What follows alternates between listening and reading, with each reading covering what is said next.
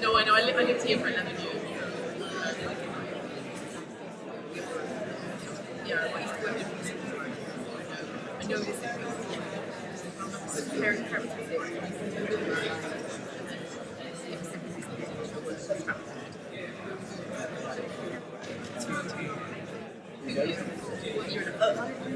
No idea. Something to do with an opening video.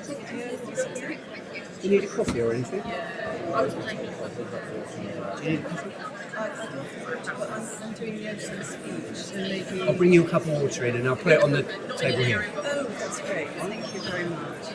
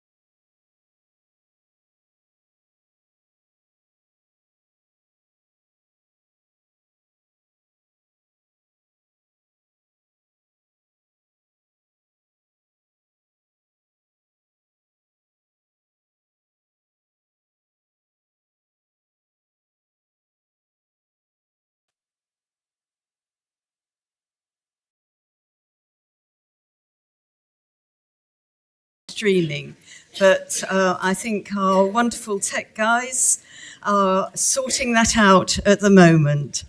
Can everybody hear me? Yes. Great. Can I welcome you all? My name's Marion Roberts, and I want to welcome everybody who's come here in person, and all the people who hopefully will be joining us online, only I don't think they'll hear it yet.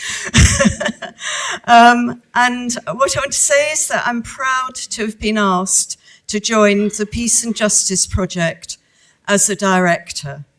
In a world that's teetering towards war, I imagine most of you, like me, wake up every morning and think, oh my goodness, what's happened now?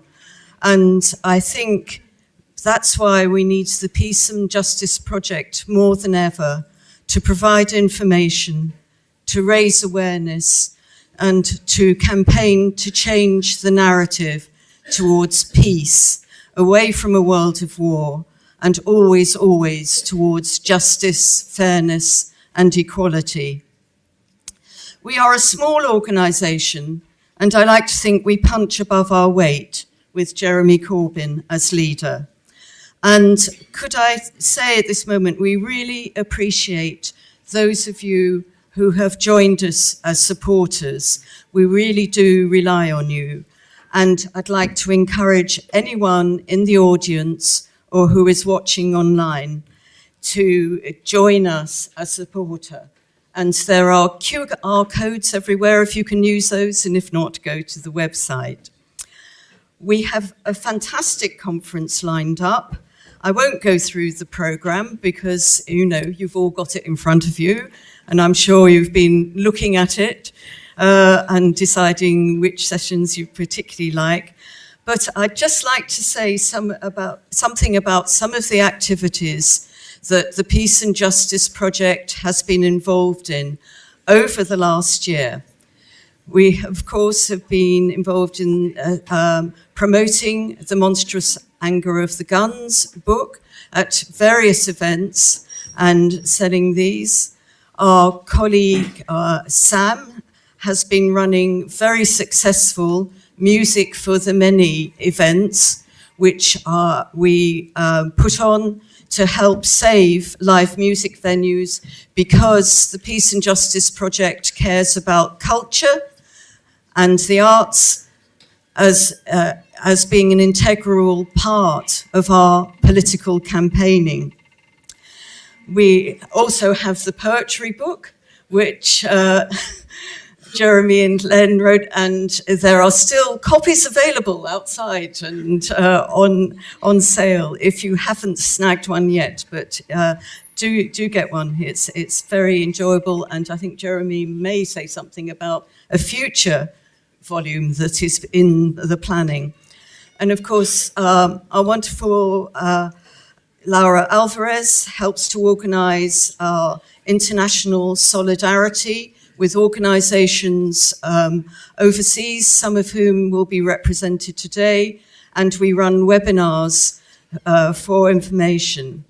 And then, of course, we're involved in solidarity with the unions, and I think, you know, various of you will have had calls to help come to picket lines and to help support our trade unions. We've recently, or more recently, we've always had housing as one of our 5 campaign objectives.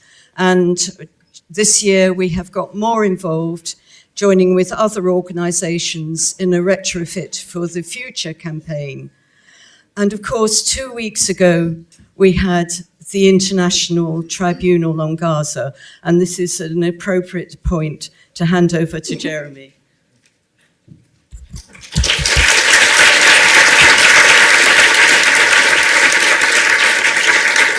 Thank you, Marion, and thank you for being an excellent co-director, along with Pamela Fitzpatrick, which has helped the Peace and Justice Project to undertake a huge amount of activities over the past year, increasing numbers of supporters and activists within it, And I see our future as being promoting and developing conferences like this, the books that we produce, the special events that we put on, but above all, we're a powerhouse for ideas as well on campaigns on housing and so many other issues. And so I see the year ahead as being one that's going to be incredibly busy for the Peace and Justice Project. And we have our office in the Fashion Centre in Finsbury Park, where you can buy prom dresses on the ground floor, intellectual advice on the first floor, and above that we've got next door to us we've got Prisoners Abroad campaign and many other campaigns. So it's a great atmosphere in the building, and there's any number of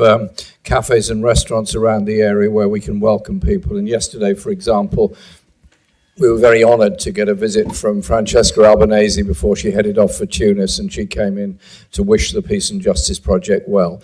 And so our work is about international solidarity as well as solidarity of campaigns within Britain. What I'd also want to do is just put on record my thanks, very deep thanks to all those of our team that work at the Peace and Justice Project. Sam Sweek, who deals with media and works very hard on promoting Music for the Many, which has been defending live music venues. And there was an event on this evening you'll enjoy, and another one on Monday. And we've been working with a lot of young and new bands in order to get them going and defending the whole idea of creative activity, particularly for young bands making their way. And that, to me, is an important part of our work. Artin Giles, who's done a lot of work on organising this conference and indeed all the other events, and a great deal of work on union solidarity with supporting Amazon workers, Starbucks workers and others, and trying to support the union activity for gig workers in our economy. They're the most exploited people there are. And I want to say thank you also to Artin for his work.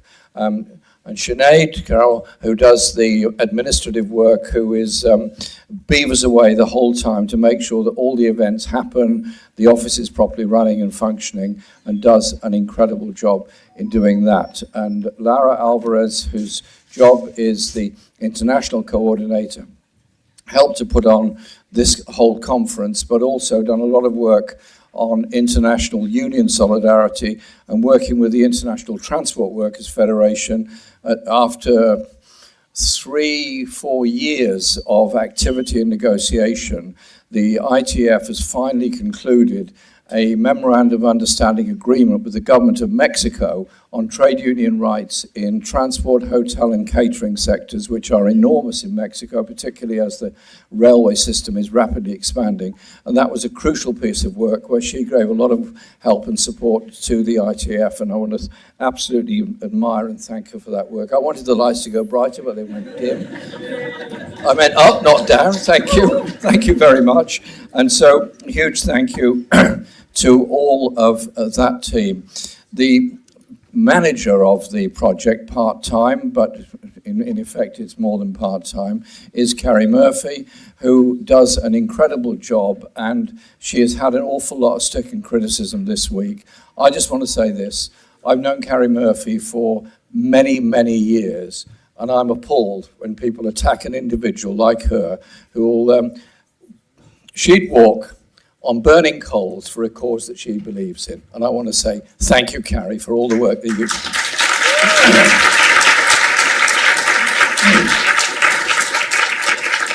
do. We are also, I want to say thank you to Pamela Fitzpatrick, who is also the third director of the project, not just for the support she's given to the project from the very beginning, but also the work she does in Harrow, where she's promoting the Harrow independence and works as director of the Harrow Law Centre. And so we have this sort of conglomeration of workers and a lot of volunteers who come in and do a huge amount of work. And Stephanie Lincoli, who's a local resident in Islington, has been an enormous help in organising events, bringing people in and making sure that we as a project reach out as wide as we can. If you have ideas of what you think we should be doing differently, better, or not do at all, please let us know. Because a lot of times we have very good ideas, some of which are very practical and some aren't. And when you set creative people down together for coffee, you often get a development of dangerous ideas that are completely impossible and impractical, but great fun. So the books that we've produced, The Mustang of the Guns, has sold very well and has been a vehicle for promoting debate and discussion about the disgusting injustice in the world of $2.4 trillion a year going government trying to raise it to even more than that in the British sense, to probably 5% of GDP. And this year, the global spending will go up. We're in a global arms race. Our book, in its own way, has helped like that. And we've had dozens of events and meetings all over the country to discuss and promote the book, which have had enormous attendance. Some of the discussions are quite difficult. People who work in the arms industry come to the events and say, well, hang on, what's in it for me? What happens to my job? So we have to start from the perspective that we're not trying to take anyone's job away. What we're trying to do is convert the arms industry into making environmentally sustainable transport products and so on, rather than weapons of war. And so the book is now in its second edition and has done very well, and I'm very pleased with that. And we're looking to do a further edition, which will be the monstrous profits of war, because if you look at the conflict in Ukraine, look at what's happening in Palestine, look at what's happening in Sudan, in the DRC, and all the other conflicts around the world, who benefits from that other than the arms manufacturers? And their power of lobbying of national governments is unbelievable, and they, in effect, often drive foreign policy and defense strategies of countries all over the world. So that book is a product of your work in supporting the Peace and Justice Project, so thank you very much, everyone, for that. We also produced the poetry book, Poetry for the Many.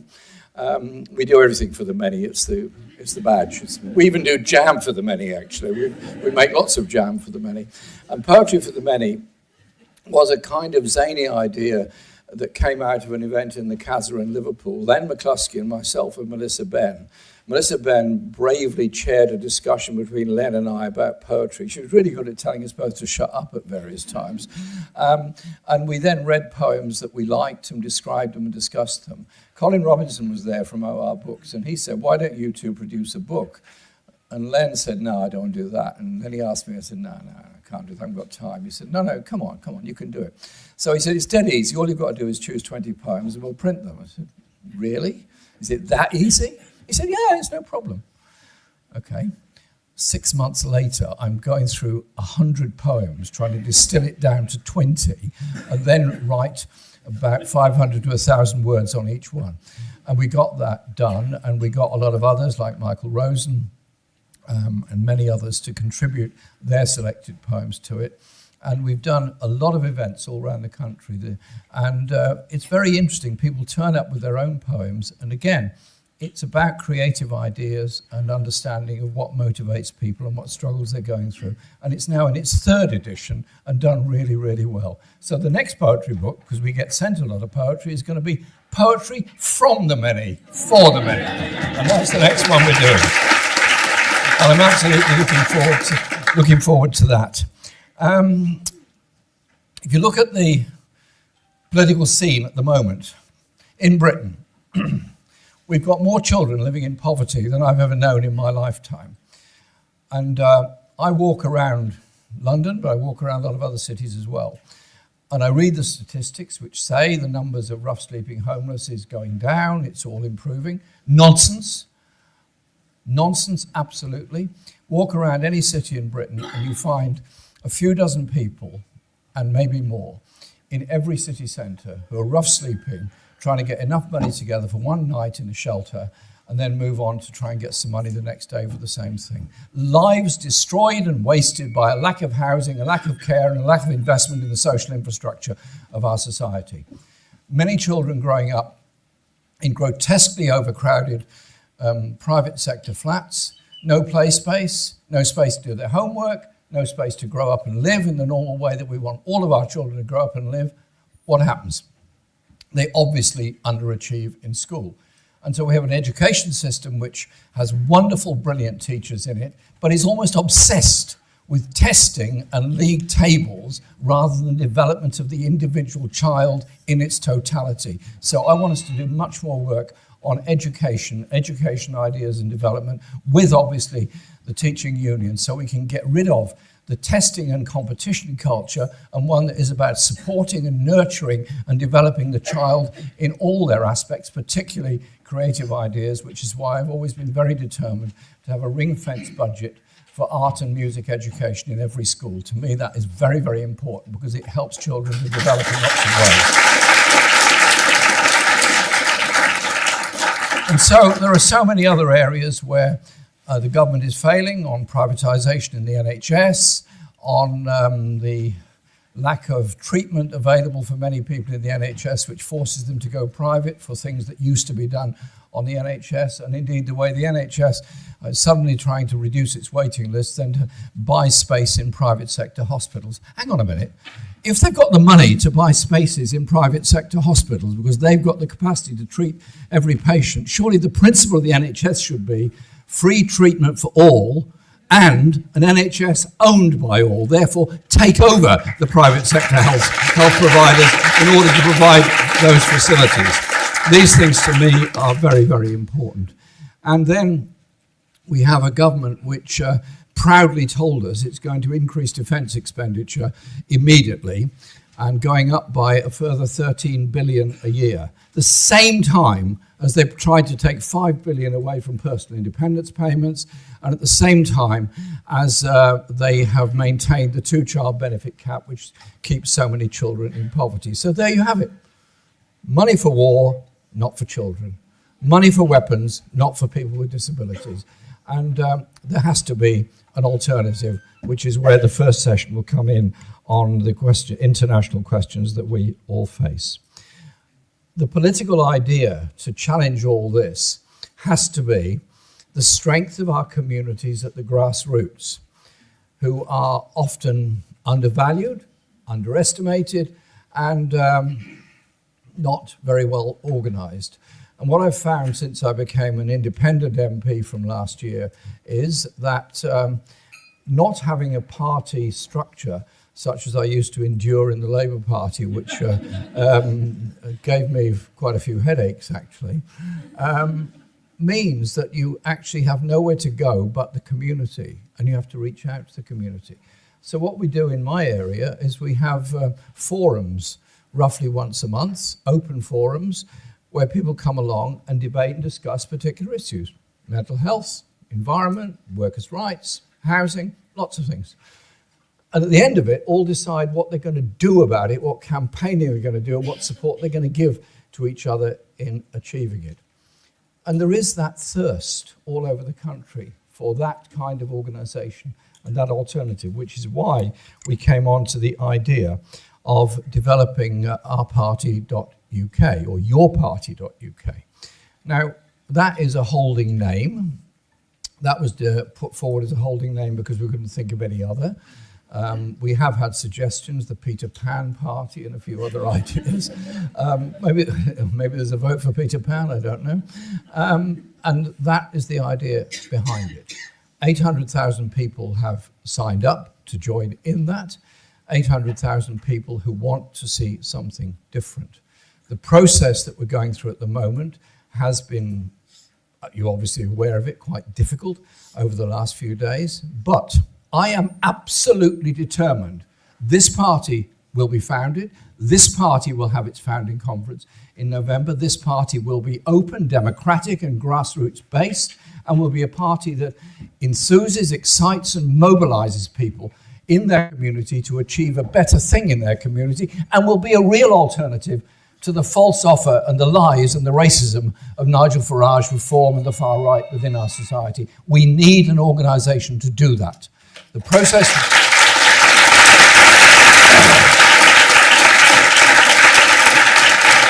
And the process that's going on at the moment, despite what some people have discussed endlessly on social media is such a blessing and such a curse at the same time, isn't it? Is that the Independent Alliance Group of MPs, Zara Sultana, myself, Ayub Khan, Shaukat Adam and Adnan Hussain are together organising not to run it, not to control it, not to direct it, merely to facilitate it. And we have a team of...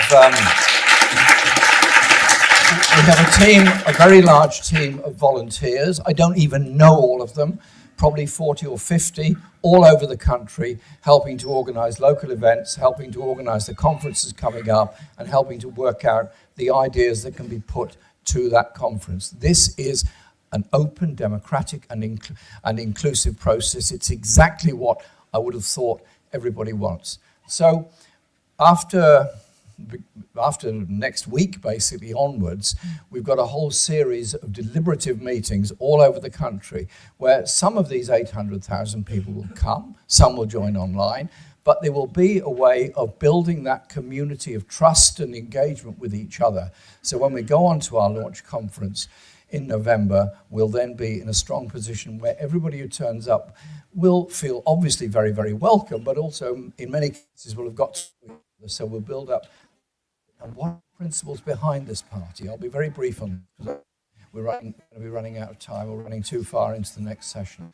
The principles behind it are: one, social justice and equality within our society, an end to the poverty of children, of the isolated elderly, proper expenditure on health and education, and an end to the idea of austerity 2.0 as being a way forward, a challenge to what this government is doing, absolute challenge to them. Then, the question of the environmental responsibility we all have. There's a march away from environmental responsibility on a global level at the moment. Donald Trump is leading that march away from global sustainability. We're not doing that. We're going in the opposite direction. We have to embrace net zero by 2030. We have to have a more environmentally sustainable world. We have to protect the biodiversity and the natural environment, as well as reducing CO2 emissions and other gases that go into the air that cause devastation and pollution. The poor people in the poorest countries are hit first by global climate change. The others are affected a bit later on. That has to be absolutely part of it. We're faced with a war all over the world at the moment. The war in Ukraine, the war in Palestine, the war in Sudan, the war in Congo, the war in Yemen, the war in West Papua, and so many more. I sit in Parliament, as you obviously know, and I hear the drumbeats for war all the time. The idea that the solution to every problem is to send the weapons in, develop some new weapons, spend yet more on arms and defence. We live in a grossly unequal world. Those desperate people trying to get from Calais to Britain in order to survive, some of them are victims of wars in Iraq, in Afghanistan, and other places. The victims of war go on, and the far right then feed into that by denouncing every refugee as a danger to our society. Sorry, they're human beings, just like you, just like me, trying to survive in a difficult world. Can't humanity take over from the brutality of attacking refugees all the time? Let's have a different voice.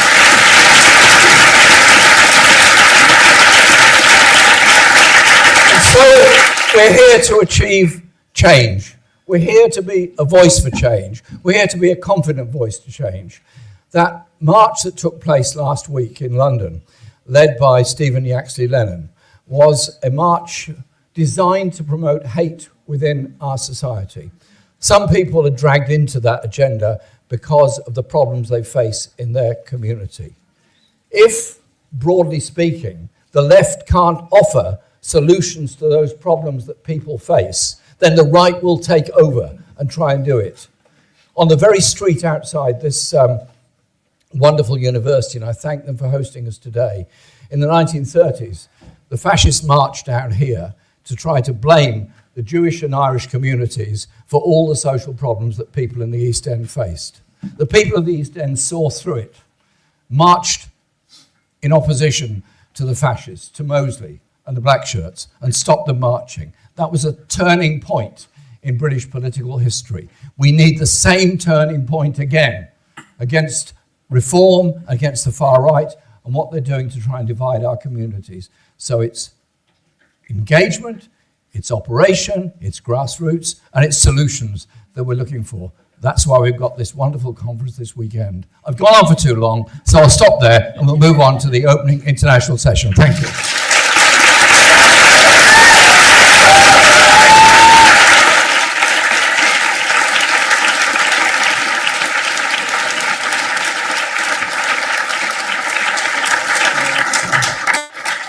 Now, I apologise for the overlong opening speeches. I couldn't do anything about any of that. It's completely beyond my control.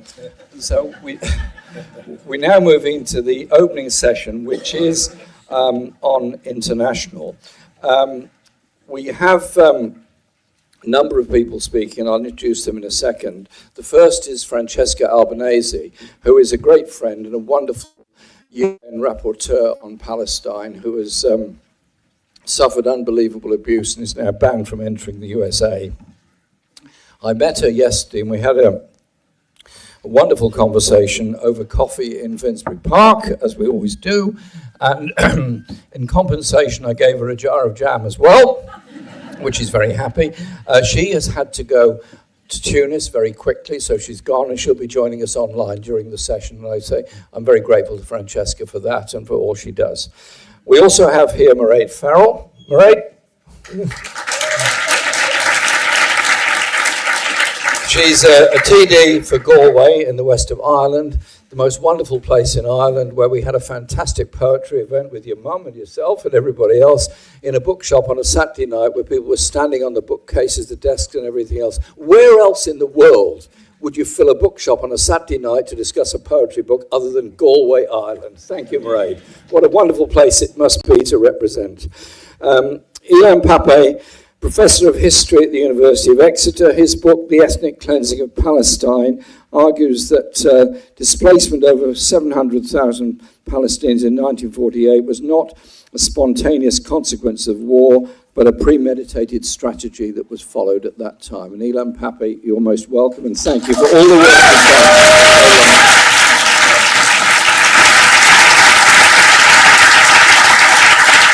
you've done.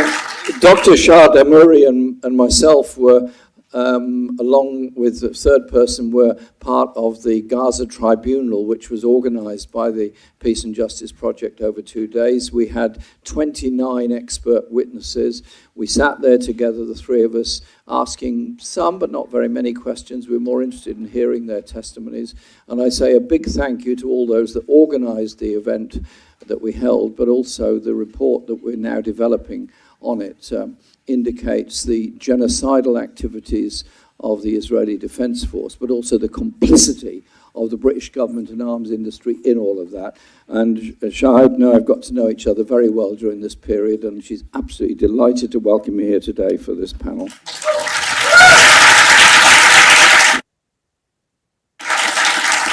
And I got a message about half an hour ago from my good friend Dr. Mustafa Barghouti from the Palestine National Initiative, who is in Ramallah at the moment. At least I think he's in Ramallah. He moves around quite a lot. He sends me a message every day, and I've known him for many years, 20 years or more, and we're good friends. And he sends me a message every morning. I used to think, oh, it's nice, I've got a message from Mustafa, how's he doing, how's family and all that. Every day, it's the number of people that have been killed in the last 24 hours. It's the number of buildings that have been destroyed.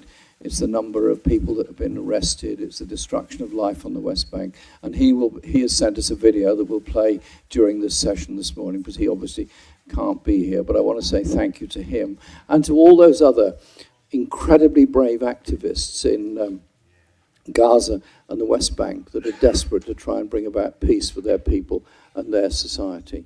And so this session is about international perspectives. If it's okay with the three of you, would you be able to say in 2 or 3 minutes something about your activities internationally on peace and so on, and then we'll move into a discussion and then take questions and so on. Is that okay? So I don't want to be quizzing you because I feel intimidated by the three of you and your brilliance, actually. So I'll let the audience quiz you and say, who wants to go first? Everybody says somebody else. We go left. Left to right. Well, I prefer go right to left, but there you go. Well, here's the left speaking. I'm a lecturer in international law and legal theory at the University of Kent. I grew up in Jordan, and I have Palestinian origins. My grandmother left Jerusalem in 1967, so I've never been to Palestine, and as of a few months ago, I actually have been officially sanctioned and never allowed to go back by Israel, and that is for the atrocious and horrendous thing that I did, which is I made submissions to the International Criminal Court. As you know, that is, by these days, by the looks of it, that is something to be quite targeted for. I'm a specialist in corporate war profiteering, so I look into the people who make a lot of money out of war, and that has been most of my career so far. I'm currently writing a book on it, and it becomes more overwhelming by the day. So today, a good part of what I'll be speaking about is what I've been doing in terms of that research. And on another level, I found that in Palestine, there's a good comrade who was killed by Israel in 2017 with the support of the Palestinian Authority, and his name was Bassel Araj. And Bassel is one of the people I hold as symbols of struggle.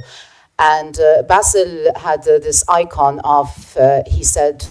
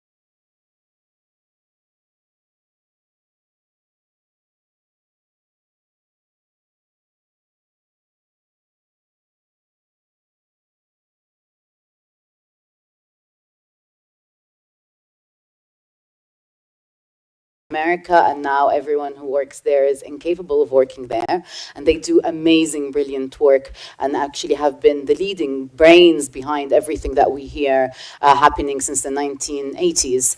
And I also work with Law for Palestine, as well as a good part of people as an independent academic seeking to live by the ideals of Bassel Araj. Thank you. Thank you.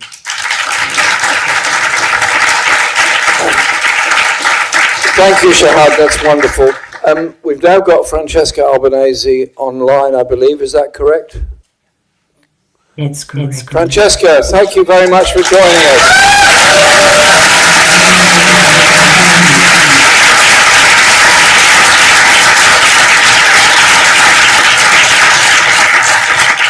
Wonderful to see you, Francesca. Thank you so much for joining us today. I hope the jam got travelled with you safely, and we look forward to hearing what you have to say about Palestine, Palestinian people, and the world. You're most welcome to the PJP International Conference. Thank you so much. I would like to thank the Peace and Justice Project and express some regret not to be able to be with you all and with this stellar panel. Bravo, Jeremy Corbyn, for putting this together and make me very jealous. So I've been asked to give my sense of where the debate regarding statehood is, because now there is certain countries and among certain leaders who seem to be quite oblivious to the fact that there is a genocide in Gaza, looking out into other places of the occupied Palestinian territory. For some of them, the priority now to get out of this is the recognition of the Palestinian state. So if this is still the case, I'm very happy to share my thoughts about that. It's important to recognize the state of Palestine. Let's say first of all, what do we mean by state recognition? In order to exist, state needs to have some element. According to the Montevideo Convention, a permanent population, a defined territory, a government, and a capacity to establish relations with other states. And theoretically, these exist. I mean, there are even 147 out of 193 states that recognize the state of Palestine, while recognition is not a constitutive element. The state exists when there is a people over a territory under an authority that governs, and with the capacity, when this authority this government has the capacity to maintain relationship with peers, with other governments. Now, the situation in Palestine is very complicated because, of course, the territory would exist according to the compromise, the historical compromise that the PLO, the Palestinian Liberation Organization, has made to recognize to have a state in the 22% that remains of historical Palestine over the population that lives in the occupied Palestinian territory, but also others, without relinquishing the rights of the 7 million refugees or Palestinian refugees who live still in refugee camps or have moved on with their life, but they're still Palestinian. They're still entitled to the right of self-determination and the right to return. And so the question is that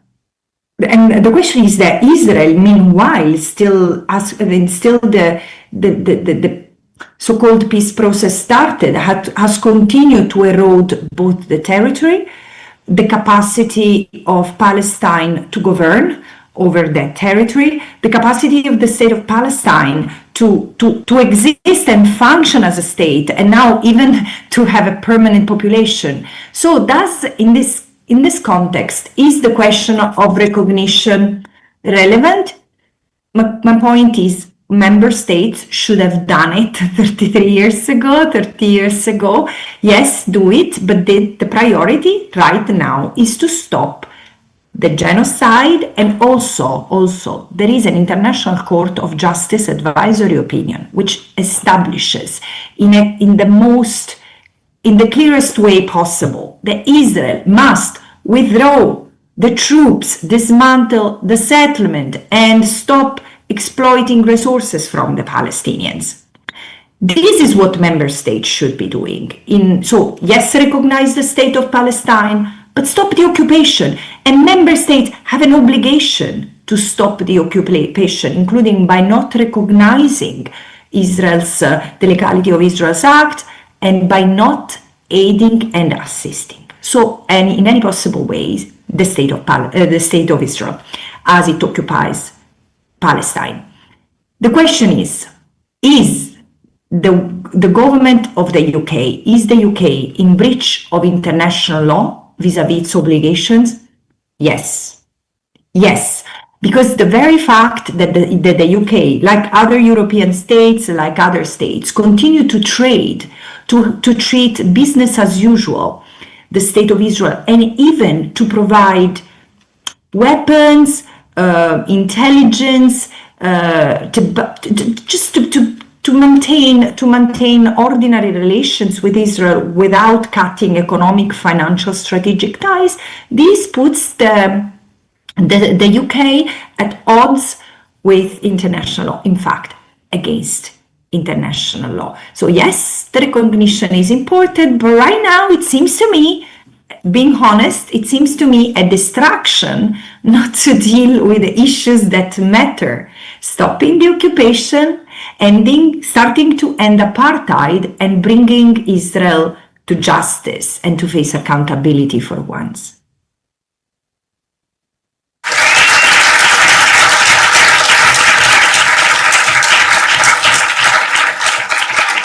Francesca, thank you very much for joining us and supporting us today. And on behalf of, I know, millions around the world, thank you for your steadfast voice for Palestine.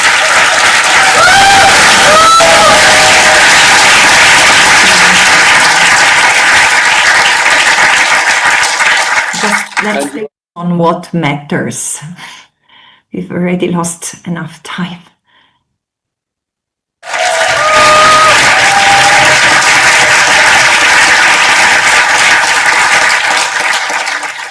If you want to stay on, you can listen to your old friend Ilan Pape. He's coming up next. I will. I still have half an hour, so I will listen. And then in 27 minutes, I need to disconnect. Thank you so much. Make use of this stellar panel. Bye, everyone.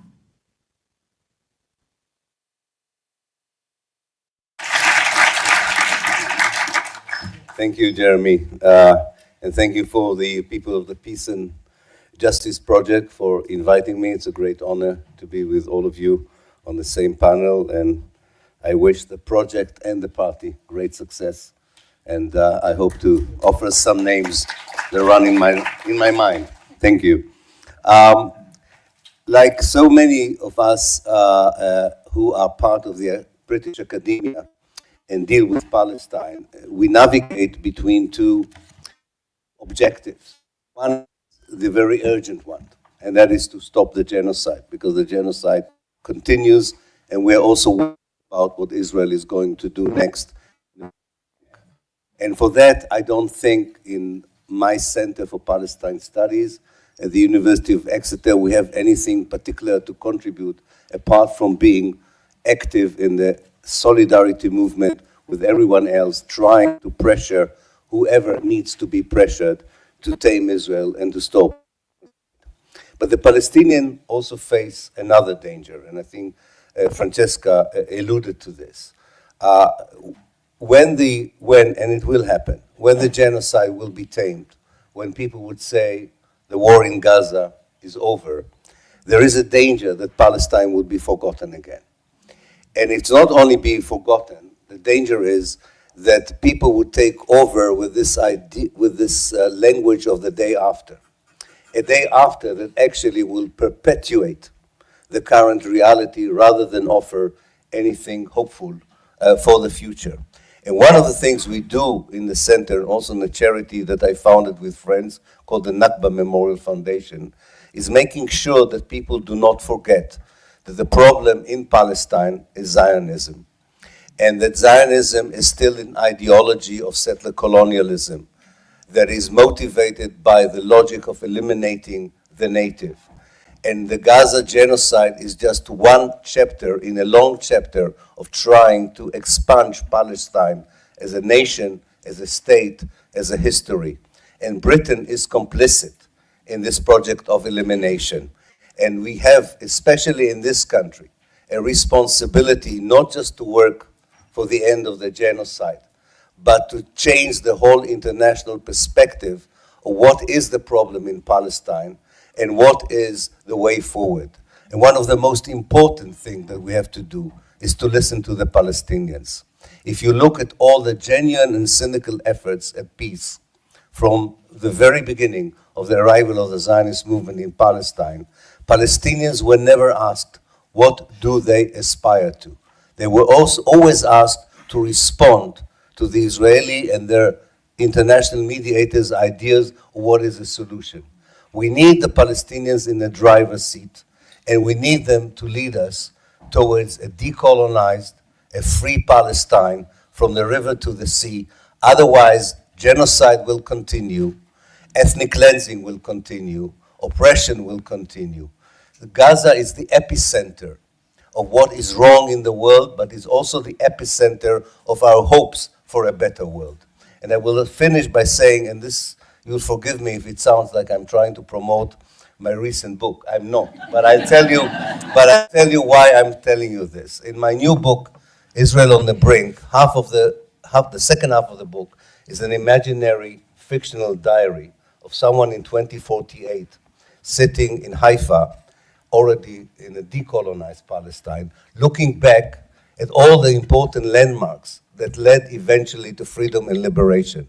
And one of the most important landmarks that comes in this book is the creation of a proper left party in Britain that has left the Labour Party and succeeded in moving not only Britain not only Britain to take a different posture towards Israel, but Europe as a whole and the West. And this is an important, a very important precondition for our Dear friends ability and comrades, to I stop. want to thank you all for attending today and for supporting the cause of justice worldwide. Very good timing, Dear Mustafa. friends and comrades, I want to thank you all for attending. Okay, I just had one sentence more, so it's okay. Most of it was a video, isn't it? Yeah, it's a video, it's okay. No, but it came in the right moment. It was the right, we actually coordinated it. But just to finish this, I really do think that this kind of dramatic change in the way the international community perceives what is the problem of Palestine, what is the origin of the violence, not just dealing with the symptoms of violence, is a very key factor in ending the suffering of the Palestinian that has been going on for too long. My students who are third-generation Palestinians are still stateless in this country, still fighting for a visa, still fighting for staying here and completing their studies. And the only reason that there are the third generation of people who suffer like this goes back to the moment that Britain gave Palestine to someone it didn't belong to. Thank you.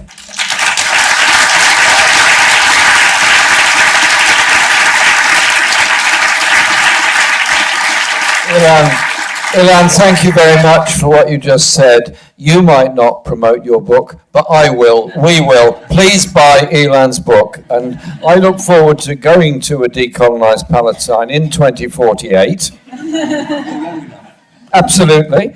And I look forward to taking tea with Palestinians living in peace, living in dignity, and living in freedom. And Ilan, you're one of those that will help to have brought that about. Thank you, Ilan Pape. If it's all right with you, Mairéad, shall we take Dr. Barghouti now? Can you put Mustafa Barghouti's video on now? Is that okay? After he interrupted you, maybe he's gone away. Are you okay, Peter, or do you want to delay a minute?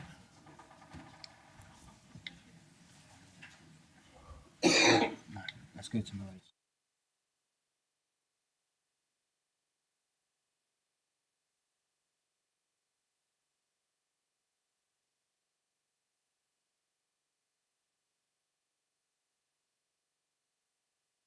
Sorry to mess you about, Mairéad. Can we all welcome Mairéad Farrell TD from Ireland? Mairéad, you're so welcome here. Thank you for coming.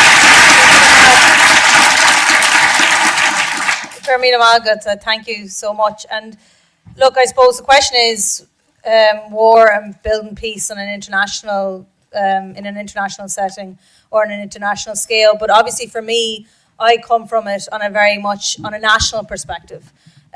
From Ireland, and I think coming from a colonised people, I think it is what does shape your views in an international setting as well as in a national setting. That's where the Irish people, myself included, get our sense of international solidarity and need for justice, and I think that's what also shapes our views and our strength in terms of our support for the Palestinian people. And what's interesting about the solidarity towards the Palestinian people in Ireland is that it is everybody. It is not only those who are political, those or who have always been on the side of the Palestinian people or always thought about the Palestinian people. This has, without doubt, goes across every generation of people, and all people feel that sense of solidarity. But from my own perspective, I do come as well when we're talking about war, peace building, when we're talking about peace and justice.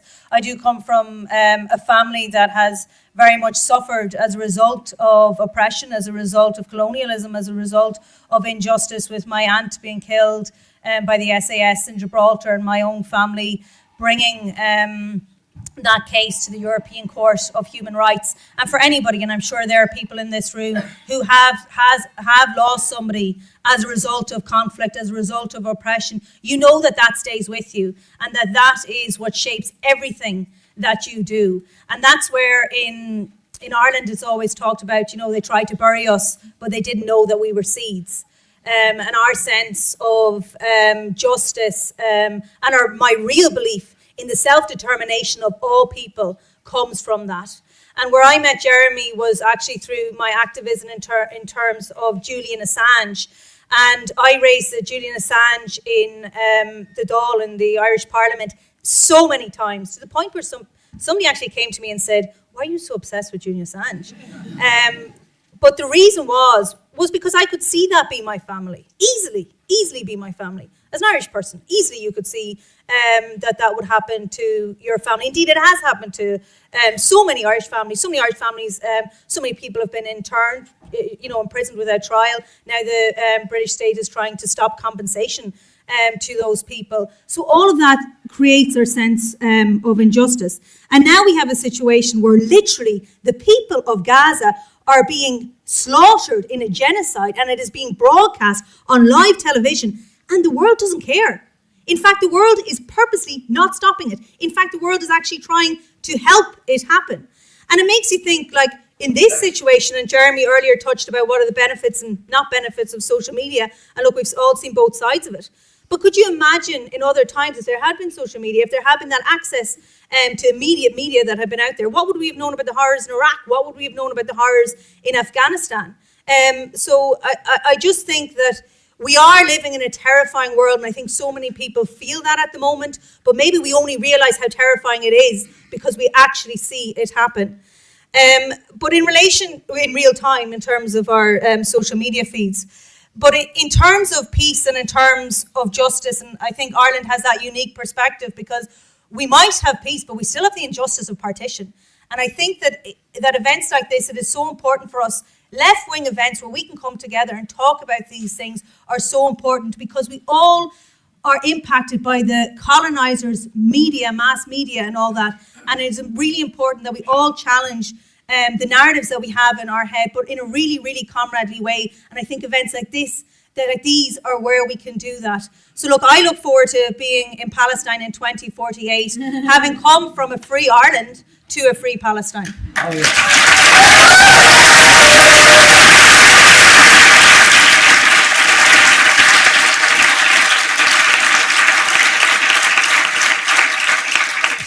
So there you are, Mairéad. We'll get our tickets and we'll go. Is that all right? I think the best thing now would be to take Dr. Barghouti. Yes. Can we show it now, the video? And then we'll go on to questions. So think of the questions you want to put. Just while putting that together, don't forget, everybody, please, Saturday, 11th of October. Saturday, 11th of October. All got it. Biggest march ever for Palestine in London. Please be there. 11th of October. Let's make it 1 million and let's all be there. Can I now welcome the message from my good friend, Dr. Mustafa Barghouti. Dear friends and comrades, I want to thank you all for attending today and for supporting the cause of justice worldwide. I want in particular to thank Jeremy Corbyn, my dear friend, who has been loyal to the cause of justice and freedom for all people, and especially the Palestinian people, for the last decades. I want to say to you that while you are meeting and while we are talking, Israel is conducting now, at the moment, one of the worst acts of ethnic cleansing by bombarding the civilian, peaceful population of Gaza City, forcing hundreds of thousands of people to evict their homes, their land, and after they have been evicted more than 16 times before. These are people who were mostly evicted from their land in 1948 through the act of the worst ethnic cleansing. Gaza is subjected at the moment to 3 terrible war crimes: the war crime of genocide, the war crime of collective punishment, including starvation of people, and the war crime of ethnic cleansing. Israel is trying to destroy the whole livelihood of the people of Gaza, but also they are conducting terrorist settlers attacks on the Palestinians in the West Bank and in Jerusalem. This is an act of war criminals like Netanyahu and Smotrich and Ben Gvir, fascists who want to eliminate the presence of the Palestinian people. During the last 2 years, Israel has bombarded Gaza with no less than 150,000 tons of explosives. This is about 70 kilograms of explosives for each man, woman, and child in Gaza. This is more than 8 times the explosive power of the nuclear heads that were used during the Second World War against Hiroshima and Nagasaki. What is happening is most awful. More than 11% of the population of Gaza have already been killed or injured, including 20,000 children who were killed by the Israeli army. Every day the Israeli army is killing 25 more children. Every day they are killing 60 to 100 more Palestinian civilians. Every day they are trying to ethnically cleanse all the parts of Gaza with the aim of total ethnic cleansing of Gaza in general. What is happening is the worst war crimes ever. People are subjected not only to bombardment, but also to a biological warfare, where hundreds of thousands fall sick every day because of lack of water, lack of food, because of depressed immunity. They are subjected to environmental disasters with the bombs that are thrown on Gaza, including depleted uranium. What we need from you now is to rise and shout and demonstrate and pressure the whole world to stop this atrocity. Demand from your government total military embargo on Israel. It's not enough to recognize the state of Palestine. What we need are punitive actions, exactly like has happened before with the South African apartheid system. We need sanctions. We need military embargo. We need pressure on these criminals in Israel to stop these war crimes in Gaza, in the West Bank, and in the whole of Palestine. And believe me, whatever they do to us, we will never give up. We will never surrender. We will never give up our right to live, our right to be in our country, our right to have freedom, and our right to have justice. And one day, with your help, with your support, we will overcome, as the South African people did over the system of apartheid, as the Algerian people did defeating colonialism. We will survive and we will overcome, but we need your help now and immediately. Thank you so much.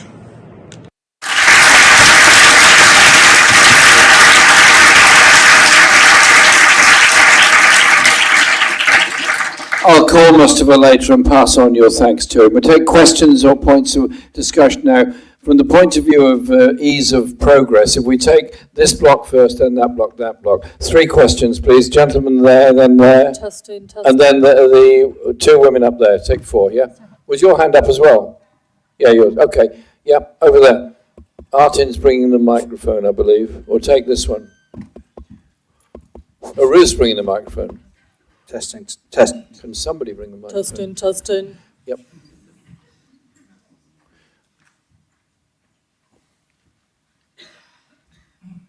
Thank you.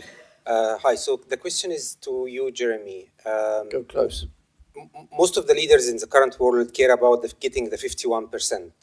And that's why they don't care about the 49 when it comes to voting. That's why we have seen the shift in the Labour Party towards the right as like a lack of values, I would say, and moving where they think the 51% of people would go.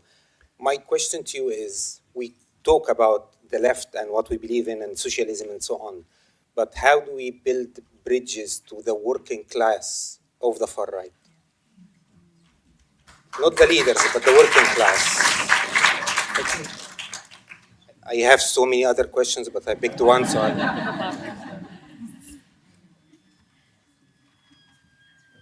Right. Thank you. Who was next over here? Yes? Ruth, yes. The gentleman here. Oh my God. I turned on my slides. You had to go whoop whoop or something. Thank you. I noted the use of the word complicity by Professor Pape. I ask whether that word is strong enough. I would suggest that maybe the UK government are actually participating. Now, I'm going to ask the panel to comment on whether or not that applies. Okay, Ruth, the woman up there with the white shirt on, yeah.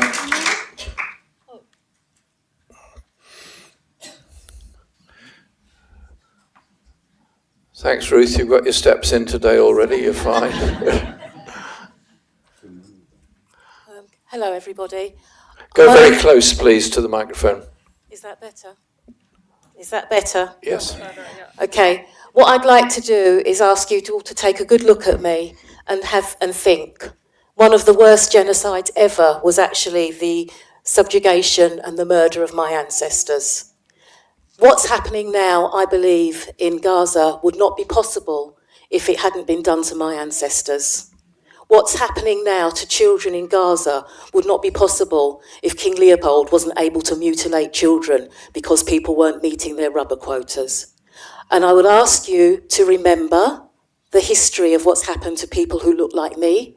I would ask you to think about what's happening today to people who look like me. Because when Farage talks about boats, people coming over in boats, they're not looking at white Ukrainians. They are looking at people who look like me.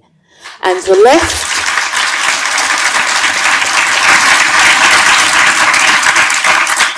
And my criticism is the left consistently fails to make sure they engage with us.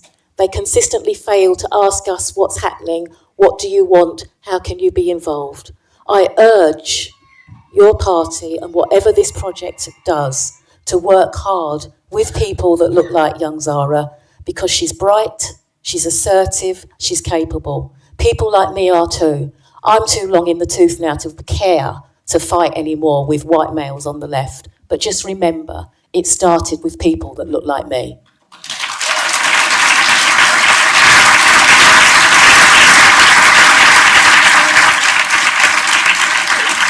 Gentleman up there, yeah.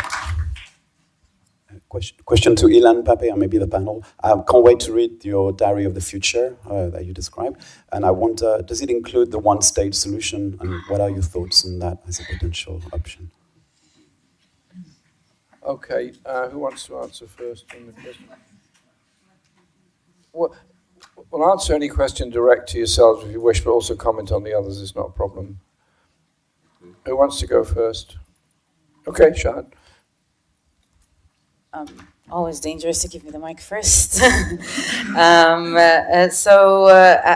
have a lot to say, but I'll start with let's say a little bit towards the end, which is, so as I said, I've been studying war economies for quite a long while, and also being, as yourself, born out of a long ancestral line where blood and misery has only shaped how the family dynamics look like. That question has been a lot on my mind, and I think that whenever the problem with the world is that at some point after the Second World War, there is something that we call complete colonial erasure. When I talk to people who are my students, even myself as an adult, I didn't know and I didn't understand. And not only that, there is very complex chains of causality here between how we live our lives and exactly the history of the Congo and the history of everything else. And the more I read about it, especially in the left, the more I found out that the question of imperialism and colonialism were also not central as much as they should be. And it is because that these stories were completely erased from history. It is because when the genocide happened, if you read colonial history, you'd find out that it's absolutely, completely something that we could anticipate and expect. And the fact that we have to go through the ridiculous exercise of going to the International Court of Justice to ask them to call reality reality by itself, because our words and our testimonies, God forbid, are not enough, just tells you how our lives are completely devalued, and this has been completely normalized. And when people like Nigel Farage speak against immigrants, they really forget that they are the #1 benefactors of a global system that is based on the extraction of value of those who are most vulnerable. It's not that the global north lives there because people work harder in England, or of course not even the working class, the elite, it's not like they work harder than anyone else. It is because we live in this system whereby it's almost engraved into how it works. The more we accumulate capital, the more likely war is there to happen, because we need somewhere to burn that excess value, because also the people on top need to make sure that they remain in the way they are, so they need a bigger military industry.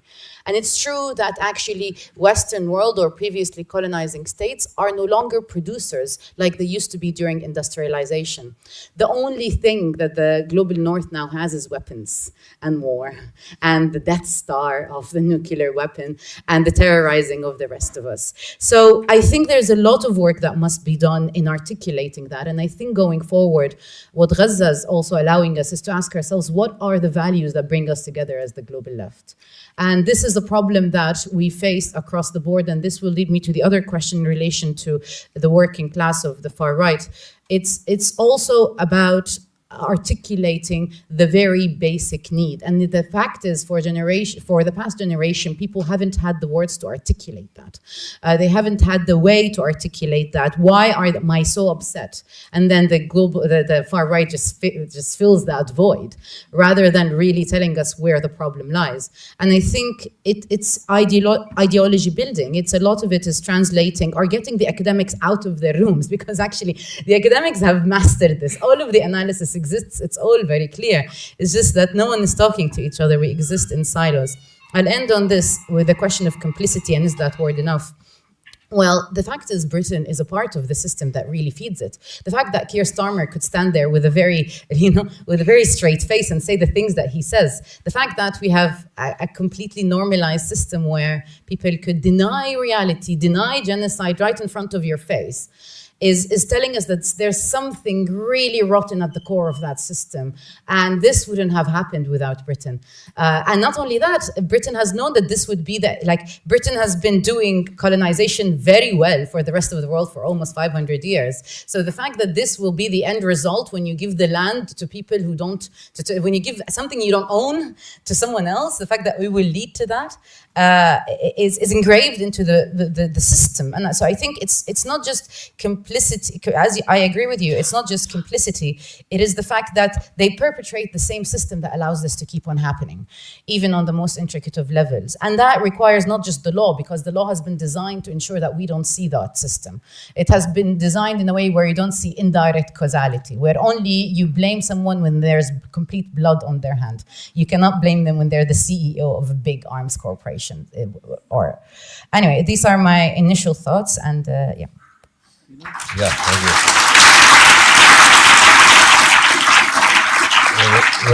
you. Two comments or two questions. One about complicity. I'm not hooked on buzzwords and adjectives and so on. We cannot escape the need to know. And it's not enough to say to people, even if you will use harsher word to describe Britain's role in the suffering of the Palestinians, you still have to explain to people what you mean by that. And I think that is where history and the knowledge of history is so important, and evidence of what happened in history to what's happening today. So for me, the most important aspect is not just to look for the right word of describing what Britain's role is, but finding the best accessible way that people would understand how deep was the British collaboration with the project of the dispossession of Palestine. When Britain, and not only Britain, like Europe itself, decided that it was unable to deal with its own anti-Semitism, with its own racism toward the Jews, the most impractical, immoral solution was, since we cannot create an equal society where Jews would feel Europeans, the best thing is to allow the Zionist movement to colonize Palestine, and we will give it full support, and then we don't have to deal with our own racism. And that goes back to the question of Congo and the treatment of African Americans and black people. The moment you solve the problem of racism towards Jews by colonizing Palestine, you don't deal with racism in general. And if you don't deal with racism in general, everyone else is going to be affected by it. So I think it's very important to understand the level of complicity.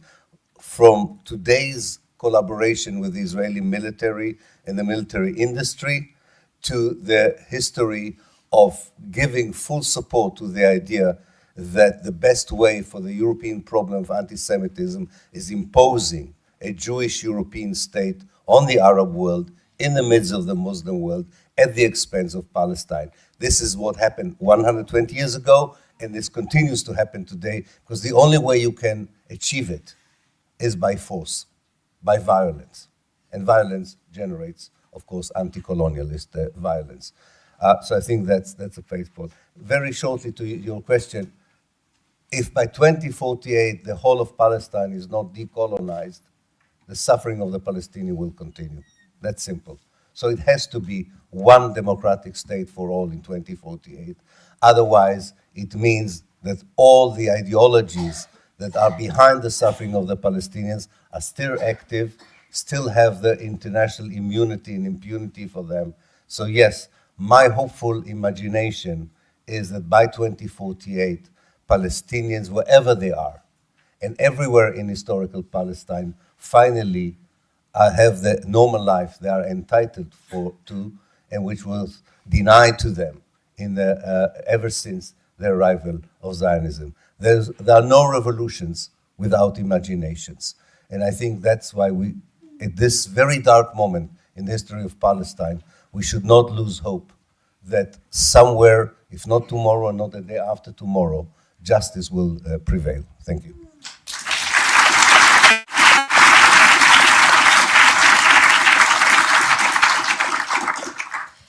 I feel like there was a lot in those questions. There's so much to say that my head is nearly spinning, thinking about the different things. But I think, first of all, to your point, absolutely.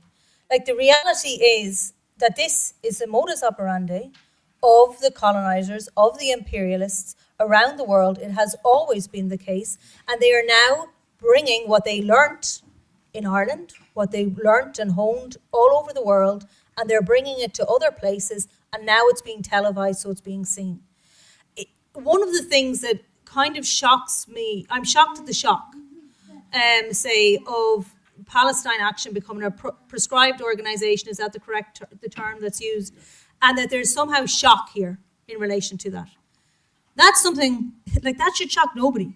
This is not something that, what is the word that is used, that it is unprecedented. There is absolutely nothing unprecedented about it. That's what they've done in Ireland. That's what they have done across the world. I think it was 800 people were arrested last weekend holding placards.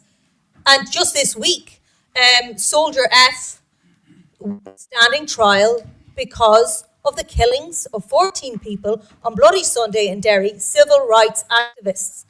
And at that time, they were criminalised, the things that were said about them, all sorts of things to make it okay that they were killed, basically. And that's what they try and do. They try and make it, there's a hierarchy of victims all the time, and we see it on an international scale.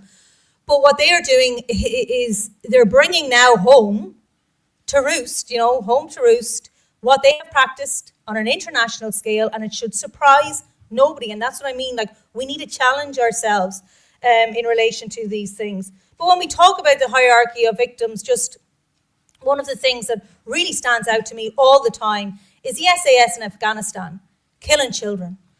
How many people actually know that or have paid attention to that? And I don't mean in this room, but in general. The SAS did what they did to my family, what they did to other families in Ireland and across the world. I'm speaking from my experience because that's my experience, but they continued to do that then in Afghanistan, that they were allowed to just continue to that, despite my family bringing it to the European Court of Human Rights and the denial of life being coming out of that, and yet they can go to Afghanistan and they kill children.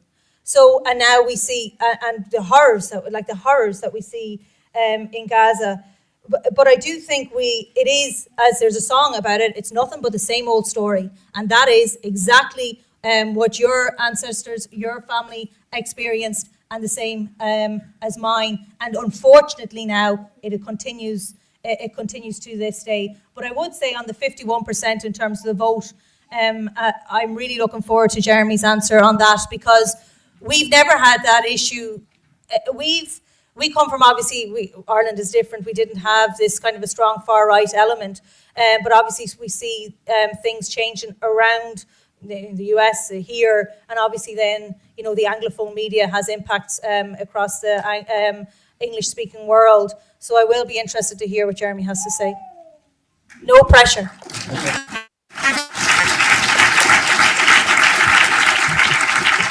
Thank you very much. We'll come to the next line of questions in 1 second. First of all, thank you to all those that asked questions just now.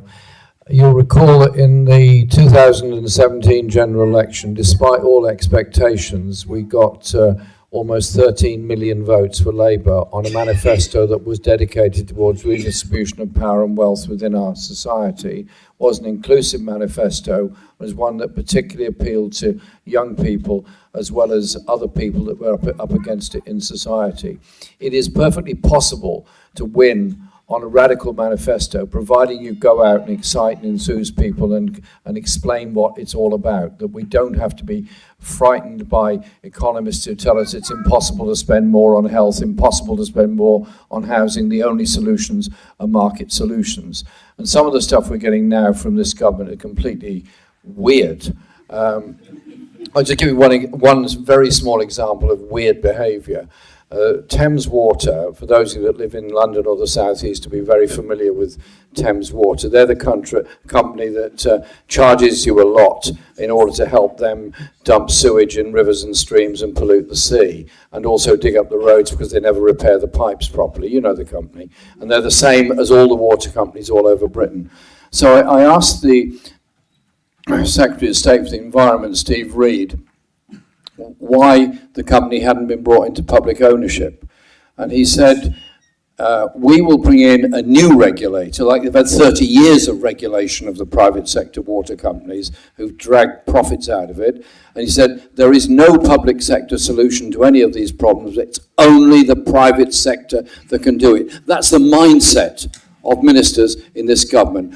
Let's offer something different, like us as a community running the water industry, us as a community running so much else. And so it is possible to make that appeal. Your point, absolutely understand and take it. Racism grows in our society for lots of reasons. One, not the only one, but one, is the way in which images and history are taught in primary school and secondary school. The idea that colonialism is good, colonialism is powerful, the British Empire did lots of good for the rest of the world. A lack of recognition of the genocide against the peoples, particularly of West Africa, when the slave trade began and the slave trade continued, a peculiarly British invention. Likewise, the genocide against the peoples of Central America when Spanish colonialism took over, and so on. It wasn't just Britain, it was all over the world. And so genocides are not a 20th and 21st century phenomena. They were there from a very long time before that. Indeed, you could argue it was chemical warfare that was used in many cases by the spread of diseases.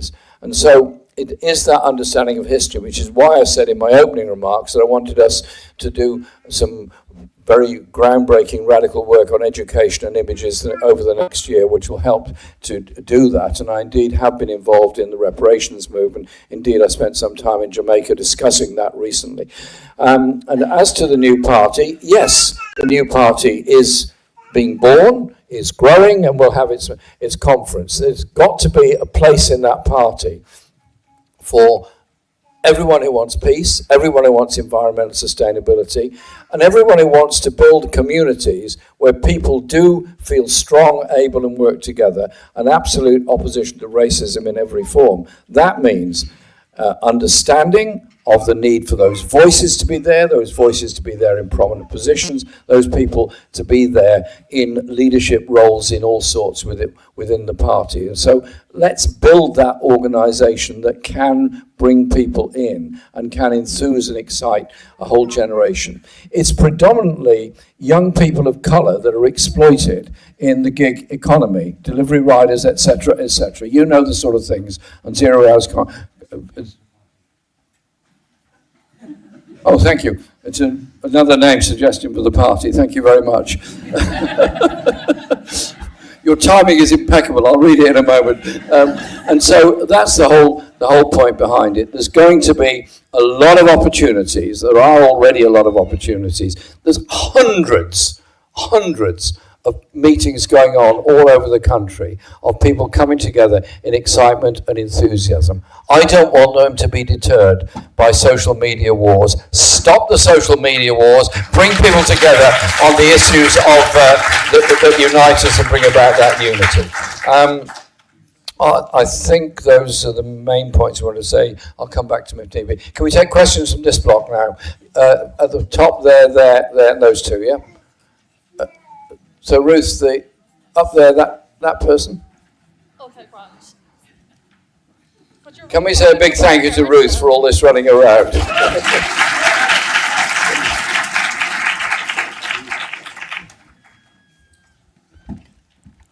Thank you very much. I think this was touched on initially by Francesca, but regarding the sort of the current genocide in Gaza and the complicity or participation of the UK government, I'm just wondering, considering like the current arrest warrants for Israeli ministers by the International Criminal Court and the history of this institution being rather ineffective, even in enforcing this in countries where the countries have signed up to it. And I just wondered, like, and I'm sure all the panel could say something on this, but in regards of bringing to justice all the people that are complicit in what's happening right now, I just wondered how that would be, if anyone had any ideas about how that would be like practically possible, because obviously the ICC and international law in general is not enforceable. So I just wondered, particularly for the UK, how that may occur in the future, if you had any perhaps predictions, and maybe the role that the new party may play in that. Thank you. Two here, Ruth. Two here, then one up there. Two here.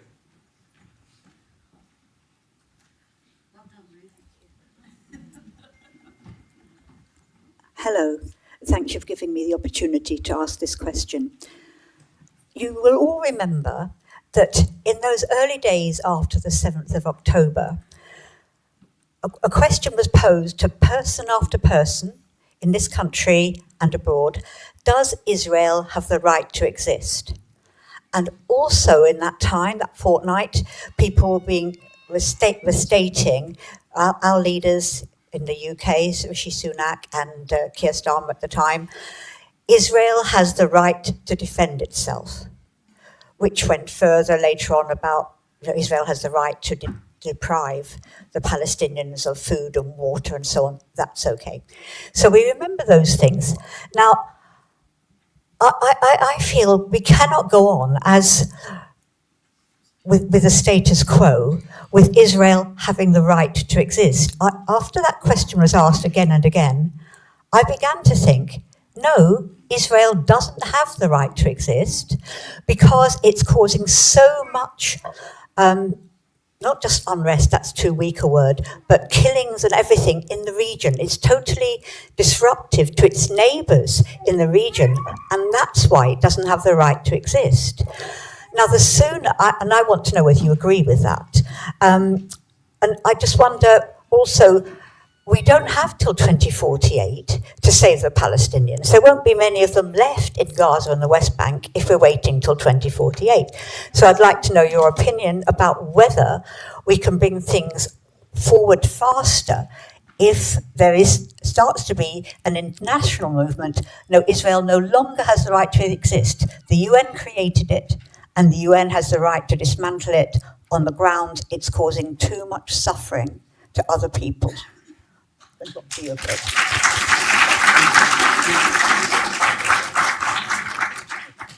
Hello, hi. Hold it close, please. Sorry. Okay, it's in my mouth now. Just say, this is not a question, it's a comment. It's to Jeremy, really. I watched the Gaza Tribunal over the 2 days. I thought it was absolutely brilliant. The people you had on there. From Matt Kennard, who said, as the gentleman said up there, the British government is not complicit, is actively taking part. And all the other doctors, what they described, the horrors they saw, I think it was absolutely brilliant. If anyone hasn't seen it, I think it's on YouTube. You can watch it anytime. I thoroughly recommend it. That's it.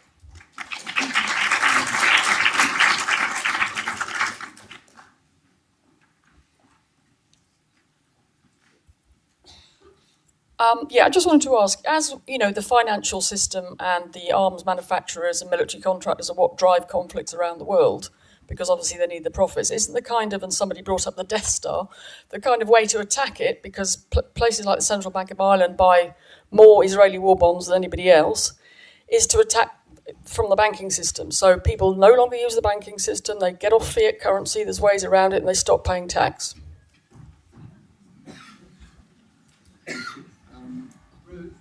Any others in that? Any others in that block? Just one piece of information. In just about 7 minutes' time, at exactly 11:55, we've just managed to get a link to one of the boats on the flotilla that's going towards Gaza.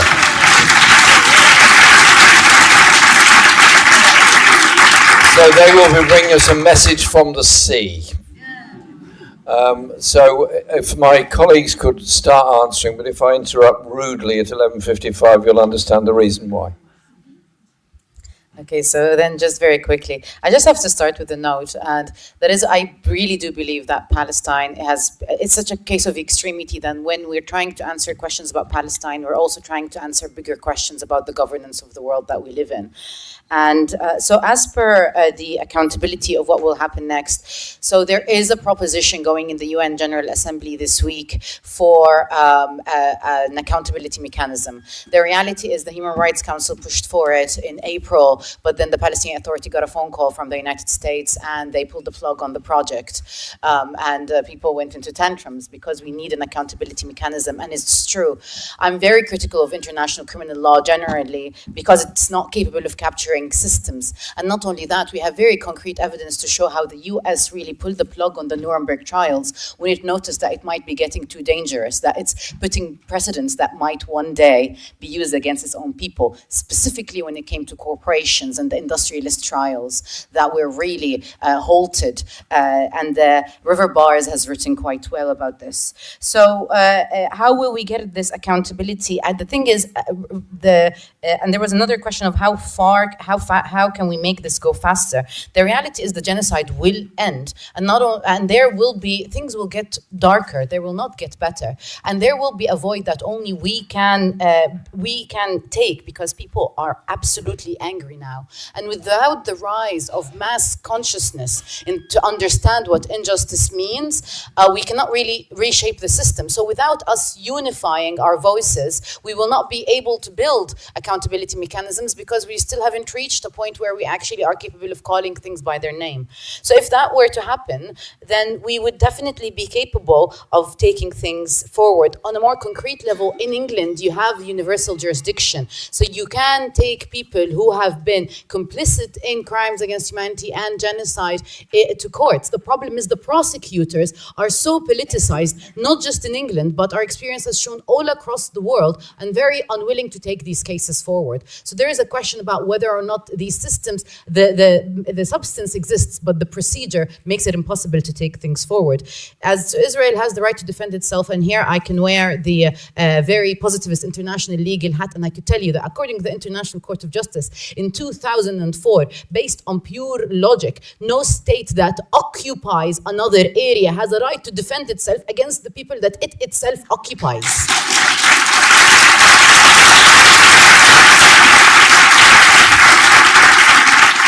And that is just pure logic, because otherwise what you're telling is a superior military power, one of the 10 biggest military powers in the world and one of the most importantly advanced military technologies, gets a green card to attack an area that has been under siege for 17 years. And even if there is weaponry being used on the other side, it's bare minimum basic 19th century type of things in comparison to what we see. So you're giving them you're giving a bad faith actor the capacity to use the law in a way that would justify their violence. And this is something that going forward we need to talk about. How does international legal language get used to justify delaying justice and distorting justice?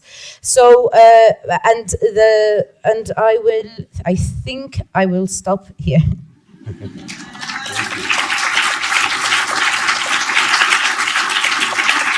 Are we already with the vote? Because I can see them. Shall we take the vote? Yeah, let's take the vote. Okay, you put it on now. David, it's David Adler, who's all at sea, as you can observe at the moment. David Adler is a great friend.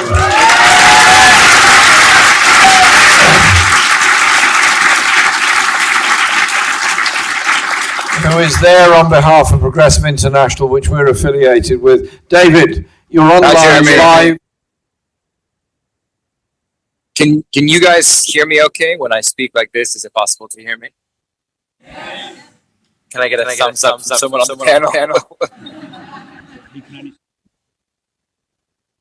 Okay, wonderful. I can see a shot of myself on the screen.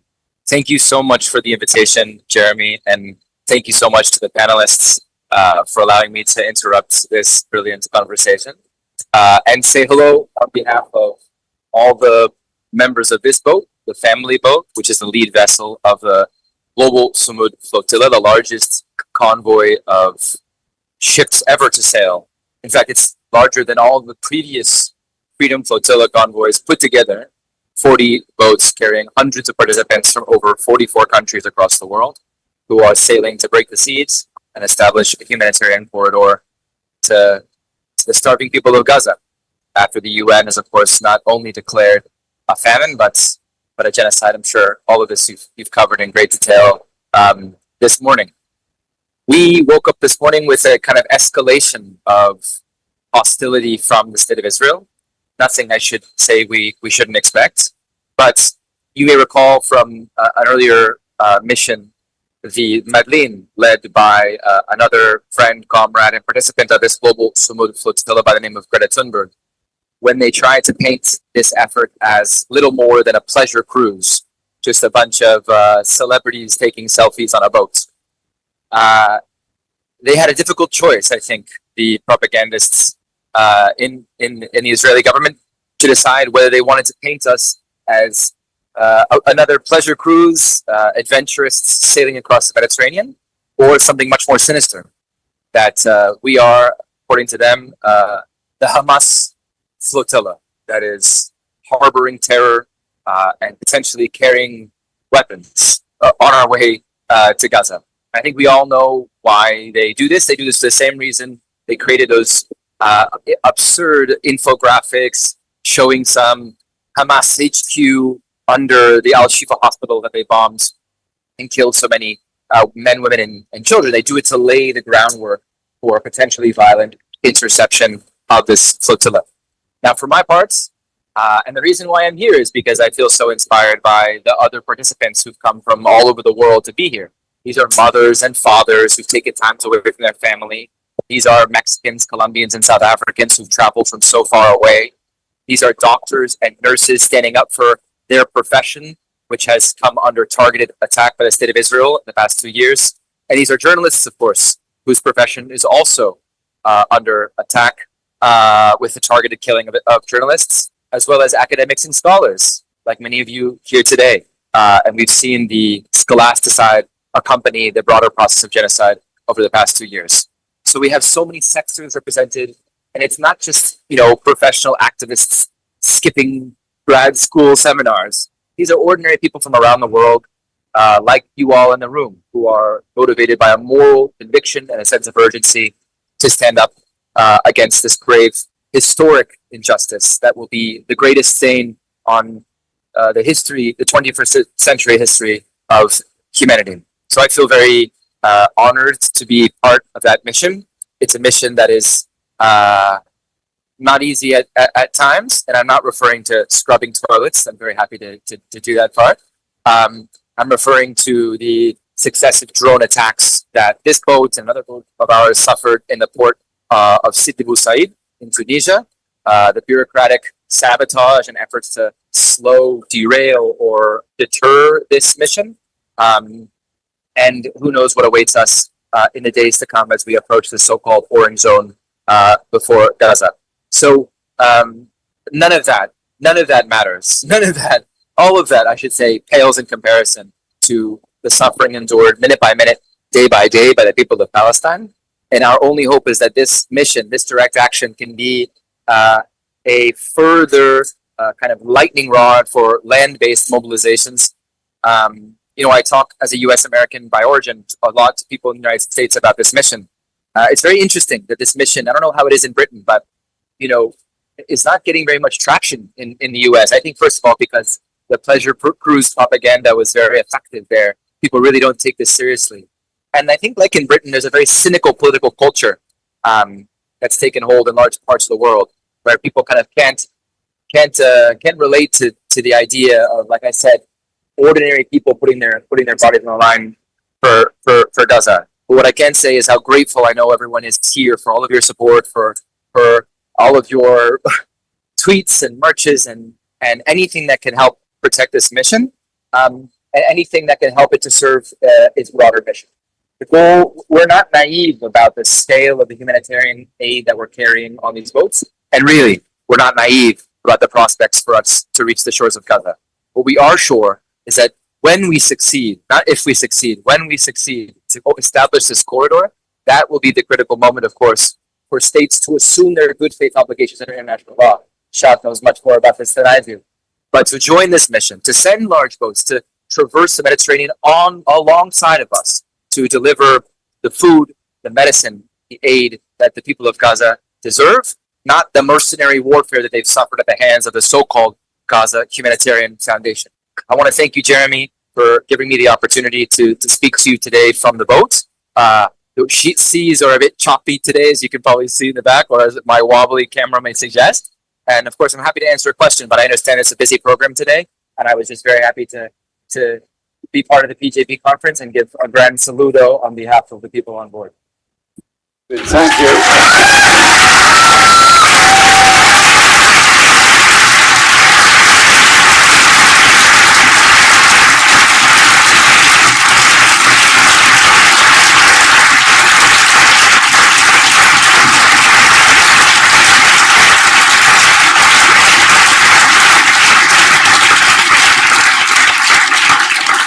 David, thank you very much, and safe travels and solidarity with everyone on the flotilla from all of us here.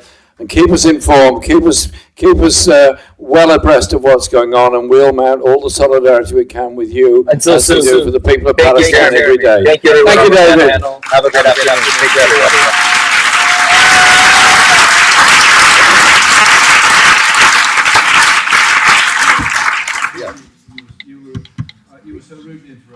Not rudely at all.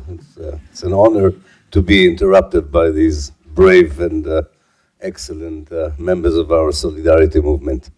I think there was only one which I can relate, and Shahad already debunked the idea that what Israel is doing in Gaza is self-defense or the right, exercising the right of self-defense. As part of this idea of Israel right, I'm not sure how many states have to exist, to be honest, in the world.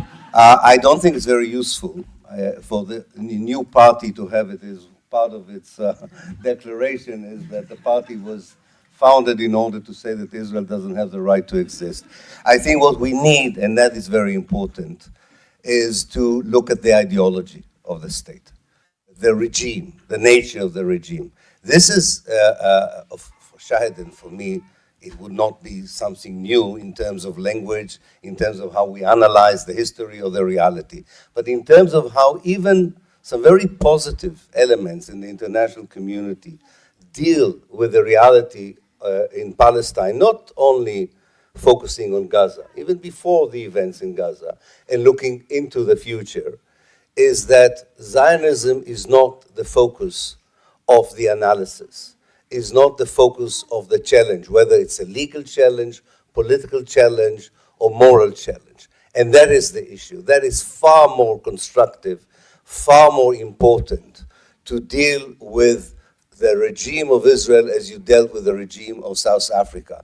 Nobody said South Africa doesn't have the right to exist. People said the apartheid regime should come down and should be replaced by a democratic regime. This is not only a more constructive language, it is even a more legal and moral language, I think, to be in relationship to reality. You have to remember there are 8 million Jews living between the river and the sea. And to me, it's so clear why young Palestinians say to me, we don't want to hear about them today. We can't even see ourselves living with them together in the future. I fully understand it. Who can not understand this kind of emotion given what goes on in Gaza? But we also have to be strategic. And liberation movements are also strategic. They are not just responding emotionally to a situation. And therefore, one of the big questions, by no means the only question, the Palestinian liberation movement would have to deal with is to tell the 8 million Jews who live between the river and the sea, how do they see them in the liberated, decolonized Palestine? There would be a great change from the way the so-called peace process was conducted until today. It was exactly the other way around. Palestinians were told how Israelis see them in the future and were asked to respond. It's time now for the Palestinians to say, this is how we see you. And from what I can gather, especially from the younger Palestinian generation, the idea is to go back to the models of the past and not to European models of nationhood. That is, when Muslim, Christians, and Jews coexisted in pre-Zionist Palestine. This is a very good model for the future. It respects collective identities, but doesn't allow a collective identity to oppress others, and respects the Palestinian self-determination, and accept the reality that there's a third generation of settlers already in Palestine as the homeland of the Palestinians. All of this is not an easy trajectory to build, but we've wasted 50, 60 years of talking about solutions that were not relevant to the reality on the ground. It's time to begin talking seriously on reconciliation, justice in the future that are the basis for a vision that would serve everyone who lives between the river and the sea and everyone who was expelled from the river to the sea. And I remember now the first question in this round was about how do you bring justice to all the criminals, not just the Ben Gvir and so on.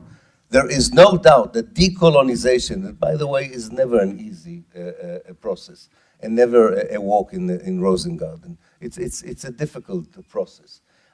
One of it has a transitional justice in it. And there are many models. We don't know yet which model would apply to Palestine. But the basic idea of transitional justice, I'm sorry that I dare to talk about international law here. The basic idea is that you are creating, like the Truth and Reconciliation Committee in South Africa, you create the process and the mechanism by which you either bring to justice the criminals or you make sure that the crimes are being compensated and could not occur again. We don't have to invent the wheel on everything. We just have to be ready to apply to the case of Zionism what we apply to the case of Algeria, to the case of South Africa, to the case of every colonized people who had the right to be decolonized and free.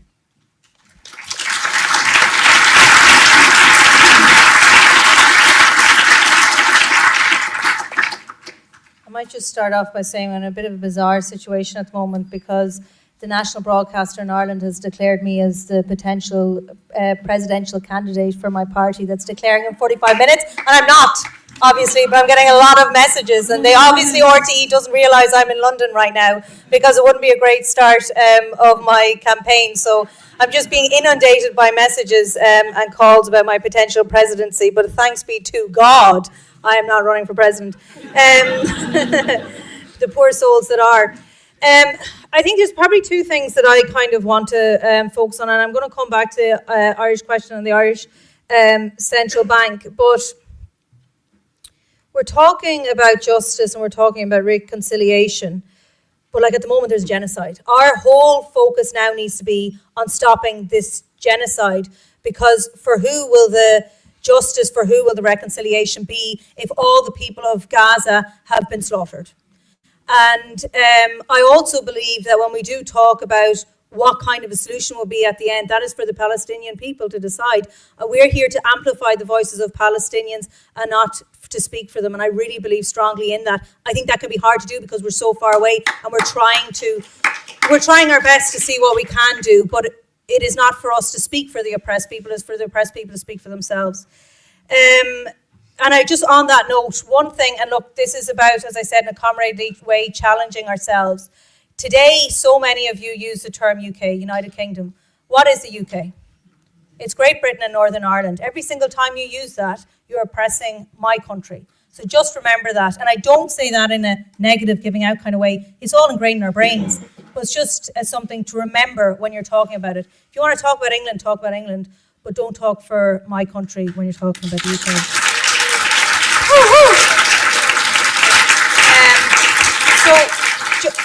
So obviously Ireland is seen in a way of like, we have such strong solidarity for the Palestinian people. It is the people of Ireland that have that solidarity. But unfortunately, as was said, we have serious questions as well as to what is happening. So the Irish Central Bank was mentioned there. I'm chair of the Oireachtas, the Dáil, the Irish Parliament's Finance Committee, right? The Irish Central Bank has been, since Brexit, because Israel war bonds need to have a home since Britain left the EU, within the EU, okay? Bear with me on the language, right? It's a strange one, right? But it was, the Irish Central Bank was acting as the home country for Israeli war bonds, and it still is. It facilitates the sale of Israeli war bonds. It facilitated the sale of Israeli war bonds within the European Union. So absolutely, words of condemnation, they don't care. We need to stop the financing of this genocide, right? Now, what the Irish Central Bank did, it was up for renewal on the 2nd of September, and there was huge public pressure, weekly protests outside the Irish Central Bank, massive. We brought them in front of the committee, we did a report on it, all those things telling them to stop doing it. But instead of actually stopping and saying, no, we can't facilitate this, what they did was instead they copped out and they sent it to Luxembourg. We're still the home country, but we don't sign off on the prospectus that allows for the facilitation of the sale of these Israeli war bonds across the EU. We also have a situation whereby Shannon Airport has long been used to facilitate wars. The Iraq War, had a huge impact in relation to that. My dad ended up spending a week in jail. We thought maybe it wasn't long enough for the family peace, but it was a week in jail as a result of his activity, protesting against Shannon Airport. We have a number of people up on trial at the moment in relation to that as well. So there are lots of different things that need to be done. And the Occupied Territories Bill is a bill that we're trying to get passed through the Dáil. That is, at the moment, the government is trying to water it down to just include goods and not services, while the 70% of the trade is services, not goods. So all of our governments are complicit. I mean, we talk about complicit or participation. Look, I think you can imagine what my views are in relation to British government's role in plenty of wars, but indeed in this genocide. But as I won't ask you to speak for my country, I won't speak for yours either. Last round of questions from that block over there, please. And what we'll do is finish. What's that? We'll just do three very quick questions, then we'll finish. Yeah. Hello. So we're then running a bit behind time, but we need to catch up if we can, yes. 1, 2, 3, yeah. Ruth, where are you? Oh, take that one then, yeah. Sorry, I can't see where you are. In the back. Yeah, okay, fine, go ahead. Hi, thank you. I mean, it's true that reaching peace and justice is crucial, but how can we reach this peace and justice in Palestine without de-Zionizing Israel?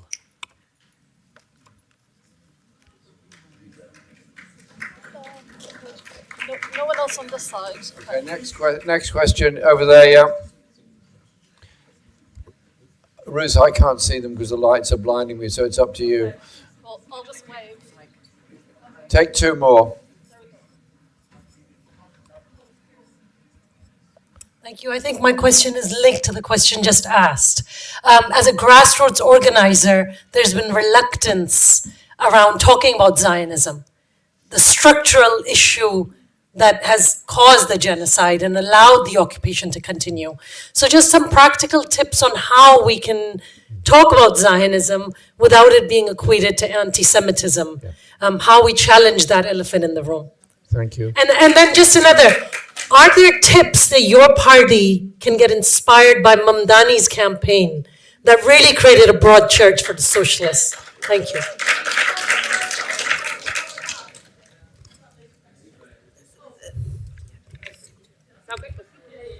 Thank you, amazing panel.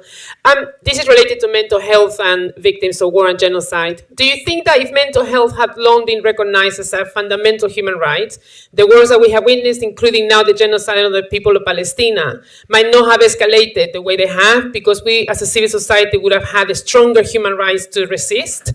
And if so, how can we push for the mental health of victims of war and genocide to be recognized finally as a human right? Thank you. Thank you. Hi. You may have heard about the dock workers in Italy who have been they've been stopping the shipping of weapons to Israel, and now they are calling a general strike on Monday because they say that if the flotilla is attacked or stopped, we're gonna go on general strike. So I was wondering if this mobilization can be internationalized and whether the Peace and Justice Project, your party, the British unions can do in order to, because if we eat in a trade economy and capitalist interest, the genocide can really stop. And since governments are not listening to the huge marches we are doing every month, this is the time the working class can stop the genocide. Thank you. Very quick answers, please, from the panel, then we must take the break and then on to the next session. Just by the way, quickly going back to the bonds issue, when the Bank of Ireland was asked in relation to central bank, when asked in relation to its processing, yesterday we had a press conference with Luxembourg, and they answered that the only way that they would stop it is if they think that Israel will not pay back those bonds. So which leads us back to the primary question, which is we live in a world system whereby that was the only consideration that we were able to argue with them on that, which is Israel might not pay you back these bonds, not the fact that this money will be used to facilitate a genocide, and that tells you something really bad, again, not just in relation to Palestine, but how we run this world and what we are willing to take. And when you ask them why, they tell you it's not me, it's the system. And the thing is, if we do not unify ourselves to say that that system works for none of us, this system will keep on living.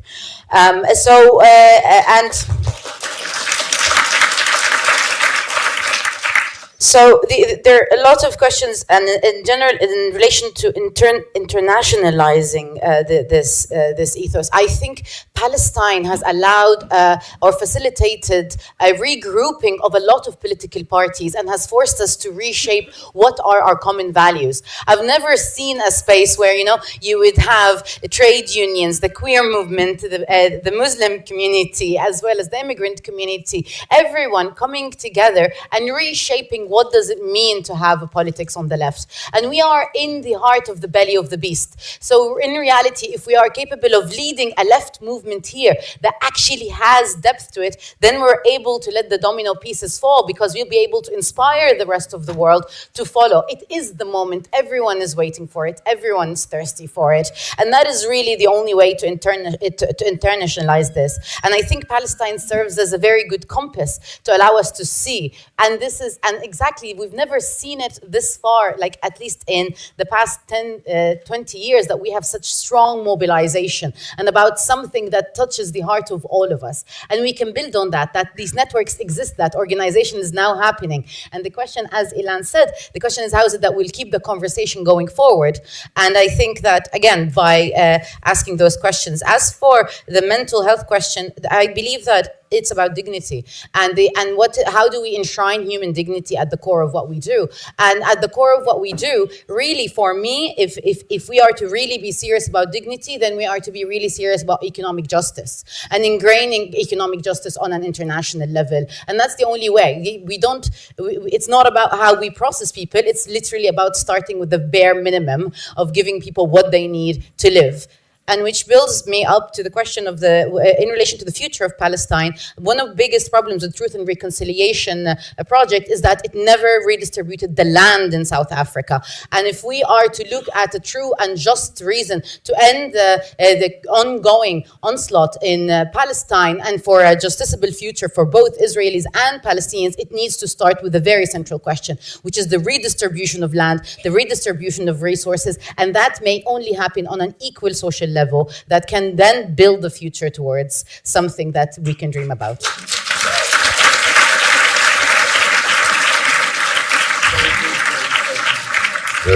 Very, very true. Totally agree. And even if we have the right of return, we don't want the big landowners to have the big land back, but to redistribute it between people. Just a quick note on Zionism and Judaism. A very good point about the need to de-Zionize Israel and historical Palestine. I'm afraid there is no soundbite that you can use in order to say to people, being an anti-Zionist doesn't mean that you're an anti-Semitic.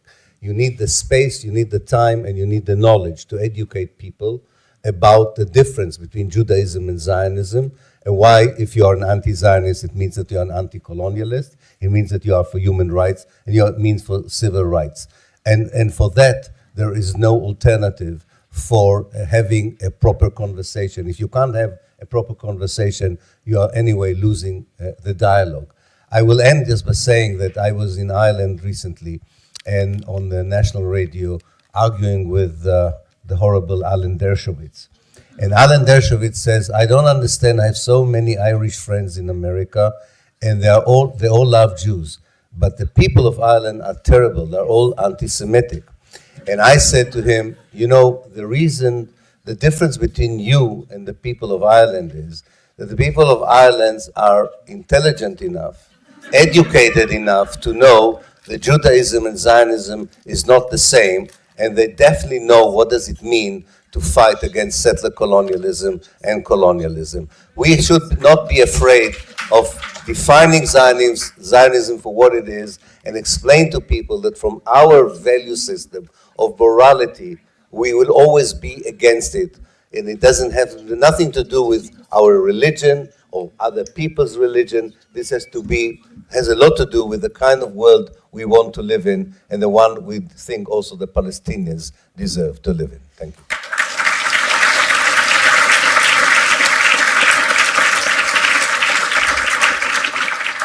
I'm going to be very brief. I think we need to remember that governments are always the last to move.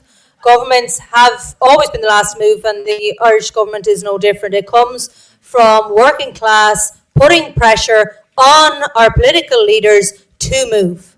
If there's a mass amount of people putting pressure, and that is why the Irish Central Bank moved, although it was a cop-out, they moved because they were put under pressure by people continuously, week in, week out.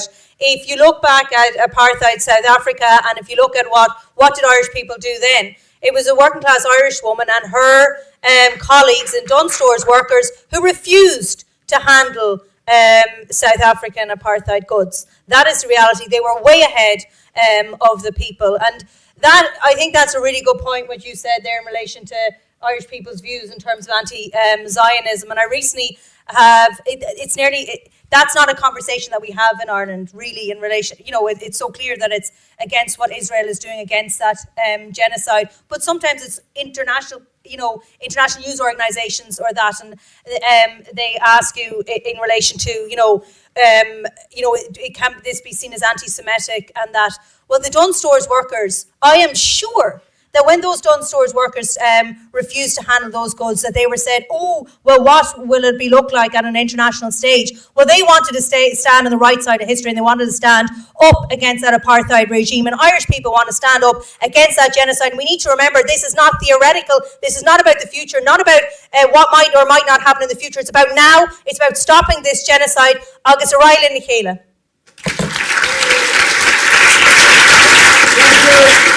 Thank you, team.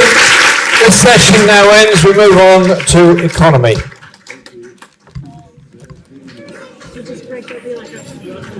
Okay, do you want to say there'll just be a 5-minute break? No.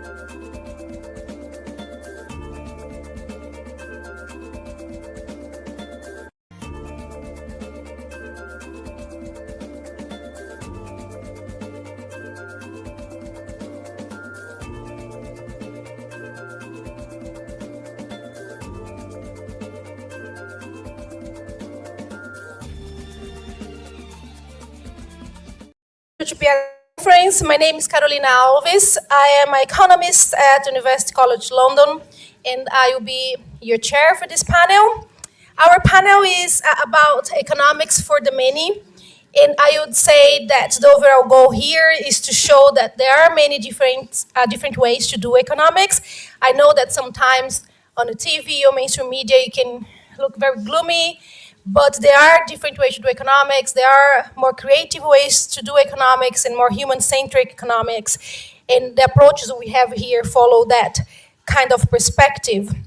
And we hope with that kind of approach, you can challenge a little bit the current economic narrative, but also give all of you and us some hope and confidence for what's coming. So we have an hour to discuss economics for the many. We have three amazing speakers here. The first one to speak is going to be Daniéle Obono. He is a chief. Here you go. He is a chief economist at the International Trade Union Confederation, based in Brussels. He earlier positions include Senior Economic Advisor at the United Nations Development Program, Myanmar Country Office, and Head of the Socioeconomic Unit at the United Nations Integrated Mission in Timor-Leste, and Director of Research and Macroeconomic Coordination at the Argentinian Ministry of Labor, Employment and Social Security. Thank you for being here, Daniéle. Thank you. Our second speaker is going to be online, is Nongo Samba Sila.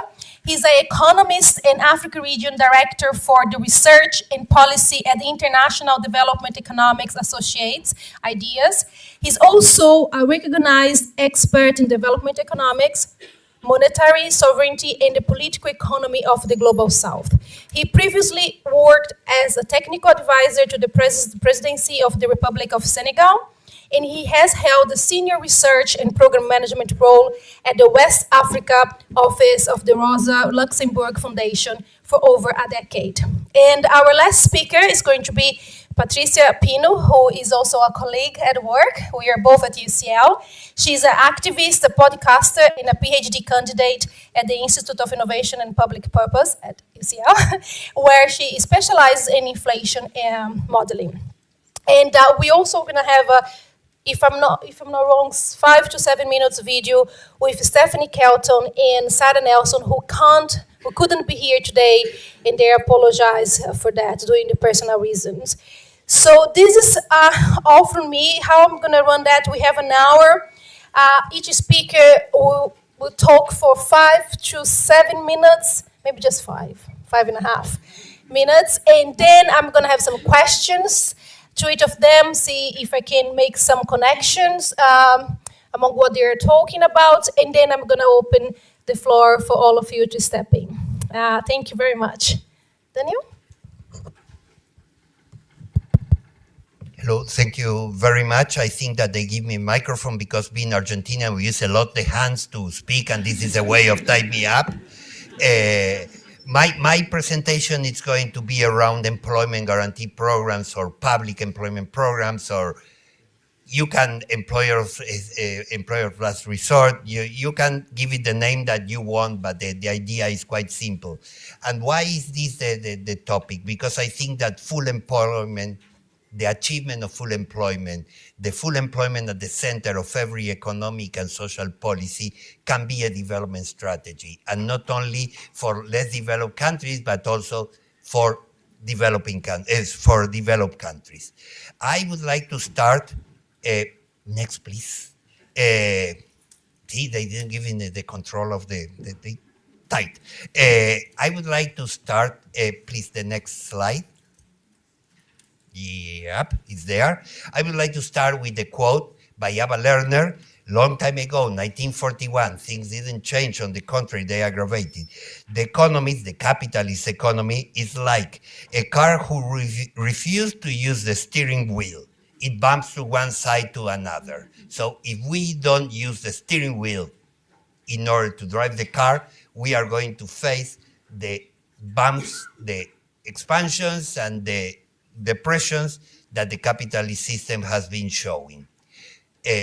What is an employment guarantee? Perhaps this sounds very obvious. It's a program that will provide a job to all those that are willing to work at a certain pay. The jobs can be activities that benefit communities. There are a wide range of them that perhaps later we can talk, that produce goods and services beyond the mere salary to the individual. The benefit can be much broader.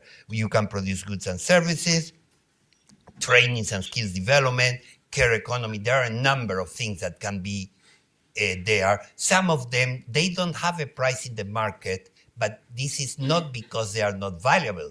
Perhaps because they are at markets that they don't have the purchasing power in order to buy them, like care services in depressed areas or in areas where the people have high unemployment or they cannot afford to them. The next one, please. Which are the political advantages of an employment guarantee program? First of all, it constitutes a strategy against poverty, exclusion. It's a clear strategy. That's why we also link it to a development program. It's a clear scheme of social protection, not just mere charity. It's not just that you go around trying to be a good Christian, good Muslim, good Jewish, or good whatever, but it's a clear strategy and not charity.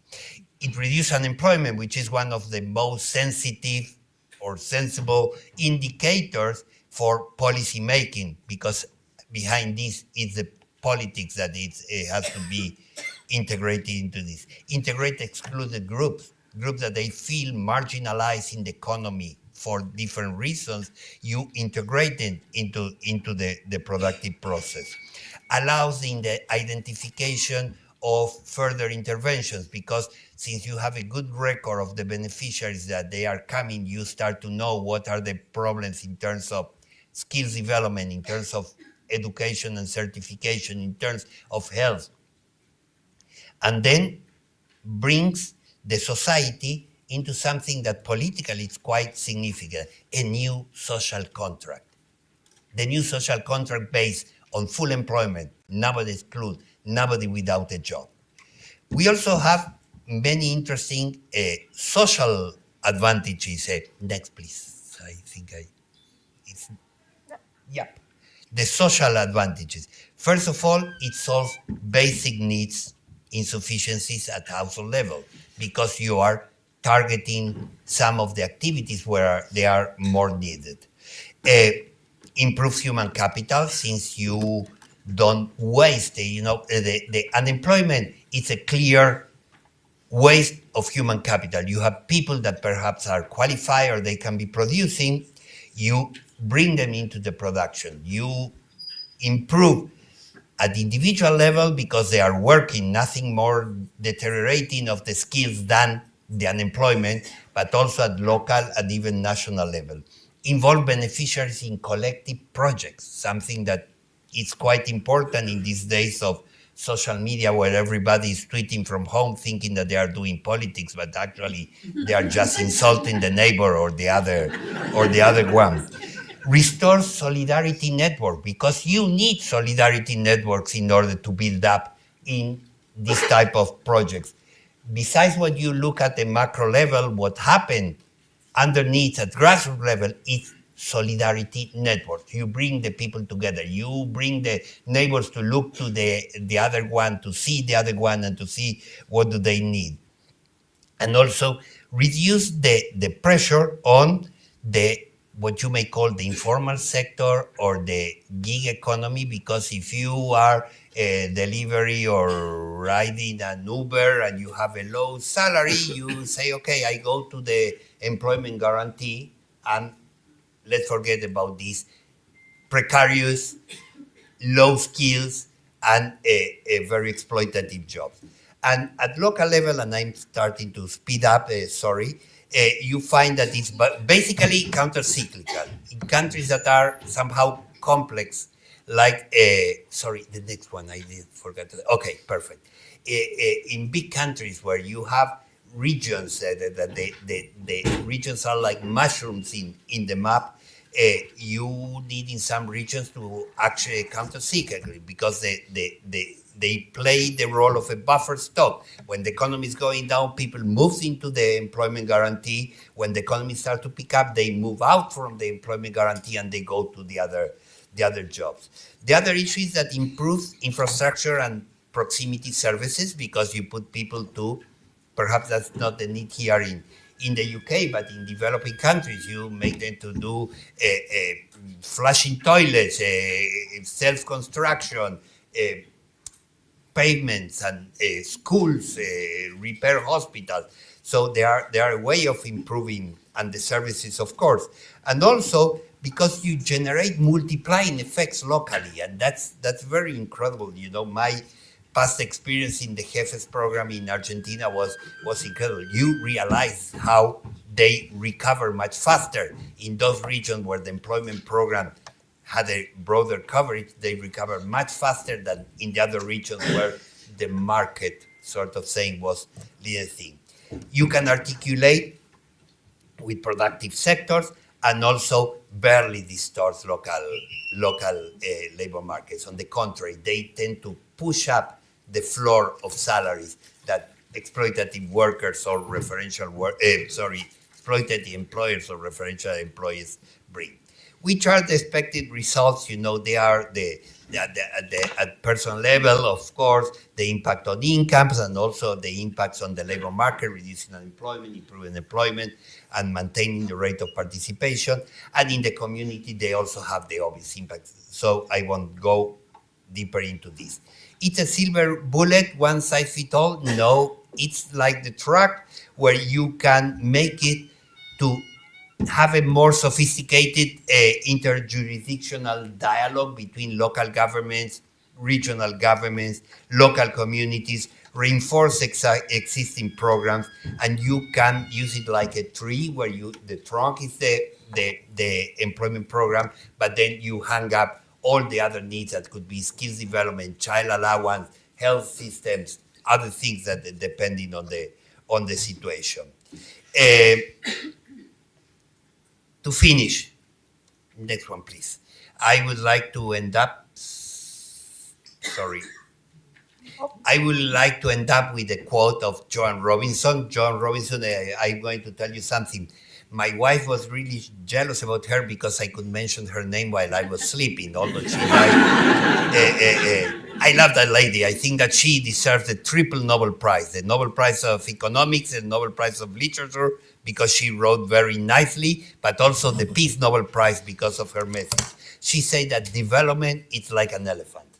Very difficult to describe, but very easy to recognize and to understand.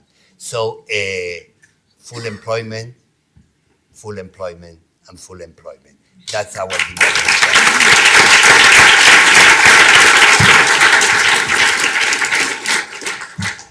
Thank you very much, Daniéle. So we're gonna move, so hold your questions. I will take all of them to end in mind as well. So we're gonna move to Dongu online. Hello, Dongu, love to see you. So again, you have 5 to 7 minutes. Forget what Daniéle just did. You don't have 10 minutes, okay?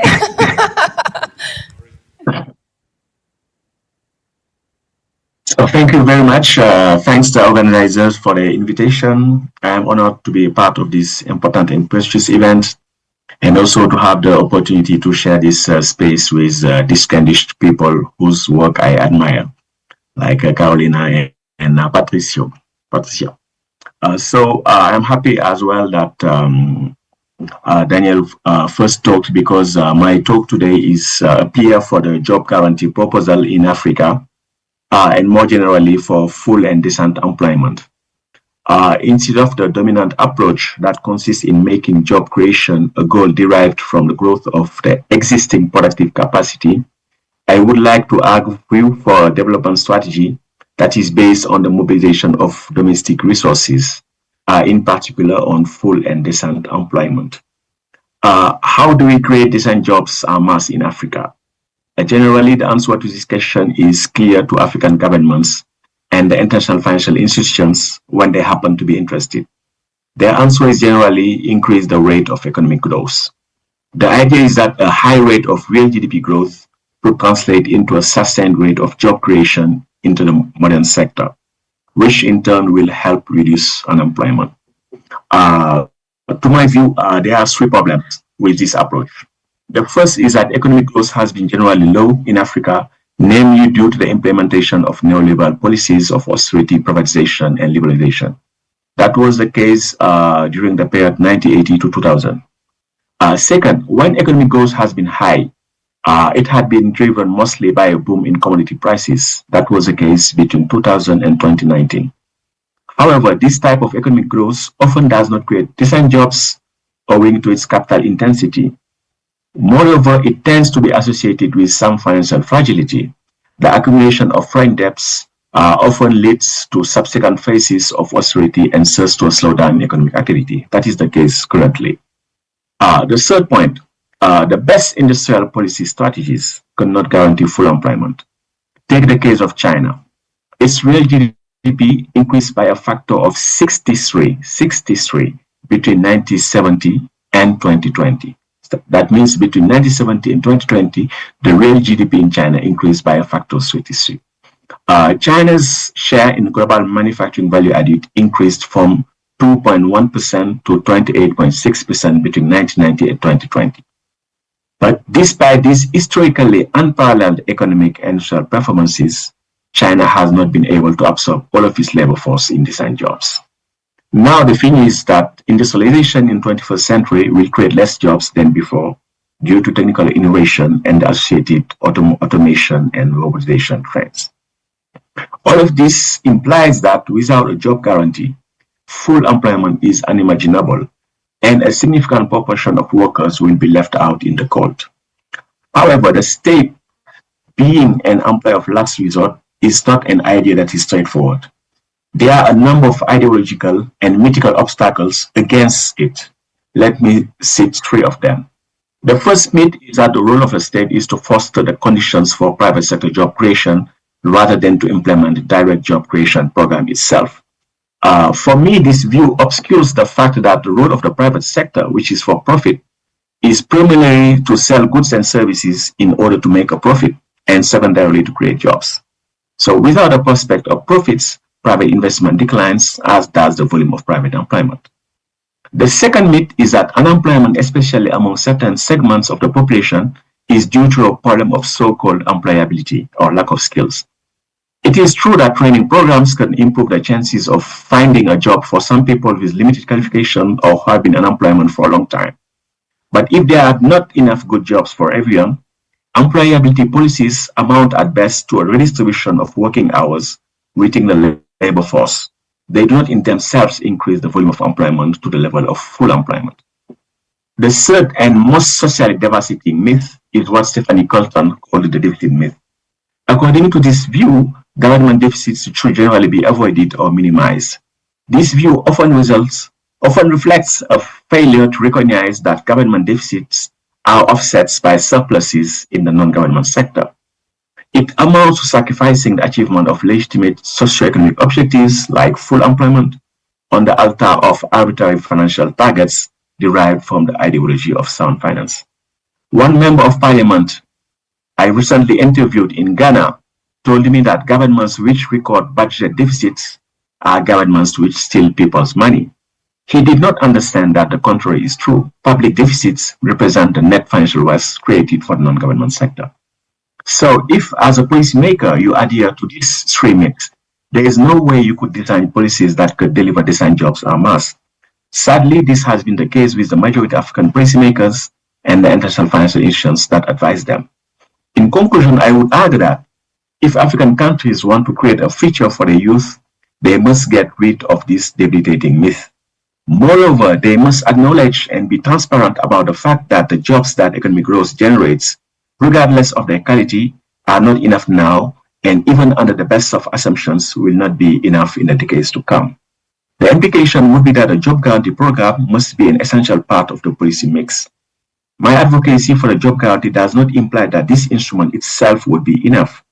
To my view, the job guarantee program should be part of a larger program of universal public services, meaning that the basic goods and services needed for a free and dignified life should be provided by government. Thanks for your attention.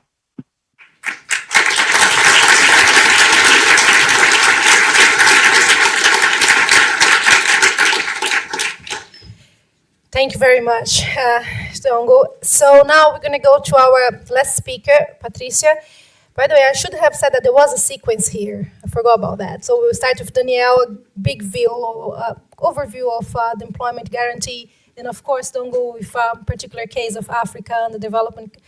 And now we have Patricia to really tell us how we can finance all this, hopefully. No pressure. Thank you. Right, yeah, no pressure. So I was asked to take part last night after, unfortunately, Stephanie Kelton couldn't be here. But for those familiar with her work, she's written a very important book called The Deficit Myth, which explains the reality of money creation and dispels the myths that are often spread by, punditry and politicians and a lot of economists, to be honest. So I guess the reason why they asked me to step in instead of her and Sarah is because I've been quite involved in trying to take these ideas that she developed with other economists and to see how they apply to the UK context. Because the UK context is quite different from that of the developing world, even though the policies may be similar, the way that we apply them may not be. So persuading people that the government is the source of the money, that money is a public thing, is one thing. And as an academic, I love to focus on the mechanics of money and how it flows through our economy, and we can talk about multiplier effects and all that. But I like to focus on the political significance of this new worldview, or this new view of the economy. And I'm quite interested in how the left can harness this for their own agenda. And the first thing is to say that when Thatcher came to government, there's a famous speech in which she says, the state has no money other than the money people earn themselves.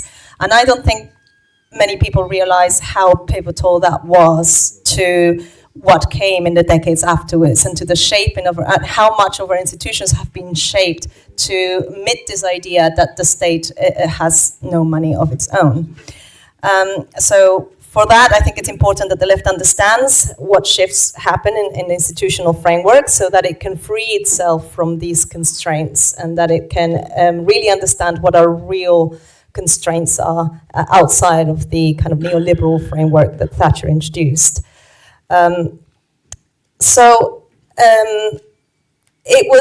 phrase was pivotal. The state has no money of its own was pivotal because what it did is it placed the market above the government. It reduced the government to basically a beggar that had to first go and find gold coins from somewhere before it could invest. And that is which, if you notice, it fuels most of our discussions on the media. It fuels this idea that the priority should be deficit reduction. It fuels this idea that the bond market vigilantes are going to come to get you. It fuels this idea that, oh, we can't tax the rich because they might leave. And if they leave, we have no money, as if money grew on rich people. So understanding how money is created and the fact that the government creates it as it spends it is quite important to shift in this worldview. And so we can put the government back on top of the market. We can understand how the government shapes markets, and then we can understand how we can shape our economy according to our national priorities, as opposed to putting, deficit reduction as a priority. We then say, well, what kind of economy do we want? And then without fear of these financial constraints. And that way we can start looking at problems like inequality, climate change, and excessive financialization of our economy from the framework of real resource management and not about maximizing taxation revenue, which is often the focus of the media. So I'll leave it there for now. Perfect.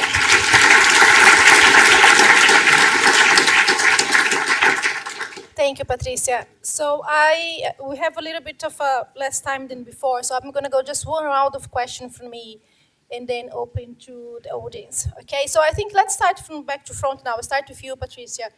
I just wonder if you could, clarify to us a little bit more, or at least what we see in the mainstream media is very often this austerity kind of discussion, right? And every time we talk about inflation, about anything that's involve spending government money, that austerity discussion pops in. So I wonder if you could, walk us through a little bit how the current way we manage inflation can that be consistent with an anti-austerity program? Is it possible? If you could tell us in 2-3 minutes. Yeah, so what I've learned from my study so far is that inflation is a huge animal. I'll do my best to cover it. But whenever you speak to people and say the government creates money, money is not an issue, very often the first response you get, well, what about inflation? You know, if we're uncontrolled spending, we're going to have hyperinflation, Venezuela, Weimar Republic, and all the examples come up. So that's why I decided to focus on inflation. Very often you hear this phrase, printing money causes inflation, printing money causes inflation. And that is, of course, the quantity theory of money, and that inspired the focus on monetary policy as a means of inflation management. These days, I don't think there's a pretense that the institutions can actually control the quantity of money. It's quite understood that they can't. But they still focus on demand management as the main means by which they tackle inflation. So they tell us that the way to address the cost of living crisis is to reduce demand through interest rates. So raising interest rates, you reduce investment, you reduce demand for labor, and that discourages workers from asking for higher wages, which is seen as the reason why firms have to raise prices. So we address the cost of living by discouraging wage bargaining, which is, to me, just an indication that the cure is worse than the disease. That framework also means that we accept a certain base level of unemployment, and of course, we know the misery that brings. It's on a human level is horrific, but it's also from a macroeconomic level is very wasteful, and it means that we are simply accepting that we're living below our means, basically.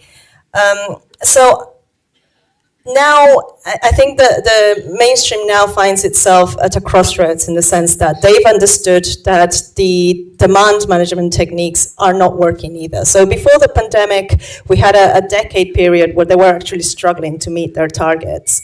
And then as a result of that, they did QE and all this stuff, and none of that worked, by the way. And then post-pandemic, of course, inflation ramped up. And what Andrew Bailey was coming out saying was that, well, we can't do anything about the supply shocks that have caused this, but what we can do is discourage wage bargaining, So again, we're resorting to that, and the Bank of England is really have no tools to address the supply shocks that are causing inflation. So to answer your question, no. The current framework is not consistent with an anti-austerity agenda. It actually embeds unemployment, it embeds desperation, economic desperation and social exclusion. So we need a framework that addresses unemployment and is also consistent with inflation management. The job guarantee is incredibly relevant for that. I know that hasn't been the focus of yours, but it's incredibly relevant for stabilization that is also socially inclusive. Sorry, am I okay? No, that's great. Yeah, I will leave to the audience to ask you more about the alternative and how we go around. But I want to move to Dongo a little bit. Is it okay? Yeah. So, Dong, thank you very much for this. I want to take us back to the context of development and growth. So I think there's no discussion when you... Sorry? No? Okay, sorry. Listen to voices. So I think it's quite interesting when you're explaining to us that when it comes to development, you can have a strategy in terms of mobilizing domestic resources, and in the case, decent employment and so on, and how that contrasts with the economic narrative where, we take growth from the existing capacities, and therefore the type of jobs you'd have will come from that. So I wonder now if you could, and I'm being cheeky because I know you have done more work on this, but give us a little bit of example regarding this in the work you did in Senegal, and perhaps highlight the question of how this adapting the job guarantee to a context of developing countries, which is quite interesting because it's informal, it's a kind of underemployment, but we also know that in developed economies, precarization and informal labor is also growing. So I think it's quite pertinent for the UK as well. Thank you. Thanks for this question. In fact, as you said, there are some specificities to developing countries when we talk about the job guarantee. Because in contrast to the global north, in the developed countries, you have much more underemployment than open employment per se. So that means that you have to have different strategies when it comes to the job guarantee proposal. But the thing is, in most of our economies, we could not create enough decent jobs because growth means only growth of the existing capacity. While you should have a development strategy that is reliant on full employment first.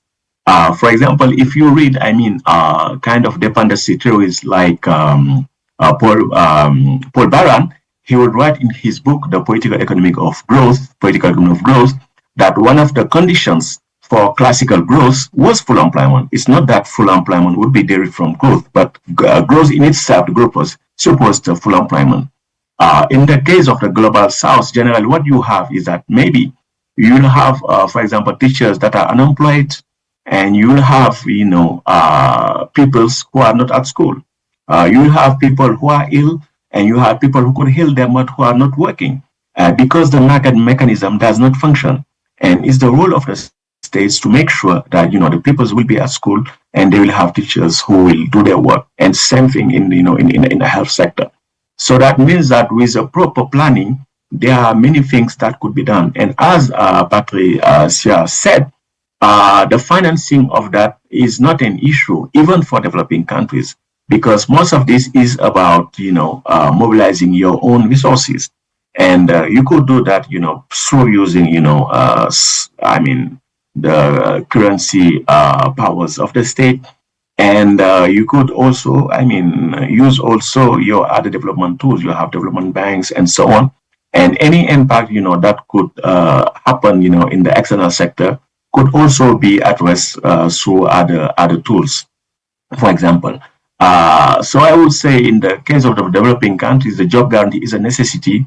The problem is how we could make sure that it works, because as I said earlier, we have more underemployment than employment. We have a lot of informality.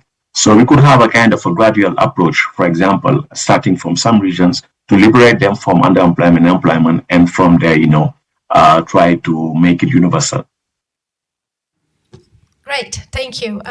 Leave it there, and then the audience can follow up. So let's go to Daniéle, and before we move to the audience, Daniéle, I think when you're explaining or presenting, it's so difficult to be against employment guarantee, but we know, again, in the mainstream media or in mainstream economics, there's a lot of pushback against this type of approach. So I would like, for us, we're not expert on that, I would like, if you could pick one of the main criticism towards employment guarantee that we probably, all of us would see in the media, that you can counter-argue, explain to us why this criticism doesn't make any sense.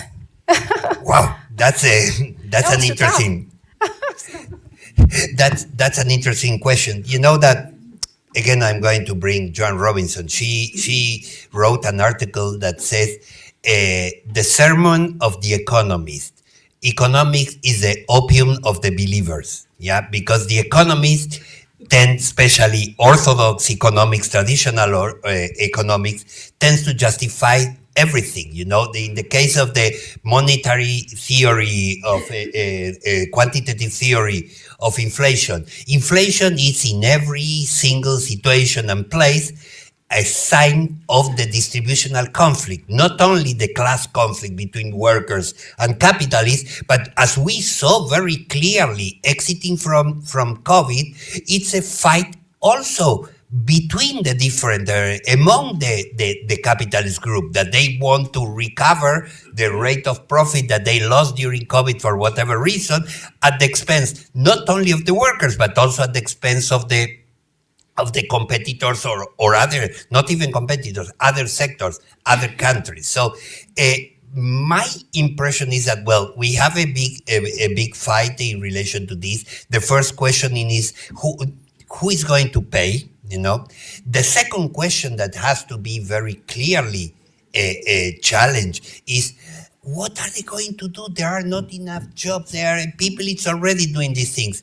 And again, I will go back to the care economy, for example. How many people, especially in developing countries, we know that they cannot afford somebody to take care of the kids, somebody to take care of the elderly, because the head of the household, she or he has to go to work for 8 hours, 2 hours of traveling, then return.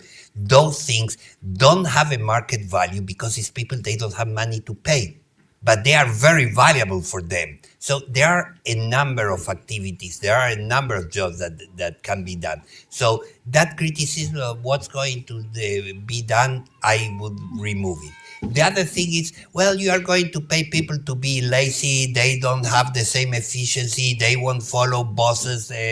And that's not true, because the community, that group, that network of workers that are painting a school or repairing a park or having a child care center in a remote region where there wasn't one, they have it's a nasty word, but the social control. They bring discipline into the people. And again, you're restoring a network of social involvement for the people. Yeah. In this, again, I will go back because that's my karma. You know, these Twitter militants that they are complaining about everything, and they gave a rise of these extreme right-wing governments, authoritarian, that they do everything through the social media. Well, we have to bring back people together to see the face of the other. They say via Twitter or via email, even with colleagues, things that you wouldn't say face-to-face to somebody. Yeah. So we have to bring back the people to work together. That's a very good aim for us to move to the answer. So I'm really happy we have 25 minutes for discussion. I think we can manage at least 3 rounds of questions if the speakers behave, because the audience will always behave. So it's on you to keep shorted. Let's get a group of 3 to 4 questions, and you're trying to do 3 rounds. So, okay, let's start. Please, if you could say your name, if you could tell about yourself in 3 words, yes, otherwise just your name. Hi, I'm Patricio. I'm from Chile. I have a quick question. I haven't heard from you, all of you, talking about labor. How do you face the changes in the nature of labor? Because it seems to me like we are talking about the 50s, 60s conception of labor, but we are living in a world very different. And how do you think the left could face the challenges that technology is posing over us? Because when you say universal job guarantee, I think that's going to be very, very difficult in a couple of years' time with technology. Thanks so much for the talk.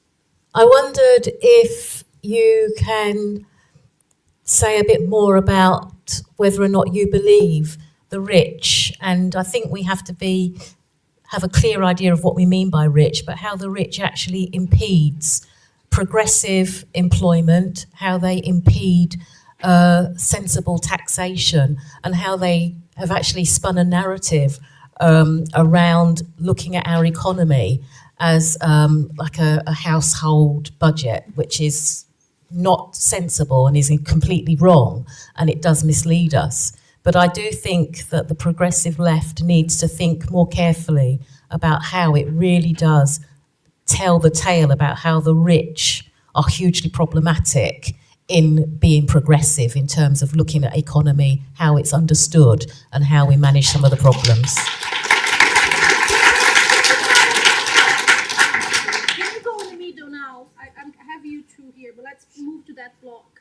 Yeah, we're a bit short on time, so I'm just going to do 5 initial questions across the room. Hello, thanks very much. I'm Robert. I just want you to say a bit more about MMT, basically, which is modern monetary theory. You're already talking about it, but I find it very compelling. I just want you to say more about that. So for example, the idea that taxation is a way of raising money for public policies, all that kind of stuff. That theory changes that, doesn't it? It makes us think about that completely different. So I feel like it'd be nice just to hear even more. And then the other part of that is, from my sort of experience of that, which is basically just reading Stephanie Kelton's book, the US has a privileged position with regard to that that way of thinking about public spending. And someone like a country like the UK is in a bit more of a compromised position where it has fiat currency, but there's other obstacles. So what are those obstacles? Say more about that. Thank you.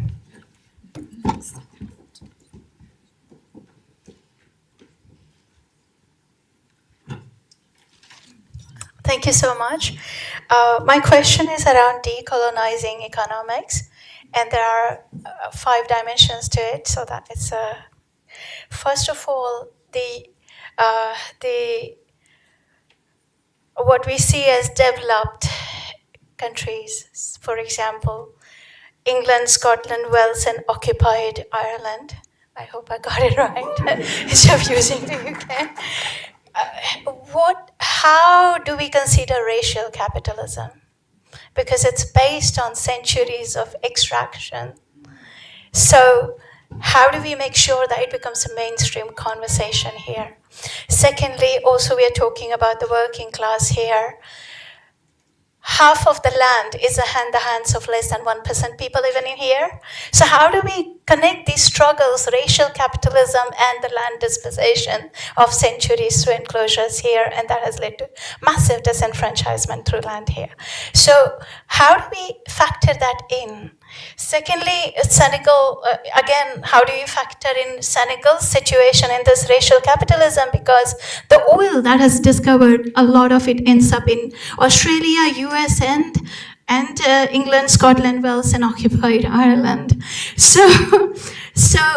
And whereas the country is suffering from massive climate injustice, where the young people are having to think about Barcelona or death, kind of. So how do you think about this? African Union has declared this year as year of reparation. So how do you factor in racial capitalism in your analysis as well in Senegal? And the final thing is our imagination of growth and employment, if it remains tied to fossil fuel-driven capitalist models, then how do we see the future of the world in when planetary extinction is so much there already? I'll finish here. And final, how do we get rid of this racialized term of developed and developing? Because it is racialized hierarchy of which populations are projected as developed and which populations are underdeveloped when the relationship is of extractor and extracted.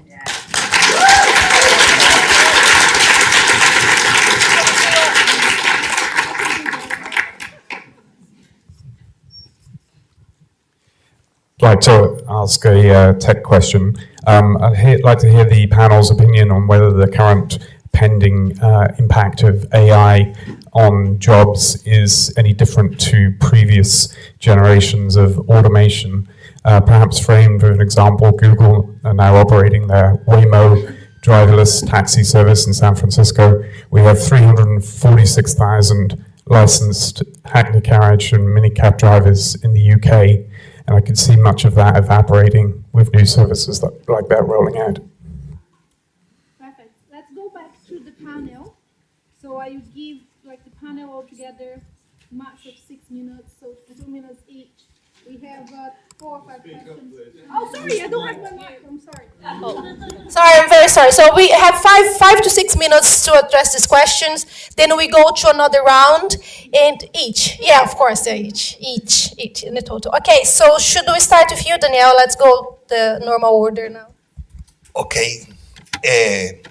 Following the normal order, there are so many interesting and important questions, and honestly, I don't have answer to all of them, especially to the last one. An employment guarantee program, it's a way of getting out of a maze, yeah?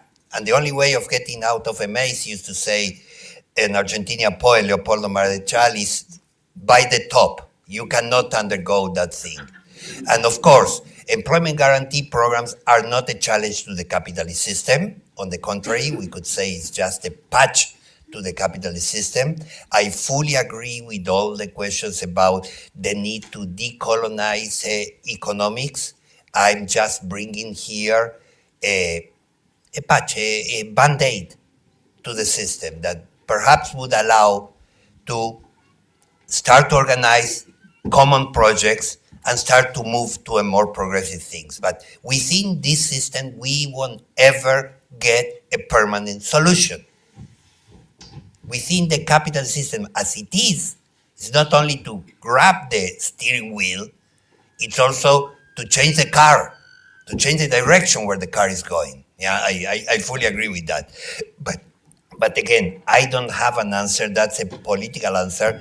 And I don't think that there is a rule of thumb how to pursue this answer. We saw many socialist or communist experience worldwide that they went with different ways, in different directions, with different methodologies. Not most of them successful, but we still need to find that way and need to try to go. In relation to taxation, it's not that MMT is against taxation. On the contrary, if you listen to Warren Mosler, he believes in the coercive power of taxation, but not to get resources, precisely to provide to government the capacity of seigniorage, the capacity of printing money, and that being accepted by everybody. If there would be no taxes, there would be no need to the money, and we will change the system. So, but on the other hand, taxation is also very important to restore some level of equity in the economy. You tax the rich. I'm very much in favor of taxing financial transactions overall, you know, the moving of capital from one country to the other. Why? Not to collect money, not because just you need money to spend in these activities like the Employment Guarantee Program. You needed to reduce volatility in the financial sector. You need to redistribute the money. You have a number of things to do, you know, that you will need to do. So it's not the linkage, or it's not there is a contradiction between the modern monetary theory. The thing is that you don't need taxes to finance government activities. The taxes, they have another role. They have another role. And somebody mentioned the difference between the United States and the UK in relation to precisely to the capacity of printing the money that will be accepted by everybody. That's why this latest initiative on tariff by Donald Trump saying, well, we are going to sell to the world more than what we are buying, it's completely useless. It has no logic, because if you want your currency to be accepted by everybody, you have to buy from them more than what you are selling, because otherwise you are drying the market of the currency that you are expecting that it's going to be the unit of value, the unit of measurement, and also the storage of value for the future. For sure, I didn't answer, but... Thank you. No, it's good. We go to you with some pressure on the question of development and the development and so on. Okay, thank you.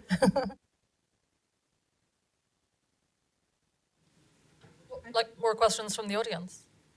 Oh, I want each of them to address. They have spent 2 minutes addressing the first round, if it's okay.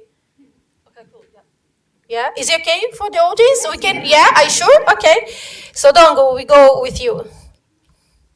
Okay, there have been some questions regarding the job guarantee, automation, AI, etc. I think we have to go back to the 1930 essay by John Maynard Keynes, Economic Possibilities for Our Grandchildren. In that very difficult economic period, he was saying that by 2013, maybe if some, structural trends, would be met, like, for example, no wars, no limited democratic growth, etc., people would work, 15 hours, let's say, a week, something like that. Because, over the long run with technological innovation, there will be less and less need for labor in the production process. That's the thing. But that did not happen because capitalism is based on the exploitation of labor. And in some sense, and anthropologists have shown that under the capitalist system, we work much more than, under the feudal system. Yet we could have worked less more, have enjoyed much more later. But this is linked with the capital system. So I agree with Daniel that job guarantee is not necessarily a challenge to the capital system, but at least it helps, provide opportunities to some people, because unfortunately, capital system is a system where if you don't have a job, you do not eat. That's how the system works. It's a very violent system. It works, on the violence of, of saying that if you don't have any work, you'll have nothing, you see. But in the case of developing countries, the job guarantee goes beyond just offering jobs to people. It's a tool of structural transformation. You know why? Because in developing countries context, you have limited demand, internal demand. And so the business sector could not thrive because there's limited domestic demand, and you could not rely on exports because basically the exports are from the commodities sector.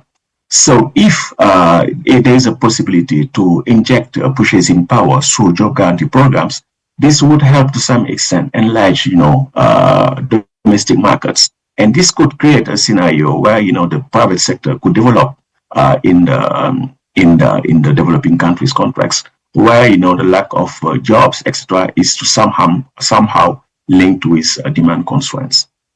So I think in the case of the developing countries, the job guarantees has additional roles that we do not necessarily see for, global north countries. Now about Senegal, social capitalism, and so on. Yes, the thing is, for example, we have been starting to exploit oil and gas, but most of this export income will not finance any imports from Senegal, because the deal have been made in a way that, at least for the first year, all of, the export income will be, repatriated abroad. Repatriate is not even the good terms, because those deposits in US dollars have never been in Senegal in the first place. So that means if you don't have the technical capacity to exploit your own resources, you could not have any joint in development. So why would you exploit those resources? But you need to exploit those resources because you have to repay the debt, or to the IMF, the World Bank, to the international financial markets, because this is a kind of dependency structure. And this is also somehow compounded by the way the international financial system works, which is based, on the limited, let's say, hard currencies, and developing countries are in the obligation to accumulate, these hard currencies in order to pay for the external obligations. And this creates a scenario where most of these countries are in debt, foreign debt, when they do not control, their own resources, real resources, because the limitation is always the real resources. So most of these countries, what they have been doing is that they have been taking debt in foreign currencies to invest in infrastructure projects that would not generate the hard currency. So what will happen over time is that your external solvency will decline, because your export income will not grow, while your debt stock and debt services, external debt services, will grow. So that has been the basic feature of all of these countries. So when you talk about reparations, yes, I am favorable for reparations, but reparations could not be systematically transformative if you do not address the global hierarchies in the system. People have been saying, for example, you have to cancel the debt, but canceling the debt stock does not cancel the debt system, because this has been done in the early mid-2000s. And some countries like Zambia, they defaulted 15 years again. Why? Because this is a systemic issue. So as long as you don't address the systemic issues, well, reparations will not be that transformative, even if I support that agenda.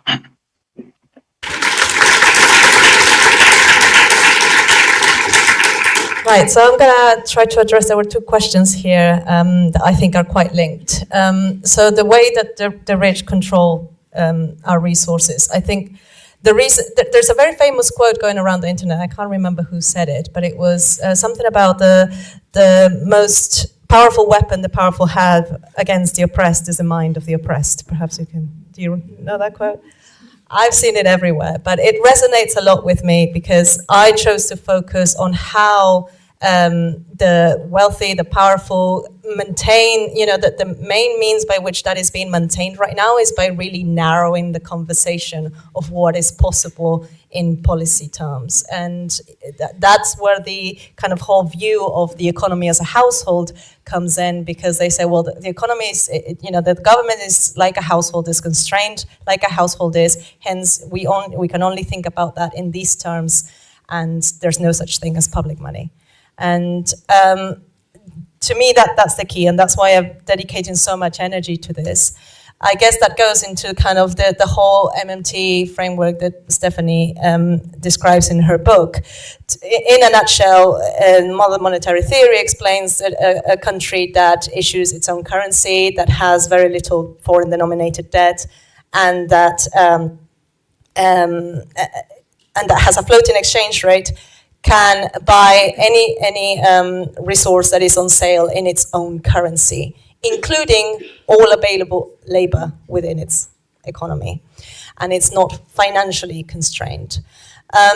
Very often it's said that this only applies to the US, and it is true that, and as Dongo and Daniel have explained, there are other constraints that developing economies, and I apologize for that word if it's colonialist, but that they face that countries like the UK don't face.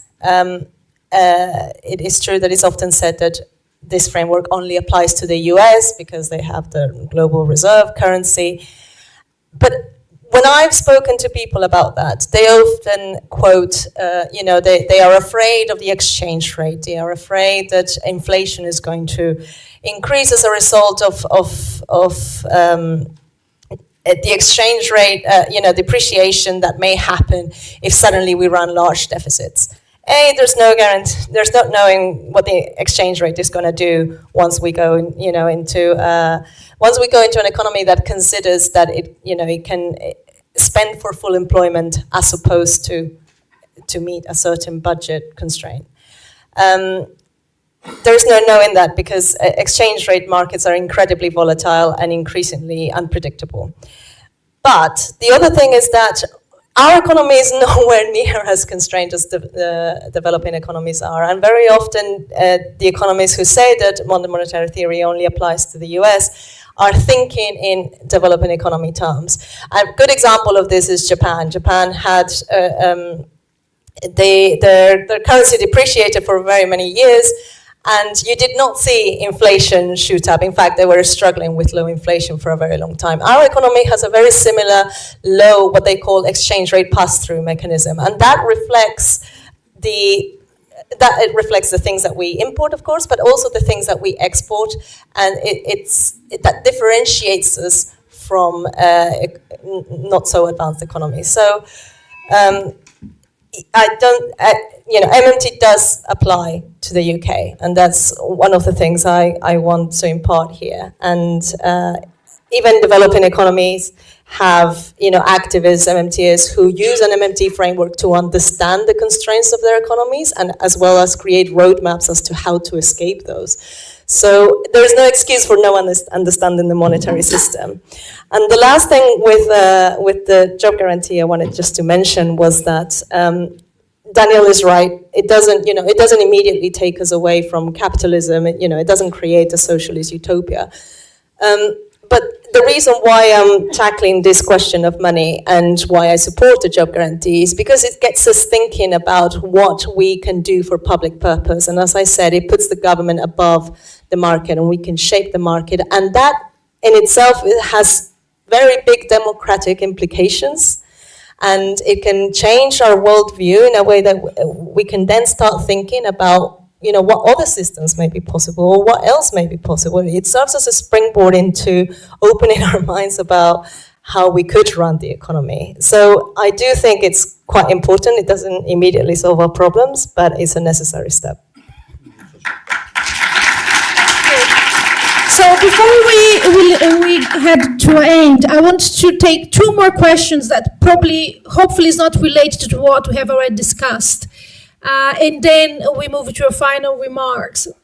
So if you can, there's someone on the top there that has his hand up for a while, and the back there. Perhaps there's one here in the middle as well. Okay. Yeah, my name is John Harvey.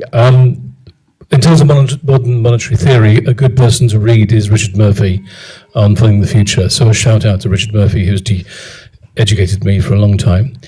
There's been no comments about universal basic income. I'd like to hear the views of the panel about that. And I would also challenge this idea that it's about jobs for all, because that rather discriminates against people who no longer wish to work, or for a variety of reasons to do with abilities and disableism and everything else like that, can't work. So can we not talk about jobs? Can we maybe talk about purpose for all, perhaps? And that's something I would favour.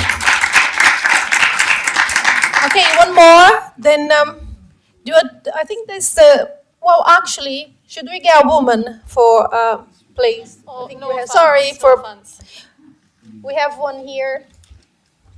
And we've got 2 minutes left, okay? And there are sandwiches outside. Sorry for that. Sorry. This lady here. Oh God. I've earned my sandwich, that's for sure. Hi, I just like to raise the issue of the need for growth all the time, because actually, in my view, I don't think we can afford to keep growing. I don't think economies should be growing. We should be halting because there is only a certain amount of resources in the world and we are facing climate disaster.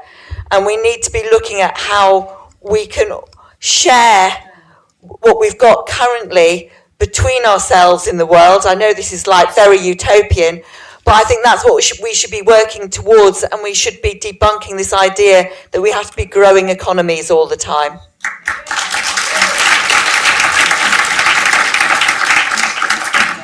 Okay, so we go back to the panel. Please keep 1 to 2 minutes, and then I have some final remarks, and then we finish that. So Dongo, can you start this time? Okay, thank you. Yeah. I agree with the last intervenant. The idea of unlimited growth is really absurd. Yeah. We have to find another way to organize, human resources. The second thing about distinguishing types of jobs, I also agree in the sense that under capitalism, work means basically having an economic activity that is validated by the capitalist system that allows you to pay your bills. That's the meaning of work.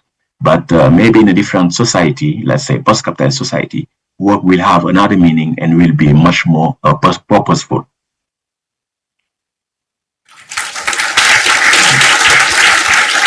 Yes, I'm a person from the past century, so for me, jobs are quite important. And in all the time that I've been hanging around, living, I lived in Asia, in Latin America, I lived in Europe, I even lived in the United States. I never found people that say, I don't want to work. Why? Because I don't want. In general, they say, I hate that I have to work because I could develop my skills, I could write poetry, I could do painting or music or things like that, which are jobs, which I think that in the context of a job guarantee can be very perfectly included under this scheme. But my opposition, and I don't want to go in more detail against the idea of the universal basic income, is because when we think in universal basic income, we are giving the state, one that controls it, much more power in order to control the life by adjusting the budget, by deciding when you get, how you allocate that basic income, because it's seen mainly not as a right, but as a gift. In the case of employment guarantee programs, since there are activities taking place, since you have a network of people working together, which can be drivers of the social change that in principle the employment guarantee is not meant to, but can be the drivers, the build-up of a social capital that will change the things, you have a different type of resistance. If you don't send the payment at the end of the month to those that they are working, the 20, 50, 100 workers that they are working in the job guarantee, in a park or in a hospital or something, you will have a strike, you will have a protest. If you don't send the payment to those that they are, and again, with the example, at home tweeting or individually having their activities, it's much less possible, the possibility that there will be some sort of protest or uprising is much lower. So I strongly still think that the work of the social construction of a workplace, even the changes in the nature of work. I understand. I have one son that has been working for 3 years from home in his underwear without ever seeing a client, a colleague, or a boss. Yeah, I understand that. But when you think in the job guarantee, you are talking about other things, other social construction. I still think that you are what you work in most of the cases of the people. You are a teacher because you work, or you are a psychologist. Big chunk of the sense. You cannot, there was a, sorry if this takes a bit longer, very interesting article by Robert Parsh, who say why labor from broccoli. First of all, because you cannot storage it. The work that you didn't do is completely lost. Second, because you can divide the work from the individual. Okay, that's why we have child labor or a different type of protection for works. And the third, because labor, the work that you do, gives you a sense, even in activities that are overexploited, of self-fulfillment or recognition of your own person as your own as an individual. I'm a bit and thinking with categories of the 20th century. You want to add? Yeah, there were just two things on the aspect of and whether that discriminates against people who, may be doing other activities. I think part of the reason why I like the job guarantee is because it asks us to question what actually constitutes a job and allows us to expand the definition of job. At the moment, I think for profit. And we need to have a look at those people who are, caring for others at home. That's a job. And people who may doing, the arts, or as Daniel gave example of many activities that we currently don't consider jobs, are jobs. And so it allows us to think about it that way. Even if, people have certain disabilities and have certain key requirements to do work, that's still a job, what they're doing.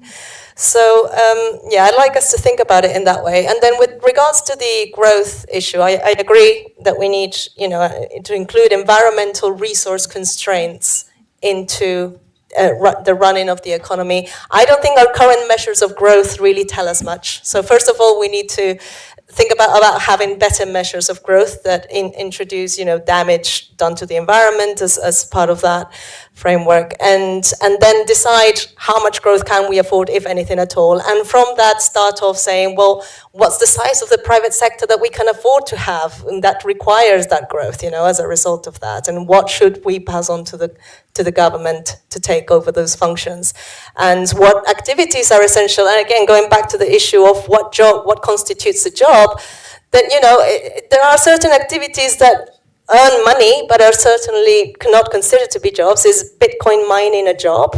And yet those things consume a lot of energy and really, blow out any resource management. So a key benefit of thinking about the economy that in the way that the MMT shows us is that it allows us to focus on resource management with the climate implications and with the redefinition of work that implies. Thank you. So before, hold, we're going to thank the speakers, but I want to try to put a few things together, especially because I see a little bit of attention, like, again, have a panel of economists never really give the audience enough. And I think what's happening here, the idea is economics for the many, right? And for us economists, or what we call heterodox economists, the bar is so low that we have to engage with what's there. And that's very different than have a where we would be posing alternatives that is related to alternatives to capitalism. So one thing I'm doing more and more, and maybe is a suggestion for the next conference is like how we engage in current policy and the current economic narrative, and what's the economic narrative outside capitalism, because we don't even spend more time on that anymore. We're not talking about planning or socialism anymore, because we have to engage with ideas that are very low bar. And I think in a way that's what the job guarantee and a lot of MMT research is doing, is trying to deal with economics where the vision of money and jobs is really poor. So regarding to this, I want to put together the question of AI, growth, climate change, and so on. One thing, I'm not a job guarantee expert, but I teach alternatives to new economic thinking, and a job guarantee is a way to have a control of the labor market. It's not socialism, but you control the labor market. We didn't talk about planning, about the state, but that's what it is. AI, right? The point is, this is what we discussed the most in my institute, all innovation. But there's one point we always make there, right? If you're gonna add AI in a labor market that is already broken, that is already precarious, the AI jobs will be precarious as well. So you have to address that. You have to address informality. We have to address bargain in the labor market before have a certain discussions about AI, which is what job guarantee helps. It helps, for example, to plan the kind of jobs you're going to have, and I think this is quite important in that situation, and that's, I think, what we should get from that discussion, especially when it comes to the reach, putting barriers regarding the employment. If you have planning, if you control, if the job doesn't come to the market, we also can fight to have a little bit more bargain regarding this. And the last point is the colonization economics. I think there are two different things here. Terminology, right? Yes, global south, periphery, center. You can spend your entire life researching that. The most important part for me and what I'm doing in development now is to show the link between them. What is, if you have underdevelopment, right? If it's underdeveloped, why is that? It's more than a terminology, it's the link. So all this panel here, no one is pushing forward the modernization theory, a catch-up theory. Let's become modern, let's develop. We know, most of this panel, we know that underdeveloped, each countries feed on these countries through history. So I think the question, more than terminology, the terms are political. So how you use them, what's the meaning you have behind when you're using them? Otherwise, we keep just discussing terminology, and I don't know how that can move us forward. And the last point on the colonization of economics as well that I think is important for us to keep in mind is related to the job guarantee. When Dongon is doing their research in Senegal, by default, it's going to be no-enocentric. It's going to be the colonial, because it's looked to the informal market. So the normal economics start with labor, the formality of labor. All these people here start with informality, with precarization. So you move away from Eurocentric ideas. And that's what the colonization of economics would be within economics. How you move away from ideas that are from the center, such as labor market formality. So I guess, to me, Nongo, what I use in my book as example of the colonization of economics is Nongo work. Because it starts with labor, of labor, which is not the starting point of economics more broadly, and therefore we can address racial and economic inequality in the labor. Oh, we've been cut. Okay, so that's it. Thank you.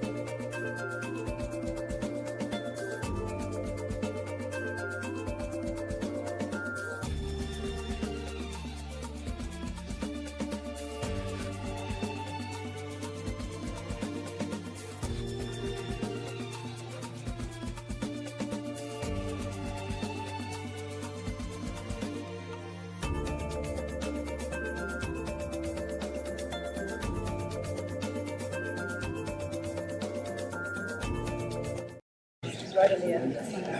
But you don't have a microphone. We can give her a mic. Give her a mic. Wait. Okay, I think we're almost ready to get started. We'll give folks another minute to get in to the auditorium. A real minute, not a left-wing minute, which is 10 minutes.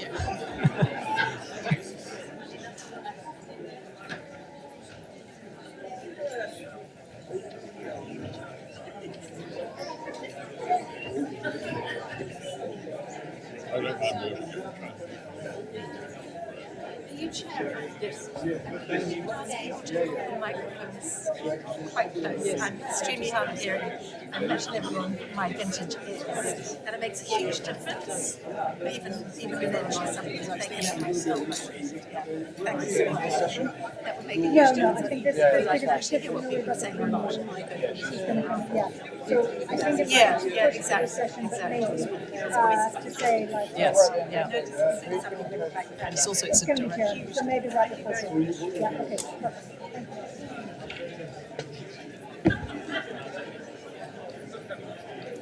Okay, I think we're going to get started. If everyone can take a seat. Welcome back. It's always difficult after lunch, I know, to get everyone back in and to feel wide awake, so I hope you've all had some coffee.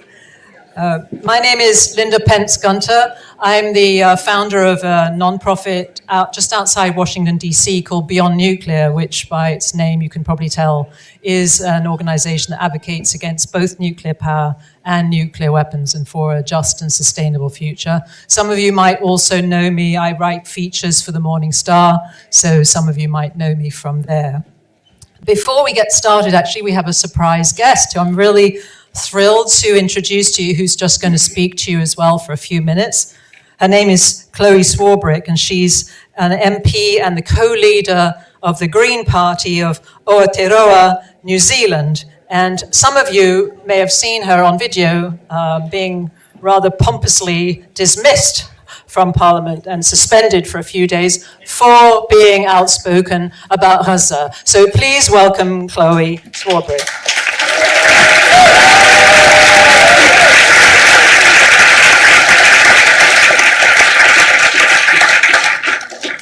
Is this on? Yeah. Kia ora koutou. Hello. My name's Chloe Swarbrick. Thank you so much for the introduction. This is all a bit random, so I'm hopefully going to have something to say that will resonate from this tiny country in the South Pacific that I have the opportunity to represent. So I guess the first thing that I wanted to say is that I think all of us are probably quite aware of the reality that the same system that is exploiting and exhausting our planet is precisely the same system that is exploiting and exhausting our people.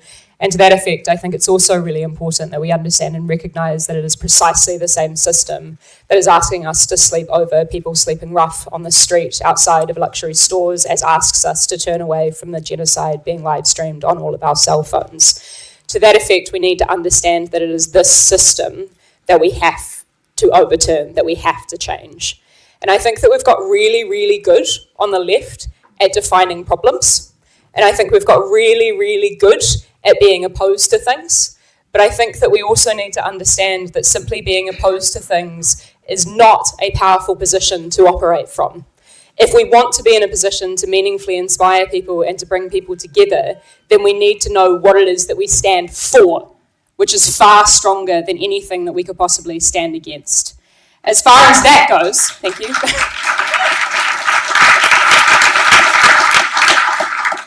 As far as that goes, I'm sure that we're all probably quite aware of the fact that there are a lot of things that a lot of politicians could point to that divide all of the people in this room, whether it be our gender or our sexuality or our age or our geographical background or whatever else the case may be. But the reality is that there are far bigger things that unify all of us and have brought all of us here today. And as far as that goes, particularly noting just how honestly, freely and frankly fractious things are on the left, as I've seen in your news, but also my news and across the rest of the world, I think it is important that we understand that you do not need to know somebody to be able to or to want to or to need to fight for them to have access to the same basic human decency, to the same basic rights. And a far more fundamental secret, you don't even have to like them. But we do not get human rights because somebody else decides that we are worthy, because somebody else decides that we are good. We get human rights because we are human. And that is the most foundational organising base that I think that any of us could potentially propel this movement forward from. So if you don't know where to start, just turn up. Look around in spaces like this and start getting your hands dirty. And please, for the love of God, knowing that I myself have sat in so many rooms with so many amazing people and heard from so many inspiring people such as these before, do not let the energy that you get from today dissipate. take the ideas that you get from this day and plant them out there in the real world, because hope is built on action. Kia ora.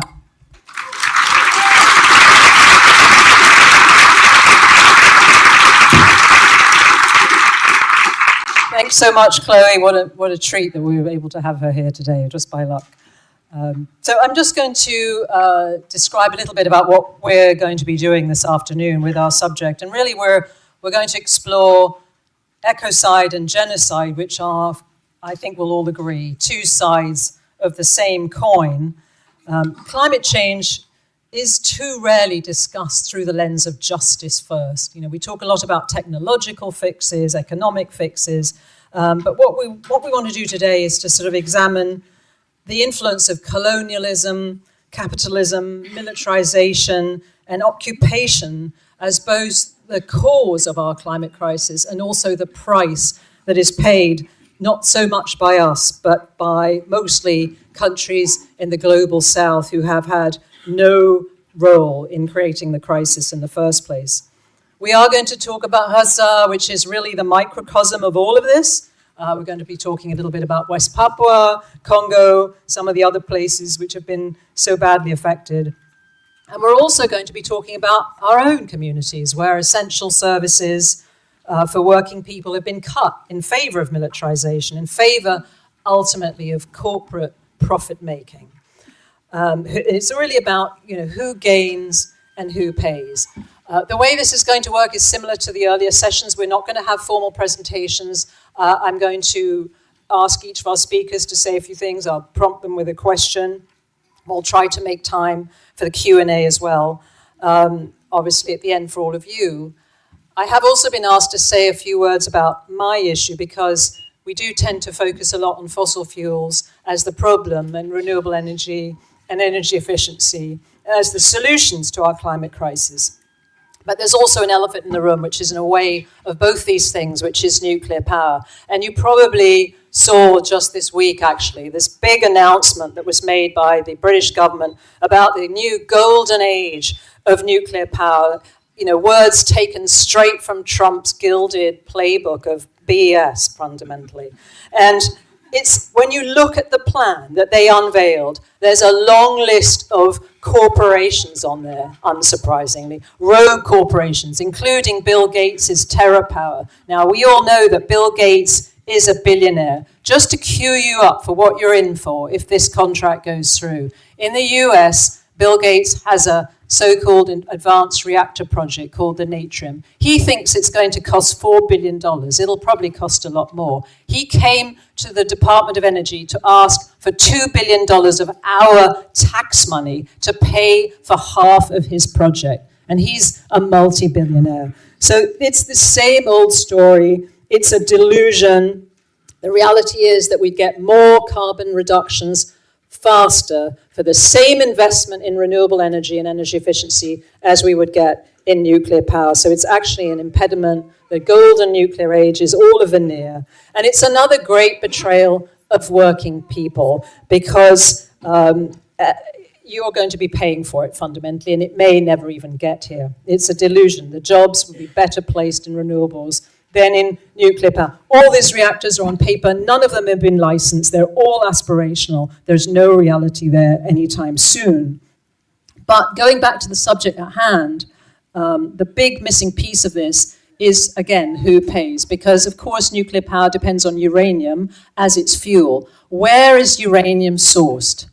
No, easy to guess. Once again, on Native American land in the United States, on First Nations lands in Canada, on Aboriginal lands in Australia, on Tuareg lands in Niger, in the Congo. So we're looking once again at the colonialist, predatory nature of another big industry that will bring nobody benefits, but will also leave communities of color and the global south with all the environmental degradation. So from that, I'm going to quickly introduce our panelists, and I'm not going to read their long bios because obviously you have them in the program, but just to let you know who's here, starting with Jason Hickel, who is joining us online, and I can see you up there, Jason, so that's good. I know you're there. Who's professor at the Institute for Environmental Science and Technology at the Autonomous University of Barcelona, with a focus on political economy, inequality, and ecological economics. To my immediate right is David White, who's professor of climate justice here at Queen Mary University, and also the director of the Center for Climate Crime and Climate Justice, two subjects that we'll definitely be focusing on very centrally today. To his right is Mohammed Usraf, who is a researcher, climate justice advocate, and political strategist from Gaza, and founder and executive director of the Palestinian Institute for Climate Strategy. And I just want to say, Mohammed, on behalf of all of us, all of us hearts bleed for what's happening in your country. We're so glad you're here, and we're really grateful for what you're doing.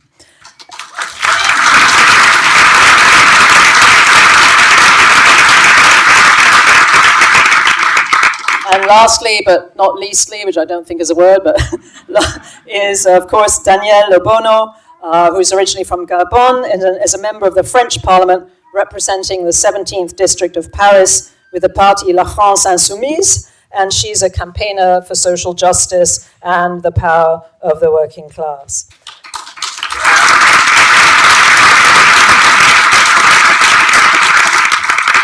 So Jason, I wanted to start with you, given your writings and given our theme of ecocide and genocide, and you very much connect the failure to achieve ecological goals and attribute that to capitalist imperialism.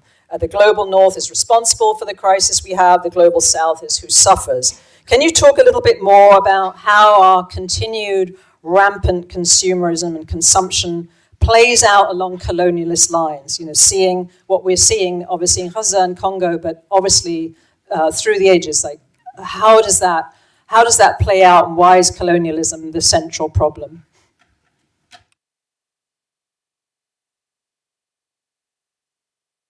Can you hear me now? Wonderful, wonderful. Thank you so much for the introduction, and it's very good to be with you all. I'm sorry I can't be there in person. In terms of the colonial dynamics of the ecological crisis that we face, this is very clear, and I think that it needs a lot more attention. If we just start with emissions, for example, if we look at the responsibility of nations for emissions in excess of the safe planetary boundary, which is 350 parts per million concentration of CO2 in the atmosphere. It's very muffled. I know we're not hearing you. How about now? No. Your microphone, but hopefully we'll hear you. Hello? Hello? Can you hear me okay? Hear me okay? Yeah. I see. It's clear enough now? Sorry, carry on. Okay. In terms of the colonial dimensions of the crisis, I think this is absolutely crucial to understand. Research that we published in The Lancet a couple of years ago found that the global north economies are responsible for about 90% of all of the emissions in the atmosphere in excess of the safe planetary boundary. Right, so these are the emissions that are driving climate breakdown, overwhelmingly responsibility of the global north, whereas the vast majority of global south countries have not exceeded their fair share of the planetary boundary at all, and therefore have not contributed to climate breakdown as we're experiencing it. And yet, the consequences of climate breakdown, of these excess emissions, fall overwhelmingly on the countries of the global south, to the point where, according to the last data that I've seen, more than 90% of the costs, the economic costs and damages associated with climate breakdown fall onto the territories of the global south, and about 98 to 99% of climate change-related deaths occur in the territories of the south. And so I think what's clear here is that climate change is ultimately a process of atmospheric colonization by the former imperial powers, who are appropriating the shared commons of the atmospheric space for their own extraordinary enrichment, with consequences that also play out along colonial lines. And if we're not attentive to these dimensions of the crisis, I think that we're fundamentally missing the point. And the same is really true for other dimensions of the ecological crisis. If you look at excess resource use, again, it's overwhelmingly the high-income countries that are responsible for this, again with consequences that fall disproportionately on the global south, the territories of extraction where the resource extraction that fuels capitalist growth in the imperial core occurs. So you don't see the damages in the UK or in Sweden or in Germany.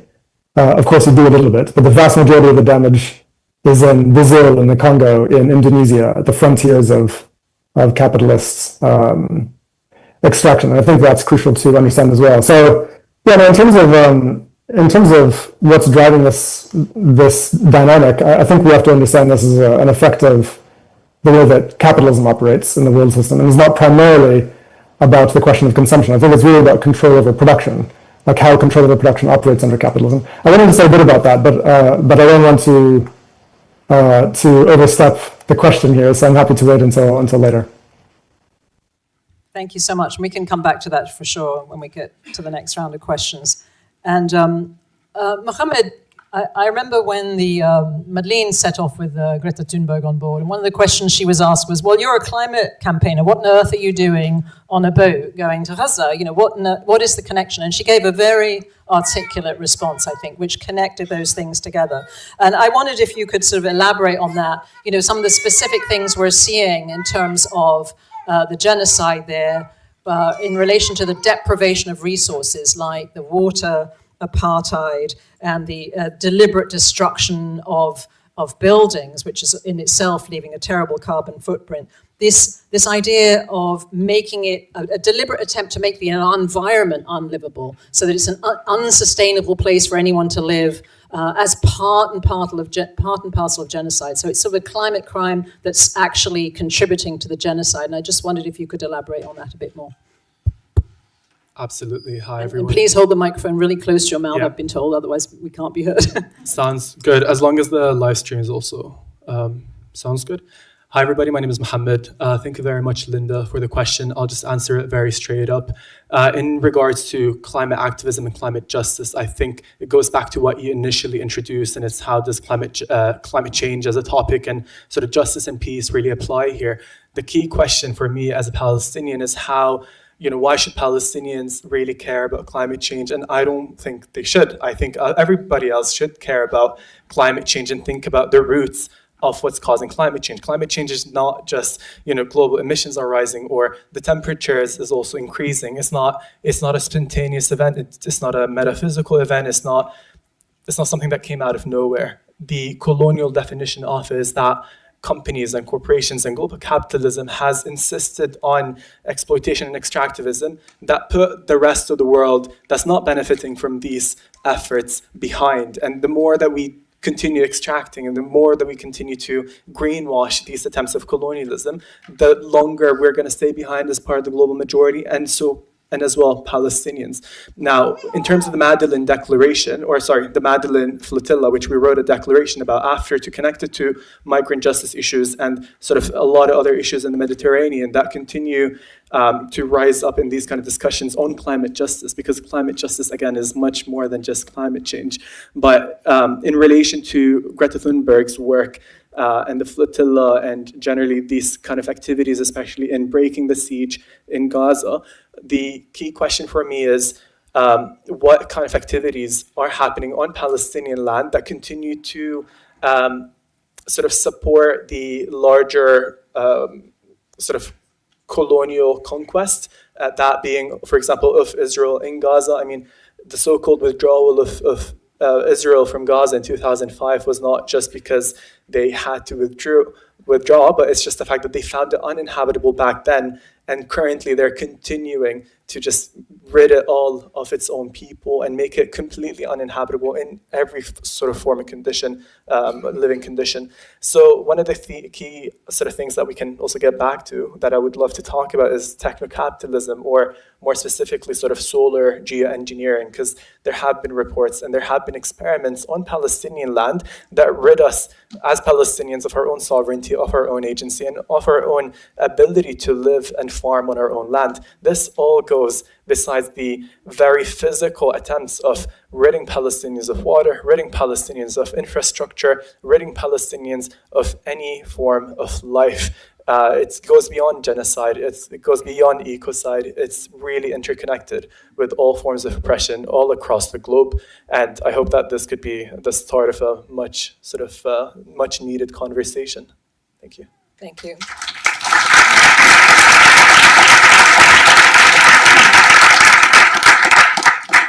So, David, I think that the fossil fuel component of what's going on in Gaza is really one of the things that's almost never talked about, why it's happening, and the interest that Israel has and the control it has, actually, over the fossil fuel there, and how that is sort of the foundation of the climate crime that's unfolding there. And I wondered if you'd like to expand a little bit more on what Mohammed was saying about that, and really the geopolitical as well as the environmental colonialism that's going on to control those resources, and why the US and the UK has such strong interest in supporting Israel's genocide. Sure. Honestly, I think you've just summed up exactly what I would say. But maybe I'll just reinforce the point. I'll steal what you've said and just reinforce it in I suppose, my own words.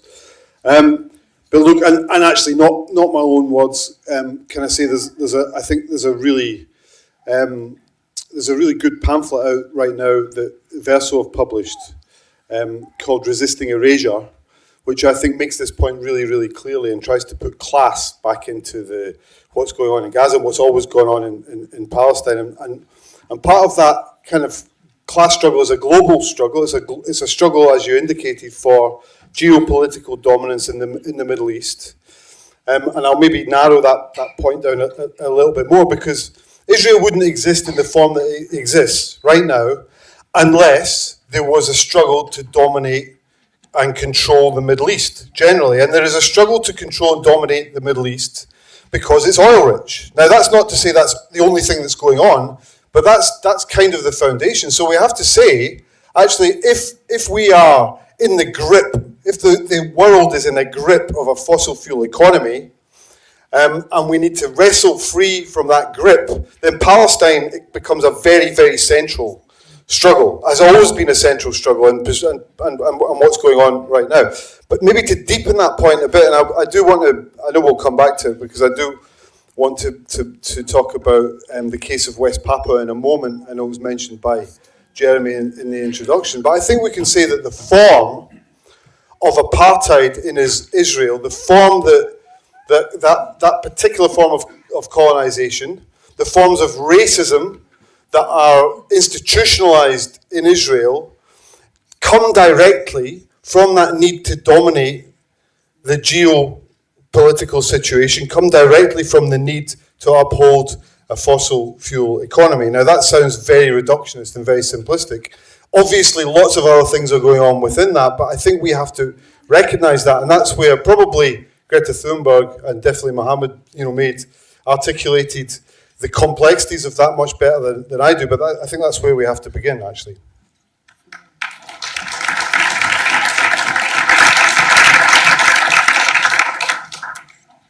Just to sort of interject here, in relation to the fossil fuel question in Gaza, I feel like this is a much longer conversation on the energy sector and its complicity in Gaza. But one of the key things that we need to, especially since you mentioned geopolitics, is the connection between the genocide in the neighboring countries, that being Jordan and Egypt, through the sort of trade of LNG to the European Union.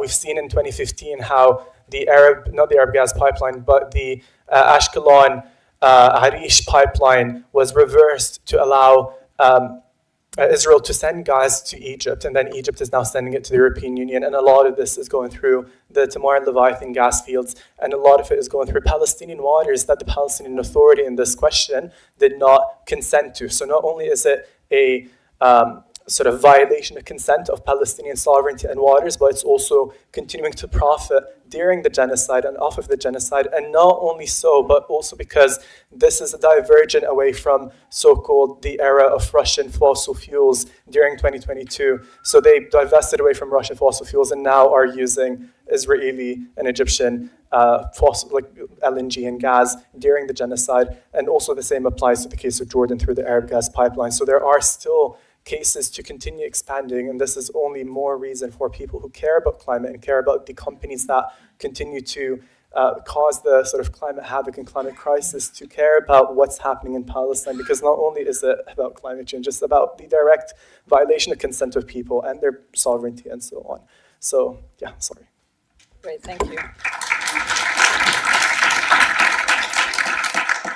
There's so many interconnected issues here. I wish we had time to elaborate on it for longer, but Daniéle, I wanted to introduce the other component, obviously, we haven't talked about in my view, which is the central thing to address before we can address the climate crisis, is to address inherent racism around the world. And when we certainly look at who pays as opposed to who benefits, that's more than obvious.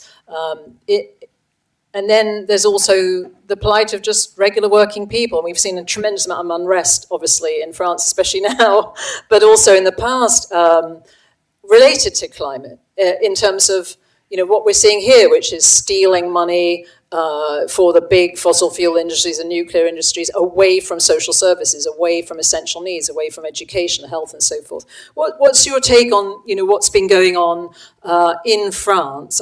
It's a sort of two-part question. I'm sorry, but partly the sort of uprising in France and the connection with the stress of climate crisis, and also how important is it, first of all, to tackle the problem of racial discrimination, which seems to underpin all of this. Thank you very much.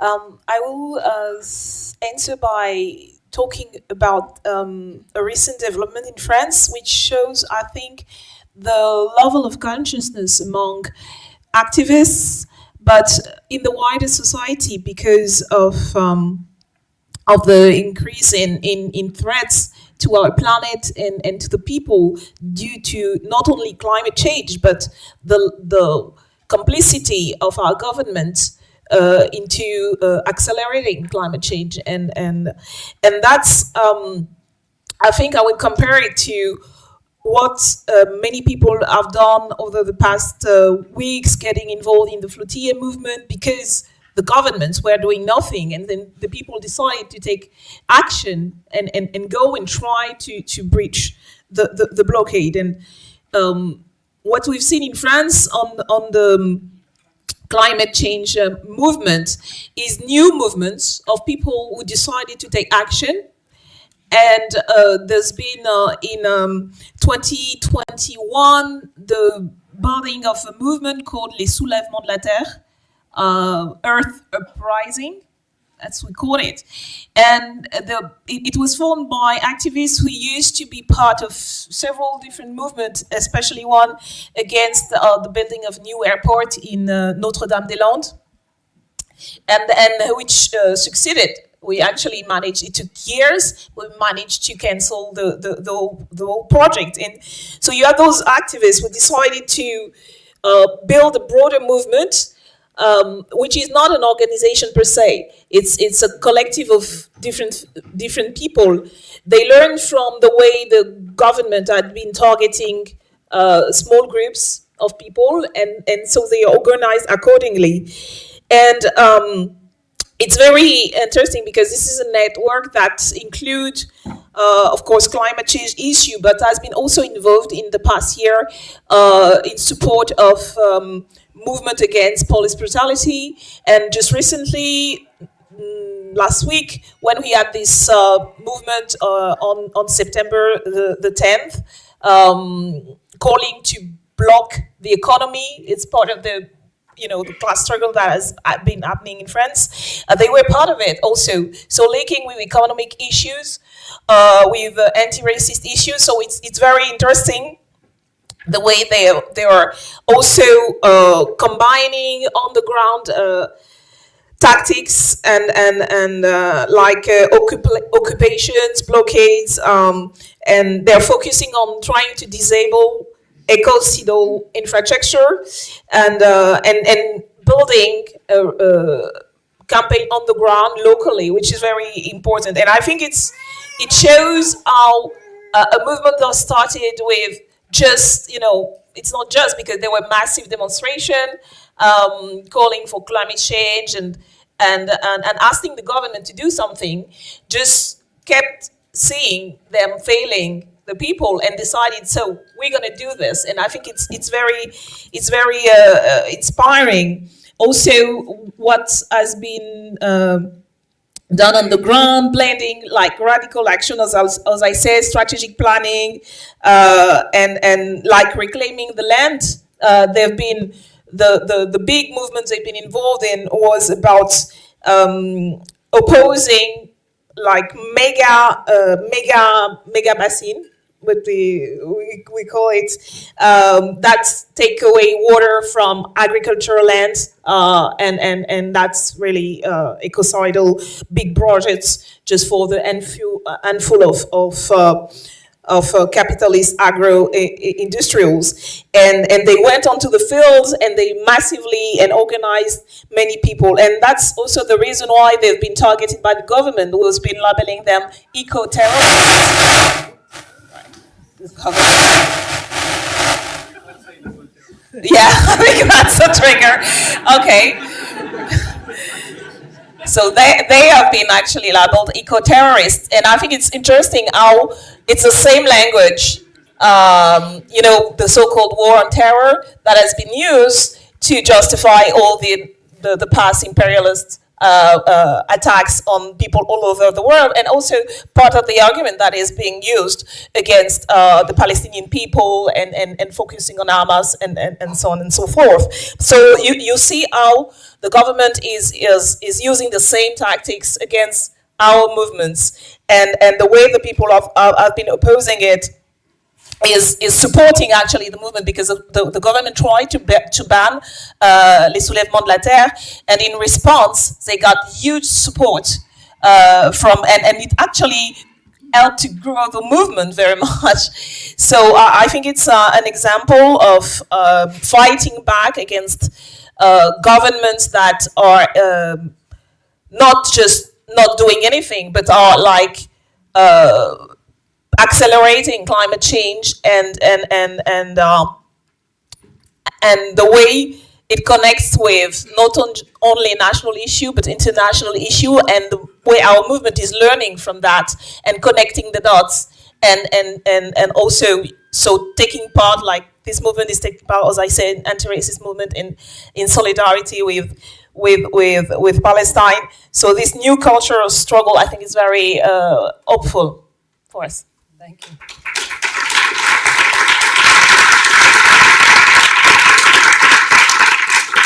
I think it's interesting what you say about the more they try to ban us, the bigger we become, and we've certainly seen that here with the effort against Palestine Action. I'm not sure if I'm allowed to say that out loud, or whether they're going to haul me away now, but anyway, it's the same thing, that each time they arrest some, more come back. But I think you also raise a very interesting point. And Jason, I just want you to know I haven't forgotten about you up there on the screen. I'm sort of going to circle through and come back to you at the end, because I think you have something very important to say that can wrap up what we're talking about before we go to questions. But this whole idea of stamping out resistance, David, I want you to sort of return to West Papua in particular, and the use of ecocide as a way to wipe out resistance. That if we destroy everything around you in the environment, that'll completely undermine any possibility of resistance amongst indigenous people. And what we tend to forget, I think, about somewhere like West Papua is that what happens there doesn't just affect them, it also affects us around the world in making climate change worse. So could you give us a little bit more detail about the situation there and why it's so important to be supportive of the struggle there? Yeah, sure. Thank you. I will, but can I very, very quickly just respond to what Daniéle said, because I think this overlapping of struggles that's going on right now is really crucial here as well, because the struggle against prescription of Palestine Action, you're allowed to say prescription of Palestine Action if you're not allowed to. But the struggle against the prescription of Palestine Action is being led partly by people who were in the climate movement. So Defend Our Juries is an organisation that was established, set up to support climate protesters. And actually, if we look at the kind of the roots of some of those organisations, they have common roots. This is not just happening now, but there's a really powerful bringing together of the climate movement and the Palestine solidarity movement right now that I just wanted to kind of say that in a moment where we feel like things are being a bit divided and maybe we're being weakened, that strikes me as being a very, very strong front at the moment of unity. So just to say that, you can clap if you agree or not. So yeah, that was a vanity clap. Sorry. Getting back to this, the serious point and the point that Linda's asking. Look, it's obvious in West Papua, and I am partly here going to kind of. There's a booklet that the Centre for Climate Crime and Climate Justice just produced on the British companies who are profiting from West Papua, which is in the heart of the third biggest rainforest area in the world after Amazon and Congo basins. So that's available on the stall, and if you want to know more about that, Hassani from the West Papua, from Free West Papua is there to talk about it. But if you're in West Papua and you're resisting state violence, you're also resisting the mode of industrial development, and you're also resisting the destruction of the rainforest. There's no division between the two. It's obvious. It might not be so. It only becomes obvious in moments of conflict in other places, but that's what the mode of resistance is. The mode of resistance is an anti-capitalist movement, which doesn't necessarily explicitly call itself environmentalist, but it is. It's about the protection of the rainforest from predatory capitalism. Now that's kind of, those links are just self-evident if you're there. But I also kind of, the thing that's also self-evident is the point we were making before. The form of racism that people experience in West Papua is industrial. And the reason I say that is because the way that both the stereotyping and the targeting and the extrajudicial killings and the massacres that go on are based upon a racist ideology, which is about primitiveness. It's about the propensity of Papuans to violence, and you know all of those things. But the very specific techniques, racist techniques that are used by the state are arising from that mode of industrial exploitation. That's very, very, very obvious there as well. It's not so obvious to us. What are the links that we need to make? The links that we need to make is that, you know, first of all, British companies and shareholders in British companies are major benefactors. That's what we've shown. But also just the rainforest. If this rainforest goes, it really is, and I take in Jason's point, it's an uneven distribution of effects. But we're screwed if this rainforest goes. West Papuans are standing up and are taking their struggle to a brutal state on our behalf. Actually, we have to recognise that. And not only that, but the riches come back through the City of London. The riches from West Papua largely fuel a financialised model. A financialised model, by the way, which is increasing the gap between rich and poor here, because it means that the financial fraction of financial capital gets stronger in British institutions, and that means it weakens the working class. And therefore, I know we don't have enough time to talk about that, but there is a real solidarity between the fortunes of the British working class and what goes on, not just in West Papua, but on in the rest of the world. And I'm not denying that, of course, you know, the riches that have accrued from a whole history of capitalism haven't benefited British society generally, but they are applied in a way that is also affecting the way that we can resist financialization, privatization in this country. So, sorry, that's a very long answer, but West Papua's anti-capitalist movement has to be our anti-capitalist movement as well. It has to be, because the same conditions that are oppressing and repressing the West Papuans are limiting our capacity to resist and to exert some autonomy over our lives. And that's how I would respond to that.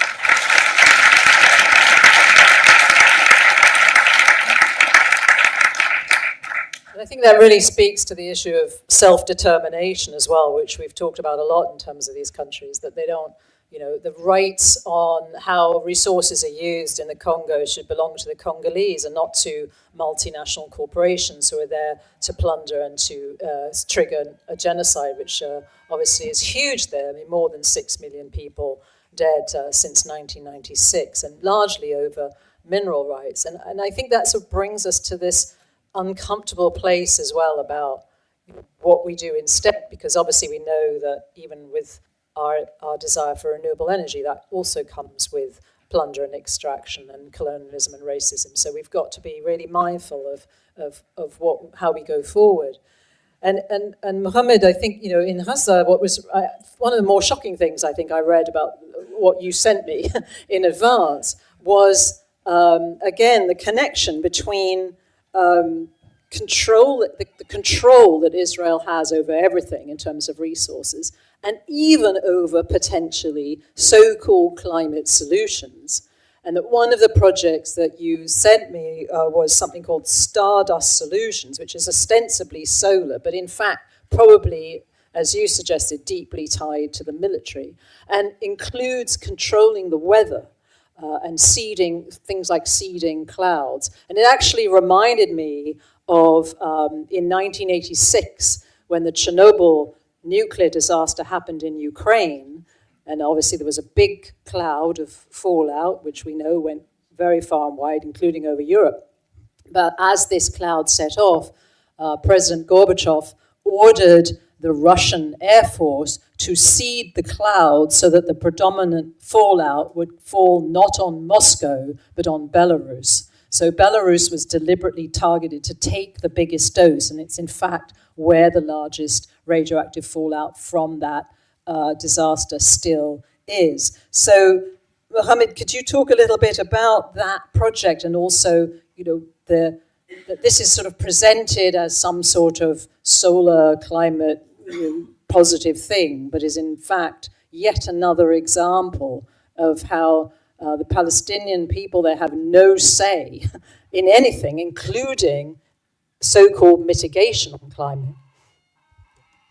The weaponization of the weather has been something that has been sort of described in the past, as you said, in the 1960s, but even with the Vietnam War, where it has been used by the US and by many other parties. Now, more recently, what we've seen is how Palestine has become a laboratory. Now, on sort of Stardust Solutions or solar geoengineering experiments in general, we've seen make sunsets, and we've seen other projects across the globe in the US and else sort of manifesting into colonial or neo-colonial projects.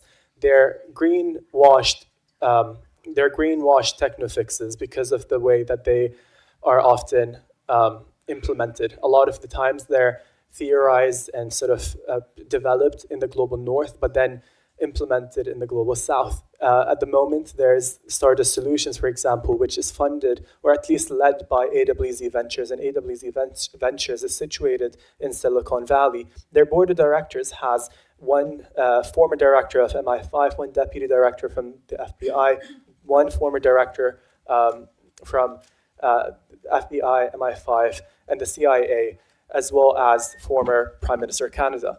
Now, they're also funded by the Israeli Defense Fund, and that just, one would question, why are those people funding a false or a so-called climate solution and not anywhere but in Gaza or in Palestine? More recently, what has happened was Janos Pastor, a well-known figure in the sort of climate realm, came out with a report on behalf of Stardust Solutions. He worked as a consultant for them, then sort of came out saying that, oh, actually all the sort of gains or all the monetary benefits I've gained from this project, I've donated to UNRWA. Mind you, he's written a report to guide Stardust Solutions to continue their experimentations in Gaza. And the way that it's been done is that Stardust Solutions, or solar geoengineering in general, as a climate solution, happens in two ways. One is through indoor experimentation, which is usually safer, and the other is through outdoor experimentation, which might be as well an assault to sovereignty and an assault to indigenous people and land. What has happened in Gaza so far is outdoor experiments that are low altitude, quote unquote, according to Janos Pastor, which is already a threat to humanity in Palestine and a threat to the land. The reason that is so is because, one, it's not a false climate solution. It's stratospheric aerosols that are injected into the air that we don't know what they do, and that's why they're a false climate solution. We don't know how bad they could influence the weather. We don't know how bad they could completely cover our stratosphere in ways that are supposedly meant to reflect sunlight. But for now, the key question is, why are these intelligence folk and why is the military industry and the larger military industrial complex in the US investing in it? We've contacted people from Drop Site News Anthony Lowenstein, Andreas Malm, etc. And there should be a book and a chapter of it coming out on October 7 in a few weeks. A lot of the work that we do as well at the Palestinian Institute for Climate Strategy covers the same topics. On an alternative note, besides solar geoengineering, what I wish to inject here and to really get all of us starting to talk about is the idea of climate reparations and the larger military-industrial complex in relation to climate change and climate justice. The key question here is why should we care? How does it fit into the larger reparations framework? Recent reports, especially one that we've worked on in collaboration with Tipping Point North-South, shows that $150 billion in reparation is owed to Palestinians, primarily by Israel and primarily by Germany and then the UK and the US and allies. The key thing to look into here is that reparations has to be covered from all aspects of harm and all sort of forms of displacement, but also in particular climate and military emissions that have been caused from the countless wars and genocides and slow violence in Gaza and Palestinian land. So I'll leave it here, but I just also want to end it from my part on this note, and it's that this did not, again, start on October 7, and it did not start in 2005 or even 1948. The energy infrastructure in at least Palestine, for example, in Yafa and Haifa and Tulkarem, started in 1920 with Phineas Rutenberg, a Russian Zionist, bringing electricity, creating the infrastructure for a Zionist Jewish state.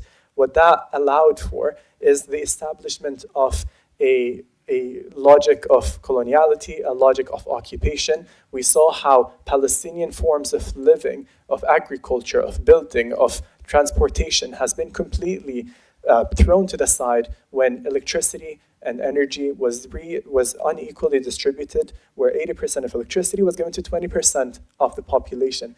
I'm saying this because this manifests into how energy dynamics and power dynamics are created today. And this is just one way of looking into inequality and looking into occupation, not just in Palestine, but across the globe. The UK is very much a society of petroculture that manifests in so many different ways, even in this room. And we're all complicit in the genocide just right now by being here one way or another. So this asks for a reinterpretation of how we see things and how we live and how we must continue cutting off our ways of complicity. And the Francesca Albanese report that came out a month and a bit ago is a great way to start. But this is just a way to begin an inquiry as to how climate change is really interlinked and very entrenched into the logic of occupation and coloniality, but then also how our daily lives and how we run our activities is also complicit. Thank you.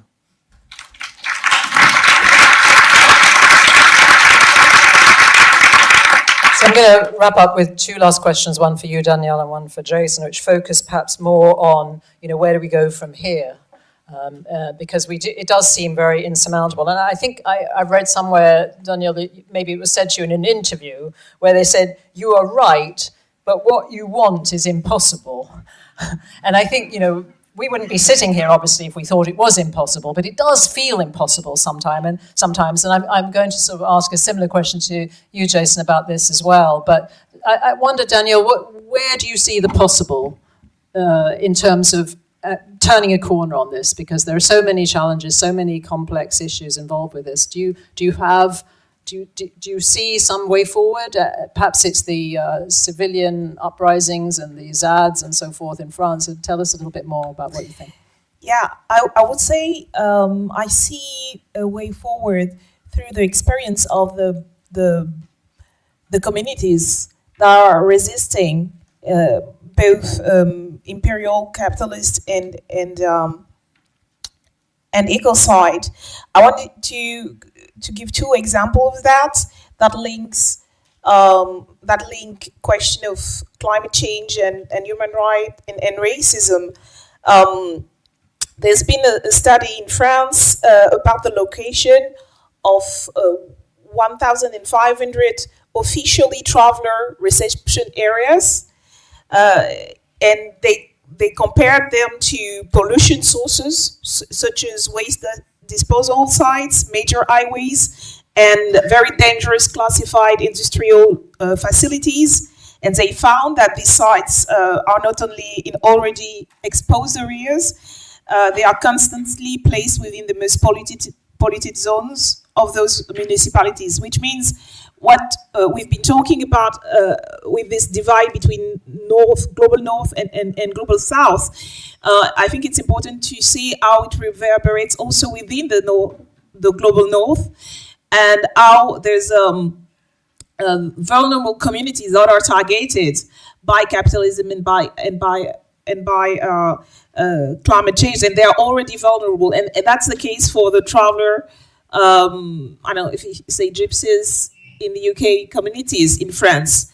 And what has been happening over the past year, it's that they have been organizing around these issues. There's a group of mainly women in the north of France that decided to fight back against their living conditions and the fact that they have been subjected to pollution and also the place that are by law, the towns are by law obligated to give them, electricity, energy, clean water, and a lot of the municipality don't do that and let them in those very polluted areas and stuff. And this group has been organizing and fighting back. And the first thing also, what is important is that they've been asking left movements and climate change movements to take their demands into account, because especially when you think about anti-Tsiganism, which is the racism against Romani and travelers and stuff like. In France, it's one of the most profound racism, most structural racism, and even on the left, we are not really that much involved in supporting those people, not enough. So it was also a wake-up call for us when those people organized and said, okay, you're supposed to be, on the side of the oppressed and all that, but we're here. You don't even see us. You don't see what we've been experiencing. So I think that's for me. It's a great example. That the other one I want to talk about is also it's also a legacy of French imperialism and colonialism, because it's been happening in the West, French West Indies. It's a big scandal, health and climate and environmental issue about a pesticide called chlordécone that has been used in banana plantations. It's also a legacy of colonialism in Martinique and Guadeloupe, the French West Indies, that the economy is built around, those plantations. And it's a very dangerous pesticide that means that cause cancer and a lot of disorder in people, and also it's stays in the environment for centuries, like literally centuries.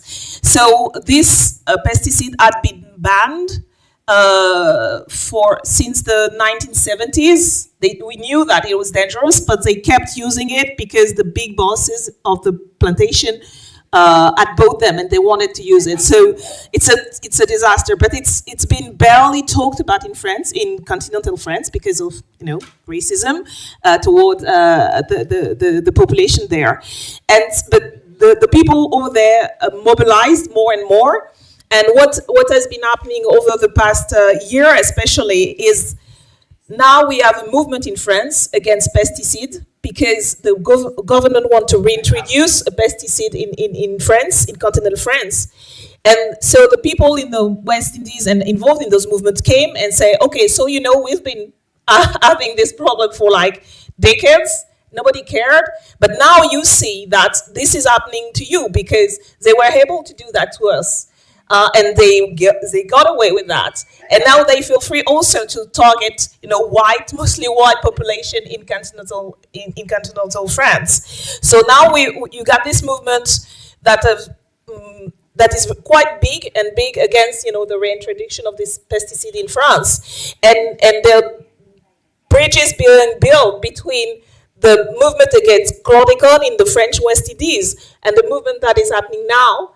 Around this other pesticide. And to me, it's also very important to see this as a way forward, like connecting our fight, our struggle, who are similar, and to understand that if we let the most vulnerable communities targeted and poisoned and subjected to racism and ecocide, we will suffer it sooner or later. And nowadays it's sooner and sooner now. So those to me are like example of how we need to build those connected. They are connected in the way the system is targeting us. So we have to connect our fight, and I think that's a good foundation for fighting back and winning.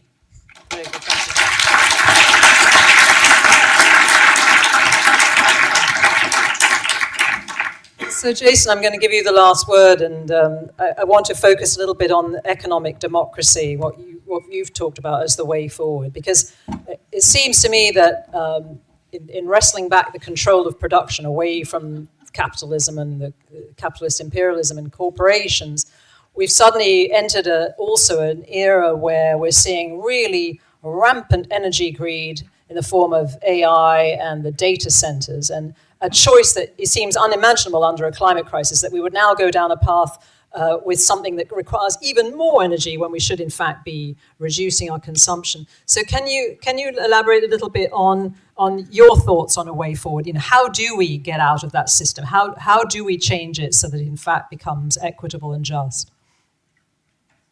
Yeah, thanks, Linda. And can I confirm you can hear me all right? You can. Okay, great. So yeah, I enjoyed what the panelists had to say. I thought it was really rich. I'm trying to think of what I can add here. But what I want to do is kind of explain briefly why I think it is that we have to understand the climate crisis as an effect of capitalism, like 100% a problem of the system of production, driven by capitalism, and it's capitalism that's preventing us from addressing it. Now, to me, this is something that's frequently said on the left, but I feel is not often specified well enough. Like why is it exactly that capitalism poses these obstacles to us, and what does that mean for the way forward? I think that when people hear the word capitalism, they often think of things like markets and businesses and trade. But I think it's important to understand that those things they pre-existed capitalism by thousands of years. They're innocent enough on their own. They take in many different forms. What distinguishes capitalism from other economic systems is that it's fundamentally undemocratic, right? Now, and that's true for even those of us who live in political democracies. When it comes to the economic system, the system of production, which we are all engaged in every day of our lives, it's fundamentally undemocratic. Not even a shadow of democracy is allowed to enter, right? Under capitalism, production is controlled by capital, by which I mean the big commercial banks that guide investments, the major corporations that control the means of production, and the 1% who own the majority of investable assets, right? They're the ones that determine how to use our labor, how to use our productive capacities, what to invest in, what to produce, et cetera, et cetera. The workers, those of us who are actually doing the production, do not get a say in how our own productive capacities are used, right? And for capital, it's crucial to understand the purpose of production is not to meet human needs or to achieve any ecological goals of any kind. The purpose is to maximize and accumulate profit. That's it. That's the system we live in, right? Now, the result of this is that it leads to perverse forms of production. We get massive overproduction of things like fossil fuels and SUVs and private jets and mansions and weapons, right? Because these things are highly profitable to capital, but we get chronic underproduction of obviously necessary things like renewable energy, public transit, affordable housing, regenerative agricultural food, etc. Because these things are obviously much less profitable to capital or not profitable at all, right? So this is what leads to the totally absurd paradox that we currently live under, where in a country like Britain, let's say, we have massive levels of aggregate production to the point of blowing past planetary boundaries and driving ecological breakdown on a planetary scale, and yet we at the same time have massive human deprivation, right? What explains this paradox is that control over production is in the hands of capital. Now this is extremely clear when it comes to the question of the energy transition, okay? We know what we need to do. We must scale down fossil fuel production, and we need to increase the transition to renewables, okay? But it's not happening. And why is it not happening given the fact that there is mass popular will and we know exactly what to do? It's because fossil fuels are 3 to 4 times more profitable than renewables. And so capital keeps investing in fossil fuels and makes totally inadequate investments in renewable transition, even while the world burns around us, right? I mean, just recently, BlackRock and other major investment firms, which hold trillions of US dollars in terms of investment power, came out and said explicitly that they are abandoning their commitment to climate investments because it's not profitable enough, right? I think this has to be a very clear wake-up call to us that this transition is not going to happen as long as capital is in control of investments, okay? And the same thing is true, not just when it comes to energy, but all the other forms of production that are at stake here. We have to scale down production of SUVs and data centers, for example, right? Mansions and so on. Capital is not going to do that because it will not scale down any form of production that is profitable to it. And we have to increase things like public transit, but capital is not going to do that, you know, or insulate buildings because these are not profitable activities, okay? So if we agree here that the main problem here is that capitalism is anti-democratic, then I think we have to see the solution as economic democracy, right? Extend the principle of democracy into the realm of production so that we can democratically determine how our labor and our productive capacities, our planet's resources, should be used and for what purposes, right? In other words, socialism. And we can talk about what concretely that would look like, and I think that being concrete is actually quite crucial here. So I would say, if I was just to limit it to a few very brief things, we would need a public finance institution which can make the necessary investments in things like renewables and public transit and regeneration, et cetera, totally regardless of the question of profitability, right? That's crucial. We have to have that. It's non-negotiable. We also need a credit guidance framework which can impose rules on the commercial banks and major financial firms that will limit their investments in destructive forms of production, right? Quantitatively limit those investments while requiring them to increase investments in socially and ecologically necessary forms of production, okay? And then finally, I would say we need to nationalize key sectors like the energy sector and the public transit sector so that production in these sectors can be brought in line with social and ecological objectives. Whereas as long as they're under the control of capital, this cannot occur, right? And so, like, basically I want to emphasize here this important fact. People will often say, like, you know, the climate crisis is intractable, very difficult to solve. It'll take us generations, you know, 1.5 degrees is impossible, and, you know, like hitting 3 degrees is inevitable at this point because the system has so much inertia, et cetera. All of this is false. All of this is lies. The climate crisis is extremely easy to solve. We know exactly what to do. We have more than enough productive capacity to do it. We can deal with the problem in an extremely short period of time, right? Ending human deprivation and achieving our ecological objectives at the same time. But it cannot happen under capitalism. It cannot happen under capitalism. It will not. And I think it's clearly going to require democratic control over the means of production.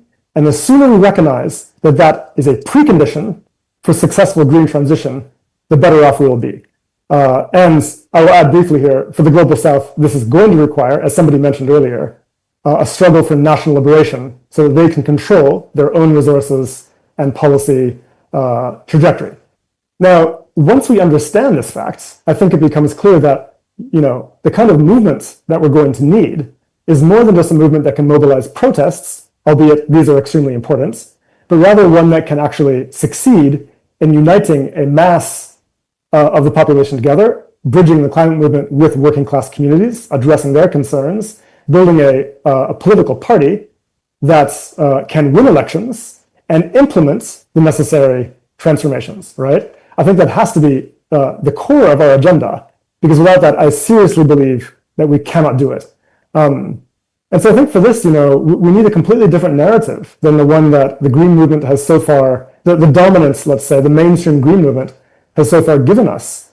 The mainstream narrative has been something like, you know, the ecological crisis is a result of overconsumption, therefore we have to address our individual behavior, and so it becomes a kind of politics of guilt. Instead, what we need is something much more radical, right? A narrative built around the fact that we are the producers. We are the ones that produce all of the wealth of the nation. But right now, we do not have control over our own means of production, right? We're prevented from doing what we know needs to be done, prevented from addressing basic social and ecological needs. We are hostage to capital, right? And so therefore we need to regain control over production. And when we do that, then we can solve our ecological and social crises in a short period of time. A narrative like this that centers workers and ordinary people, not as objects of guilt, but as agents of radical transformation that can achieve the objectives that we need.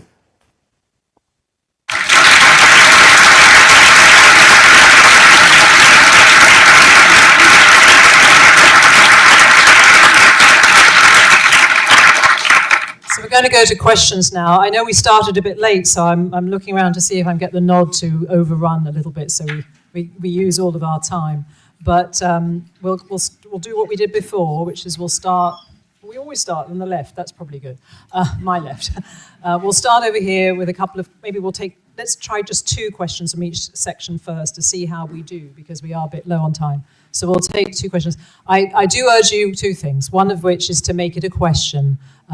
Take advantage of our panel here to ask them something rather than a statement, if you don't mind, and also to keep it really as concise as possible so that we give everybody who wants to a chance to ask in the time we have left. And Charlotte's going to come around with this microphone and we'll see if, so we'll look for some hands on this side. I see a gentleman in the back, I see a light shine, a young woman in the middle there, so the 2, do you see them at the top? Let's start with those 2.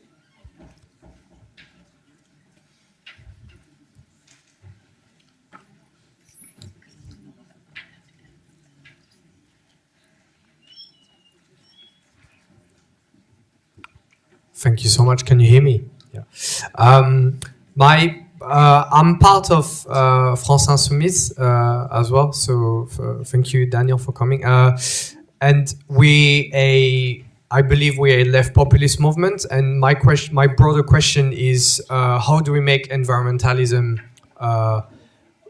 populist and popular? As in, is there any campaign that particularly worked recently that you have in mind? Because the problem I see sometimes when I'm canvassing, when I'm door knocking, is that a lot of people believe that there's a sort of like globalist green agenda to, control people. Like, for example, like they don't want us to eat meat because meat is like muscle, and if you don't have muscle, you can't make the revolution, this sort of thing. I'll give another example that's very concrete. I'm going to ask you actually not to give any more examples because we really need to keep the questions short. I think you've made your point, so we'll take that and move on. Sorry. Mario from Belgium. David referred to the creation of Israel for the interest and control of resources in the region. Also, Mohammed referred to that for the Stardust project and so on. Can we also consider that the choice of going for a genocide today in Gaza is linked to the gas reserves in front of the beach, or is that not a link?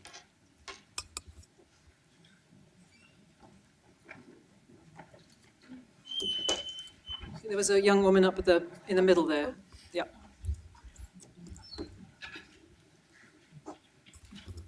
My question is really simple.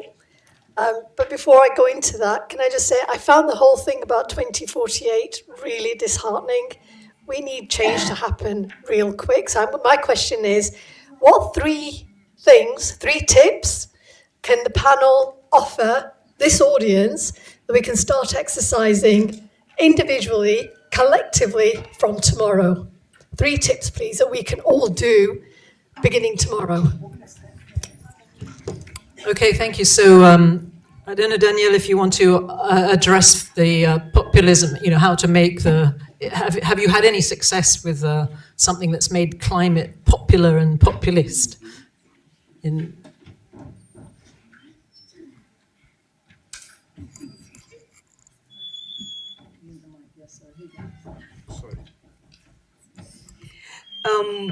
Well, I don't know if it's a good example, but I think it's the one I'm going to talk about is a way how we don't make climate change anti-people. And this is a debate in France between us. We call ourselves, we are a Green Party, but a radical one, which means that we think that we need to be anti-capitalist if we want to face climate change, or else it's more like, gardening and stuff like that. It has to be to focus to the core. So it's a debate between us and our colleagues on the Green Party in France about, I don't know how you say in English, about local low emission, zone of low emission. I don't know if you, yeah, it's the same term. It's a area in cities that forbids some cars, and they're trying to implement it in France, and the problem being that it will affect mostly working class people and people living, for instance, I live in Paris, all the people living around Paris and outside of Paris, they need actually their cars to get in the city and to work.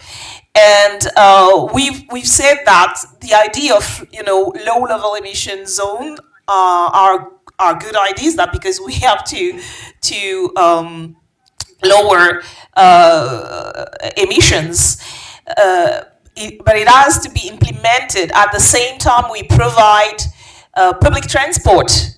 We provide alternative means for the people, because or else it will mean that people who can afford not to have a car, for instance, I do live inside Paris, where I don't need a car because I live inside Paris, but a lot of people can afford that.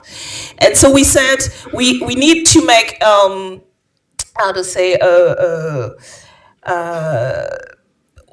we need to make a pause into implementing those zones, because we have to make sure that the people will be affected. We can't afford to live without a car, have alternative means. And I think it's very important, especially because that's a focal point for the far right. They've been campaigning on that issues in order to win over working class people. And I don't know if you've been following what has been happening in France over the past years. There has been this big Yellow Vest movement who started and who centered around the fact that people were living in places where they needed a car, and they actually mobilized against the rising price of gas. So I think my example was to show that we need to be there also to say that environmental issues are not anti-working class people, or else the far right will win them over. And I think it's the best way to campaign for public transport and stuff like that if we are consistent in also supporting working class people. Okay, thank you.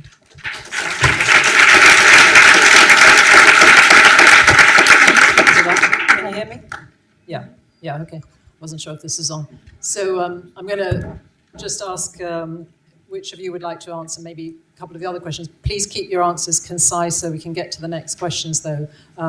There was one about the gas reserves off the coast of Razan, and Jason, you'll have to sort of shout and interrupt us if you want to answer, since you're not sitting here. Just let us know if there's one of those questions you want to answer. And then there were the 3 tips, which I think, we'll take one each maybe, or we'll get to 3, but don't do 3 each. So we don't have time. I was going to respond to that by answering the first and the third question in the same way. The successes are the 3 things, if that's sounds okay. Brilliant. Go ahead. But very quickly on gas, look, I think on the Levant field and on the gas off Gaza, it's very clear to me that what Israel is doing is using that gas to integrate itself further into the Middle Eastern economy, and particularly the Middle Eastern energy economy it's exporting to Egypt. It's using that to cultivate relations with other Arab states. Mohammed might say more to me than that. And that's part of the geopolitical manoeuvring that's going on. Is it a motivation for the genocide? I don't think I don't think we need to go down that route, to be honest. It's strengthening Israel in particular ways, which strengthens its ability to do that. 3 successes, 3 things. I'm going to try and be a little bit even more concrete than Jason, because I agree with Jason. We have to be concrete, but I'm going to be a little bit more concrete. What do we do in the here and now before we build the social capacity to do the kinds of things that Jason's talking about? First of all, ULEZ, someone in the crowd mentioned ULEZ, which is our low emissions programme in London. I think the politics of that were handled disastrously. I actually feel sorry for people who have vehicles that they rely on to work in that were frozen out of that economy, because my solution is not to impose those restrictions unless we tax the polluters. We have to tax the polluters to make sure that everyone gets a van. Never mind gets £2,500 to subsidise a van that's going to cost £20,000. So that's the kind of agitation that we need, and to undermine the reform claim that what we're dealing with is a liberal elite, things imposed from above by a liberal elite, because actually, to some extent, it is in those terms, but it doesn't have to be. That's the first thing. The second thing, we empower workers, because when workers are empowered in their workplace, they are able to slow down their work, to de-intensify their work. The climate catastrophe is being accelerated literally because work is intensifying everywhere across the world, and we don't talk about it in those terms. When workers are in unions, they're able to demand shorter working week. When workers have got national bargaining, they're able to do that. When workers are organised in their workplaces, they can slow down and de-intensify production. We don't think about it in climate terms, but we empower workers and we strengthen unions. That gives us the tools to be able to de-intensify work. And that is happening in a lot of industries. Third, public ownership. There's a big discussion right now. The Starmer government, people are surprised that Starmer government keeps talking about criminalising water bosses or criminalising or sending bosses to jail. We have to be very careful about that, because what that is an excuse not to bring water into public control, and that will be going on in a lot of other industries. No, there are 70 to 80% of the British people who want water in public control. We can say, instead of fining Thames Water 100 million, we take shares. We take £100 million worth of shares from Thames Water, we put it in public control, and that will be popular, and it's a realistic demand. And that begins to weaken the capitalist structures that are shoring up this mess that Jason was talking about, and prepare us for a more revolutionary change that we clearly need. Thank you.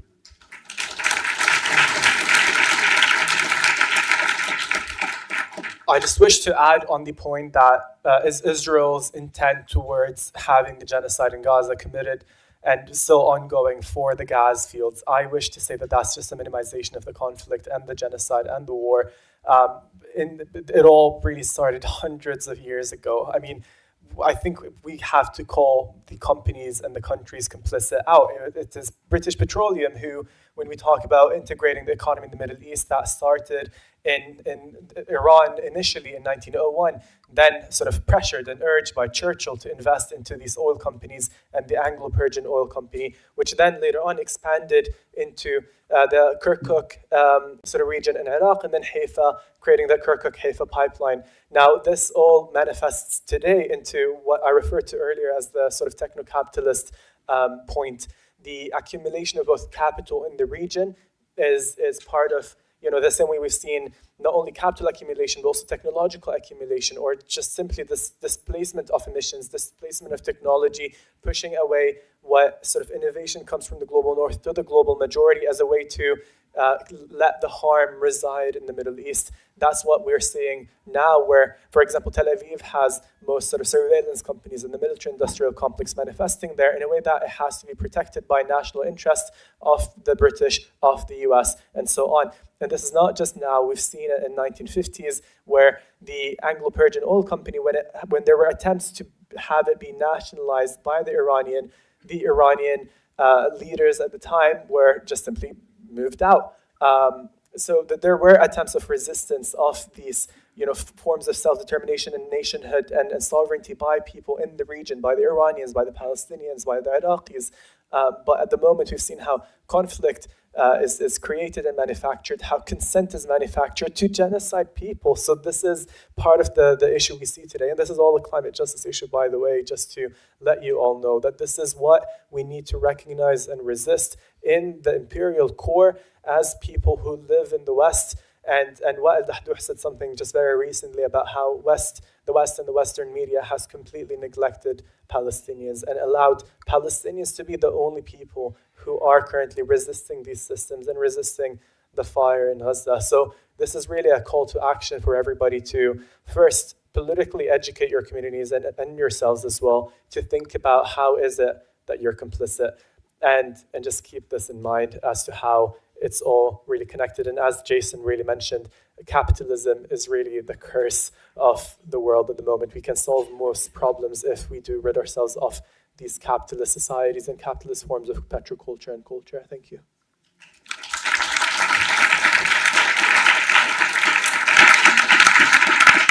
Jason, do you want to address any of those questions, or shall we move on to the next one?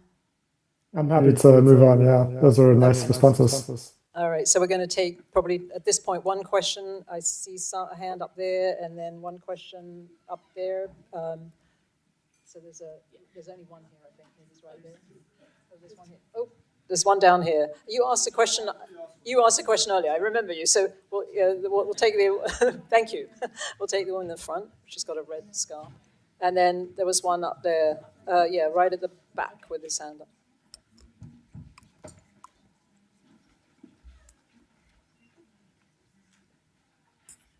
Thank you so much. This has been an amazing panel and really, really helpful. My question is, you said that we need to think about how we all can be complicit in genocide if we don't resist. And I was looking at the data that in the first 15 months of Israel's bombing of Gaza has produced more CO2 than 100 countries' annual emissions. So this is not just genocide of people in Gaza, this is genocide of people globally through ecocide. So how do we reframe the conversation that we all are victims of this genocide?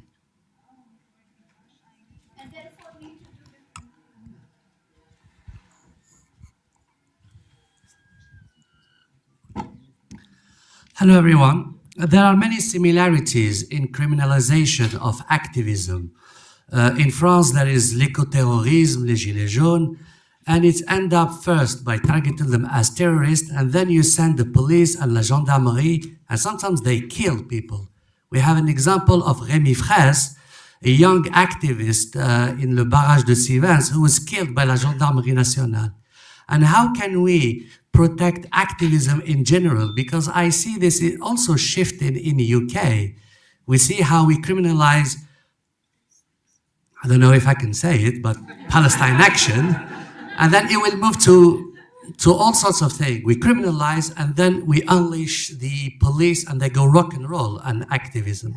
So is there anything we can do to protect more activism? Thank you. So Jason, I'm just going to ask you if you'd like to answer either of those questions first before we go to the live panelists here. Okay, yeah, in terms of the question about Palestine, I mean, I think that Mohammed is probably best positioned to answer that, but I can say this, like, I kind of encountered a lot people in the green movements or the climate movements who will try to say that the reason we should care about what's happening in Gaza is because it's also ecocide, right? And this is what connects it to. But to me, this is actually a fairly, I mean, of course it's true, but it's also, I think, a fairly weak argument. I mean, there's many other much stronger reasons we should oppose the genocide. And there's also many other much stronger reasons that we have to understand the connections between these two crises, right? And I think one of those, I would just point to this fact, which is that if we assume that all countries in the world, if we understand that all countries in the world must achieve an ecological transition, right? Leaving aside the fact that this must be driven primarily by transformations in the global north, all countries have to also pursue energy transition, okay? This cannot happen under the current conditions where, say, for example, under World Bank and IMF structural adjustment programs, or under any of the dictatorship of foreign capital that overrides national democracies in the global south, right, determining macroeconomic policy, right, it cannot happen until there is effectively national liberation and economic sovereignty in the global south. When the south controls their own means of production, right, their own labor, and their own resources. That's not the world we live in. That's the world we must achieve. Now, how do you get there? You get there through national liberation struggle, right? And the Palestinian movement is engaged in precisely that. It is a struggle for national liberation, right? And must be understood, therefore, this is the kind of struggle that every person who cares about the climate, right, must back. Because, again, national liberation is the precondition for ecological planning and ecological transition. Simple as that. Now, you can see how the states of the imperial core react very strongly against national liberation in the global south, right? To the point of totally genocidal violence, spitting on their own claims to supporting human rights and international law, right? Why do they do that? They do that because they understand that the capitalist system is a world economy where capital accumulation in the imperial core depends on the subordination of producers in the global south, the subordination of workers and producers in the global south, right? To supply cheap labor and cheap resources for commodity chains that service northern profits, right? National liberation movements threaten that order fundamentally. And that is why every time successful national liberation movements have emerged, they've been brutally crushed. Today it's Palestine, but before it was Libya, before it was Iraq, before it was Vietnam, before it was Indonesia, before it was the Congo, over and over again we see this pattern. The capitalist world economy requires the suppression of national liberation movements, and we, who must resist it for our survival and for humanity, must oppose that, right? Must support national liberation in the South. And so I think that that's the reason. That's the reason that anyone who cares about the climate or anything else should care about the struggle in Gaza.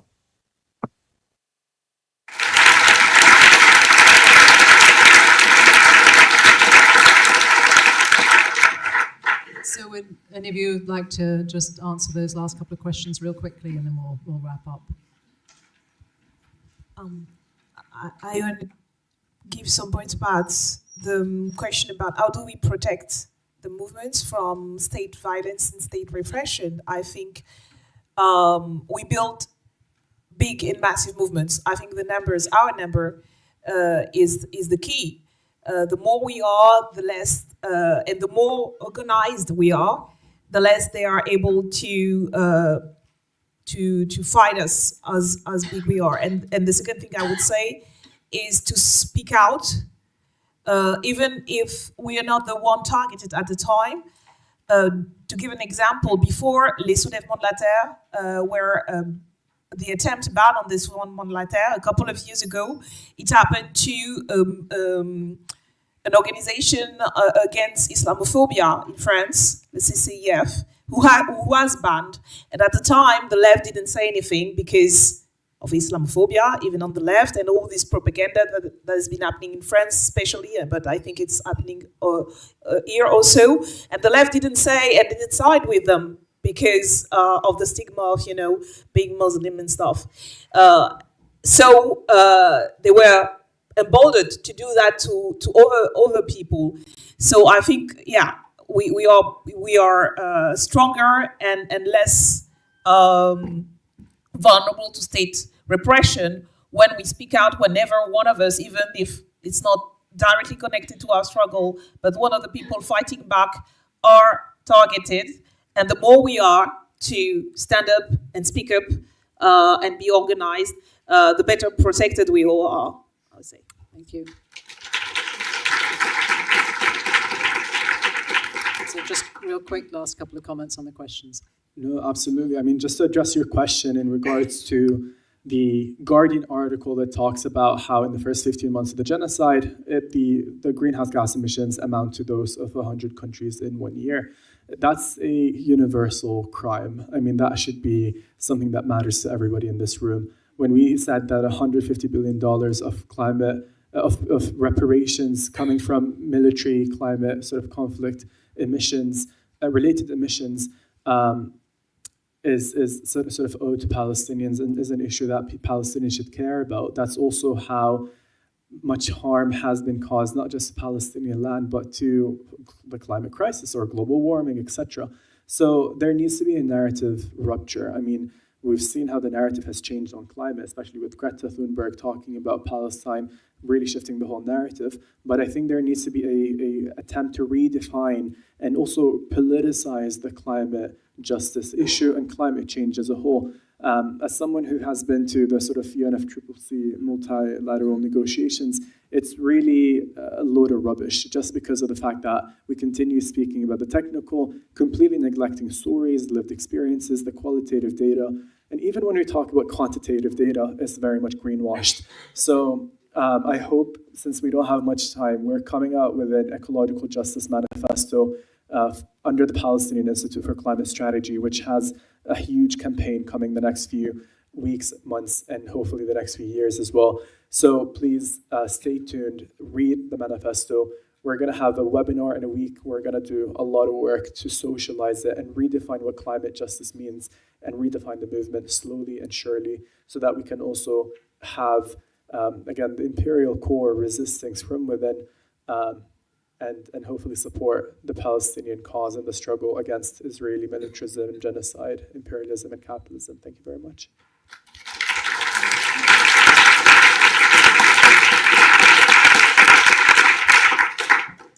On protecting activists, I'm not saying that workers' organisation is the solution to everything, but I think there's a lot more that can be done in bringing the labour workers' organisations and particularly trade unions into this. And I'll give you one example.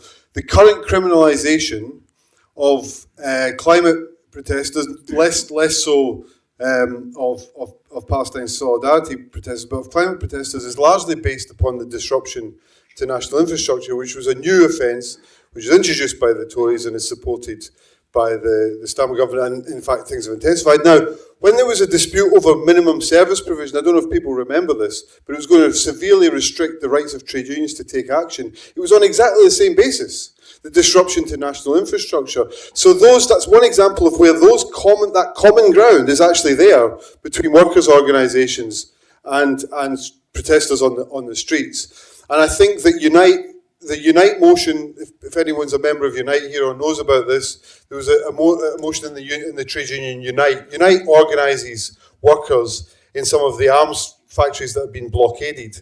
And their union leadership was supporting the right of those workers to continue working in the face of protest, primarily. And that vote of the conference has overturned that. I'm not saying but symbolically that's very important because it says, no, we can support workers' rights, but we also have to support the protesters who are trying to bring down an infrastructure which is supporting a genocide. So I think that's partly the answer to that question. Very last point on Jason's point on struggles of national liberation. There is a struggle of national liberation that we've mentioned here. That is partly a political struggle. It's partly an armed struggle. It's going on in West Papua right now. And one of the things that struggle is aiming to do is to get rid of British capital and international capital, to get rid of BP in Tanggu Bay, ruining one of the world's most important areas of biodiversity. And by the way, this is it's kind of making the point about Gaza, but in a different way. BP in Tanggu Bay, the amount of carbon that will be produced in the expansion of that facility will effectively wipe out. It's the equivalent of all of the EU's emissions reductions between 2015 and 2030. Now, if that struggle for national liberation in West Papua wins, then they have a chance of preventing the expansion of that facility. If it doesn't, they don't. And that reinforces the point that a lot of this stuff can be won through international solidarity. We have to build in our own workplaces, in our own communities, of course, but we need to do it in ways that make international campaigns and national liberation struggles effective, and then we try and redress the balance and again, weaken those structures of global capitalism that have to be fatally weakened.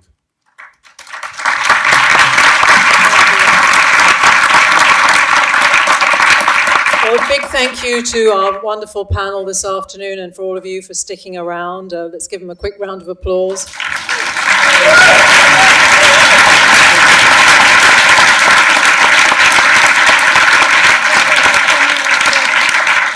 We are going to take a short break. There is one more session. Please stay for that. There are books outside. Please browse the booths there, the poetry books there for purchase. There are other pamphlets and information tables, so please take a good look at those. Buy a book and come back in 15 minutes.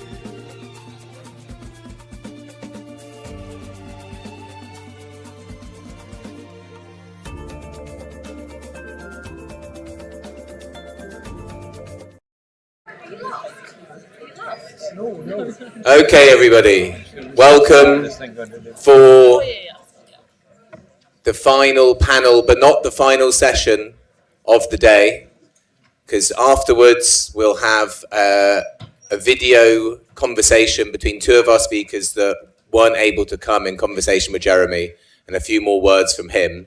And then, as you can see above, without the address, but, as we will be discussing on this panel, we all have these sort of internet phone things that tell us where to go and what to do and have some insidious control over us, but also they can be useful. And one of the ways they're useful is the map.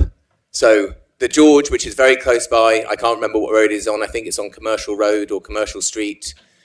one of those, don't go to the wrong one, don't blame me, sorry, where there'll be music and a gig and it's fun and it's very nice. And upstairs is peculiar, I'm told, if you like that sort of thing. I don't know what that sort of thing is. You can find out. So today, now, we're going to talk about not just the media landscape, but also how that relates to digital platforms, data, and artificial technology. And I don't know why, but when I was thinking how to present this on the way here, I kept thinking of Jello Biafra and the Dead Kennedys, which probably won't mean anything to anyone. Oh, there we go, brilliant. And the Dead Kennedys have a song from, I think, 1976 called California Uber Alles, which is about Jerry Brown, who was governor at the time, and saying what a threat he was and so on. And then there's a new version when Reagan becomes president, which is, we've got a real problem now. And I feel like that's where we are with the media and communicative landscape. We know that we had big problems with billionaire-owned TV and print media. We'll hear about some of those problems today, but they have been deepened and extended with not just billionaire control, but centre billion, is that a word? Soon to be trillionaire controlled mega platforms and artificial intelligence shaping the things that we see.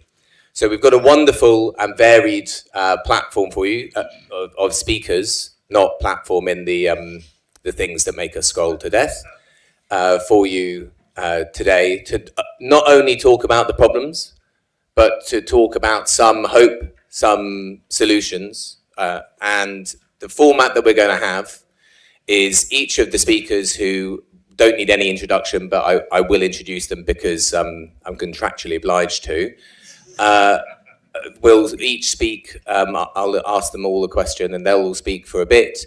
Then we'll discuss amongst ourselves for a bit. And then we'll have questions from you all in the room and you watching online as well. So if you put your questions into the chat, Artin or some other very clever person will find some mechanism to get them from you to me, and we'll also ask those and hear from our panel. So to very briefly introduce people who need no introduction, we have Peter Oborne, who, as you all know, is a extremely distinguished and experienced British journalist. He was the chief political commentator at the Daily Telegraph, resigning in 2015, citing ethical concerns over the paper's relationship with its advertisers. He is also a broadcaster. You'll recognise him from Channel 4's Dispatches.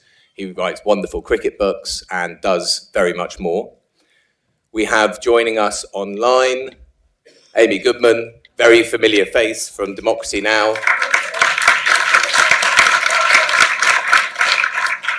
And judging by that reception, I don't need to say anything more about her. You all know her very well. You're very familiar with the War and Peace report every morning. Welcome, Amy. We have with us at the end of the panel there, Ashira Darwish, who is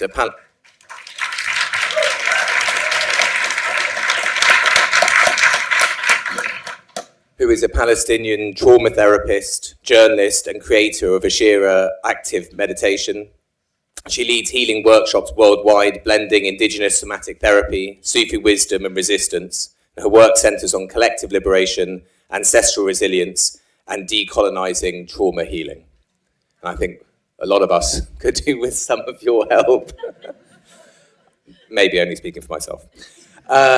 And also, we have Emre Kazim. Emre has an extensive background in the governance of artificial intelligence and has published more than 30 peer-reviewed articles on the subject. And he's a senior honorary research fellow at UCL's Computer Science Department, where he completed his postdocs. And as you will hear, he's also a philosopher. That's where his PhD is, in philosophy. So please welcome our panel.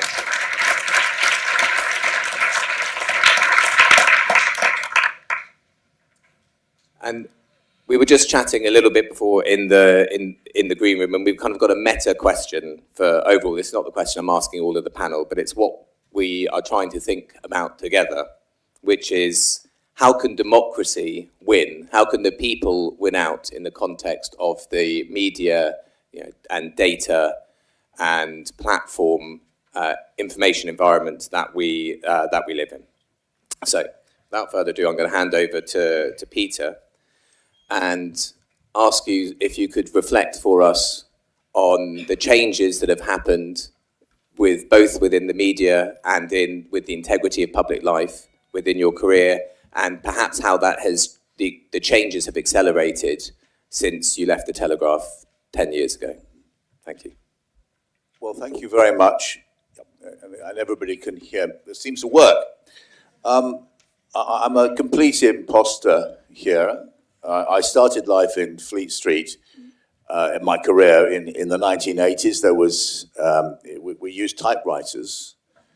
Copy boys would lift the carbons and take them, push them down a slide into the bottom of the building, where composters would build the paper, and then great trucks would come and pick up the papers and take them around Britain. It was quite that was how it was. It was a different world, and a world I understood. And I found computers, when we eventually moved on to computers, quite stressful. And we've now moved into a different world entirely. But what I thought was, which I understand even less, and on the way here, I read a tweet by somebody called Representative Jim McGovern. I should take him to be a Democrat. And it reads as follows.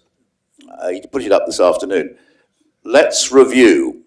X owned by Trump's largest donor. Facebook owner gave Trump $1 million. TikTok, soon operated by billionaire Trump donors. ABC fined Kimmel, gave Trump $15 million. CBS fired Colbert, gave Trump $16 million. This isn't normal. Free speech doesn't belong to billionaires. Now,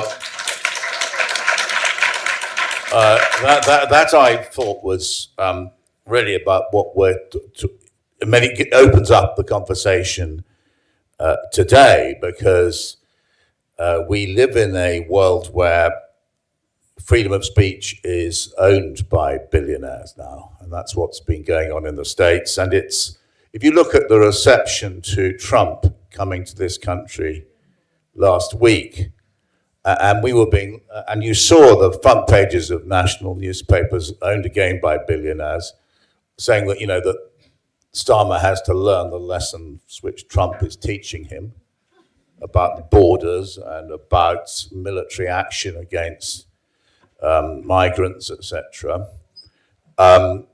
We realize that the media has gone.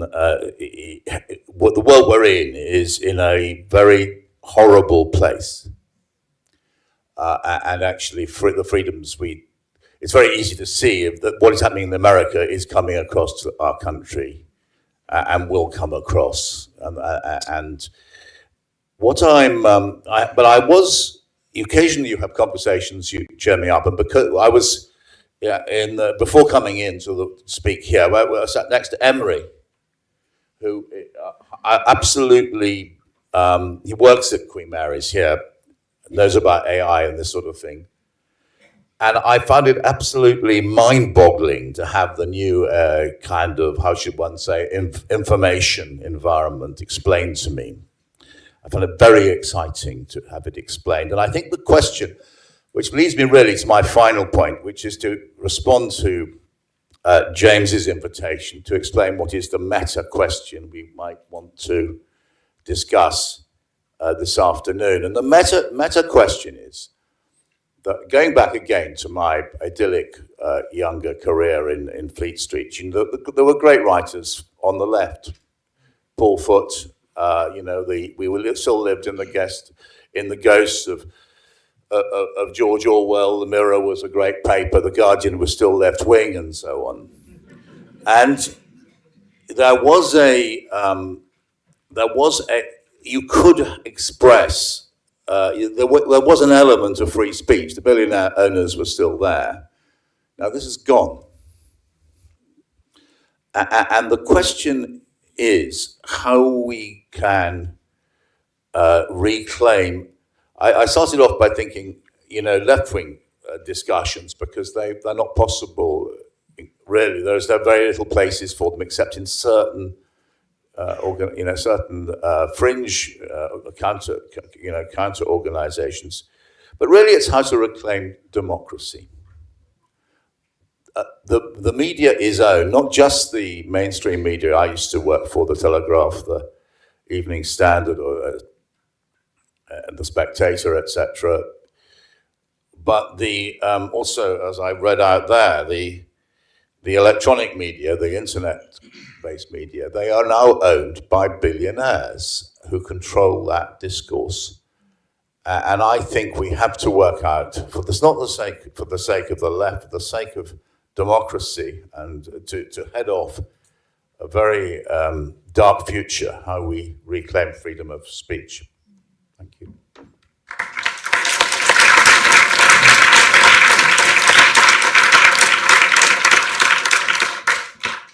Thanks, Peter. Ashira, how does the media and the information system impact trauma, particularly for oppressed and occupied and colonized people? And also, could you reflect a bit on how the trauma that is suffered by people is now so present to us, but mediated through our phones and through these platforms?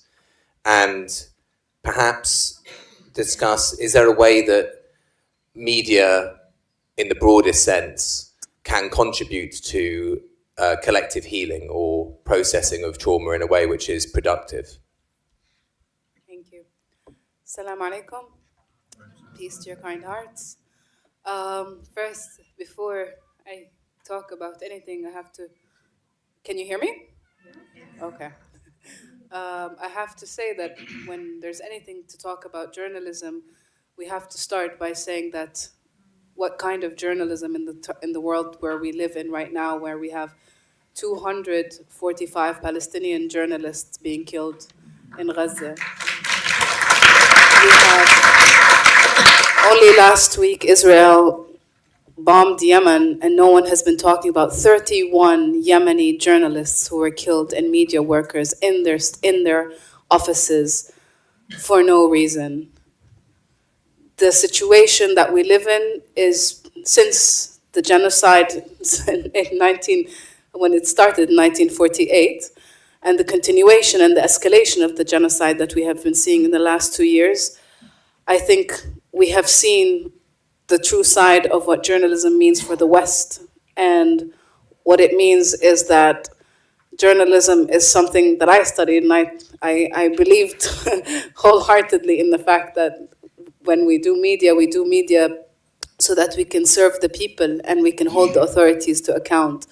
But everything that I learned in the West, here in the UK, in university, was about the balance. And then working with the BBC, I saw that there's no such thing as a balance. The Palestinians claim, we always claim, we never state. Even if it's a Palestinian hospital, even if it's a Palestinian lawyer, they always claim. Whereas the Israelis always state, the IDF always states. The language, the way that we are seen in the media as not only Palestinians, but anyone who comes from the Southern Hemisphere, black and brown and Muslims around the world, are not seen equal, and they're not seen worthy of the same rights that people in the West have. And this is the balance of the Western media that they claim. And hence, of course, Peter, they're owned. And they pay millions to maintain this, because this is how they control the whole entire system of colonialism and imperialism. And in talking about trauma and what we have endured and what people are enduring around the world, it's also very much a systematic approach in how they traumatize the world. It's a crime against humanity, not because it touches one people. It touches humanity, and it changes the face of humanity forever. Everyone watching what's happening in Gaza is traumatized. Everyone scrolling is traumatized. Everyone who's suffered being a refugee, being black, brown, being oppressed, having dealt with racism, having dealt with war, their whole trauma has been reawakened by what is happening in Palestine. And it's done systematically, it's done in a manner that is studied, because they started very much, a lot of it happened also, we saw in the war in Iraq, and the desensitization process and the Islamophobia. And it was a plan that was originated by the Americans and by Israel. The whole propaganda machine that was going behind the scenes before 9 September 11 was from Israel, that if you take down Iraq, and they took down Iraq, and we were desensitized. We saw people getting hung. We saw American soldiers raping women. We saw the media report on it, and nobody moved. And millions of Iraqis died. And then it was just rolling and rolling. And the Palestinian genocide and the ethnic cleansing has been televised, but we've never seen it so close, so upfront, in your house, it's everywhere, and people are getting to see it, and the more you see it, the more desensitized you get to pain. And the way they work is, there's this whole they call us conspiracy theorists, the idea that they want to chip people and to have a society of robots. It doesn't mean that they want to put us into suits of robots or to actually implant a chip in our head. They don't need to do that. All they need to do is to ensure that people become desensitized to their humanity. You lose your humanity, and then you're automatically a consumerist machine that operates exactly as they want. You watch and buy what they want. You consume phones, you consume Macs, you consume HPs, knowing that children in Congo are being killed, women in Congo are being killed, and it's okay. You desensitize them there. And then you go on and you show them images of children being chopped, burned, scattered bits and pieces all over Gaza, and people continue to scroll, and they get to see the next joke and the next Tucker show. And it's a process of dehumanizing all of us and removing our humanity. And removing the veil of humanity means that your heart, somatically speaking, from a trauma perspective, your body knows that it's not right what you're seeing. Your body cannot accept when it sees other visuals of children being chopped. If you have children, if you have families, if you have a mother, if you have any human connection, seeing these images and being in close proximity to what is going on means that you dehumanize everyone around you slowly, and it happens in a process that we lose our humanity, and we continue living in a world where it's okay to burn, kill, maim, do whatever they want. And they're very much putting millions into their campaigns in order to do this. And we say that at least we have social media, because we don't have any access to the Western media. When I studied in Birzeit University journalism, we were supposed to be taught everything that the West teaches us, an American system, but I was a lucky student to be taught by Shireen Abu Aqle. Allah yarhamha, may her soul rest in peace. She was one of the most careful journalists in Palestine. And she used to tell us, don't listen to we would tell them that, but we have the press jackets. She's like, never trust them. The law does not protect you as Palestinian journalists. And she kept repeating that she didn't want us as students to go to the front lines because she knew that nothing protects us. And she ended up with a bullet in the head in front of the world witnessing it. And no one moved, even though she was a privilege to have an American passport. Miss Widad Barghouthi, one of our very strong teachers, was tortured in Palestinian prison and tortured in front of her child. There's nothing that the system operates in a way that continues to give us any hope, except for the fact that we are still witnessing people in their humanity. Emre was just mentioning to me how he's going to point about how much the Palestinian campaign has succeeded. And I remember sitting in a social media hub in Ramallah, And when the 2014 war happened, and what we can do, we planned on the streets protests. We planned everything that we can do. We got shot. We did everything that we can do as people. But also we understood that social media is a place where we are battling also for the humanity of others. And in that space, we won the campaigns. We won the hashtags. We were higher than the Israelis. And despite all the money they were paying, all the bots that they were buying, they failed. And they're failing again today because people are still refusing to lose their humanity. And the struggle for Palestine is not a struggle only for the Palestinians. It's a struggle for collective humanity to exist. And for that to happen, we keep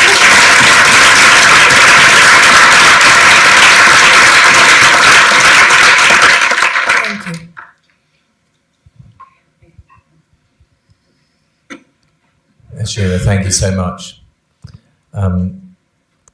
Emre, I'm not even going to phrase it as a question. If you could give us a tight version of what you were explaining to Peter, things that perhaps the audience don't know about how they are receiving the information that they are, and the sorts of questions that perhaps we should be asking about how we can get some collective control over that. Awesome, thank you so much.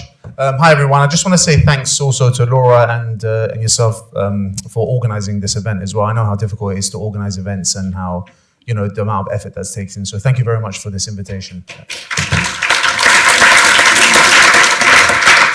It's almost impossible to say something after that, to be honest. So, forgive me for not being as kind of pronounced. But let me just start off actually by saying, you know what, when we say AI, it's a kind of, I notice almost every time I use the phrase, the first image that evokes in people's minds are like killer robots.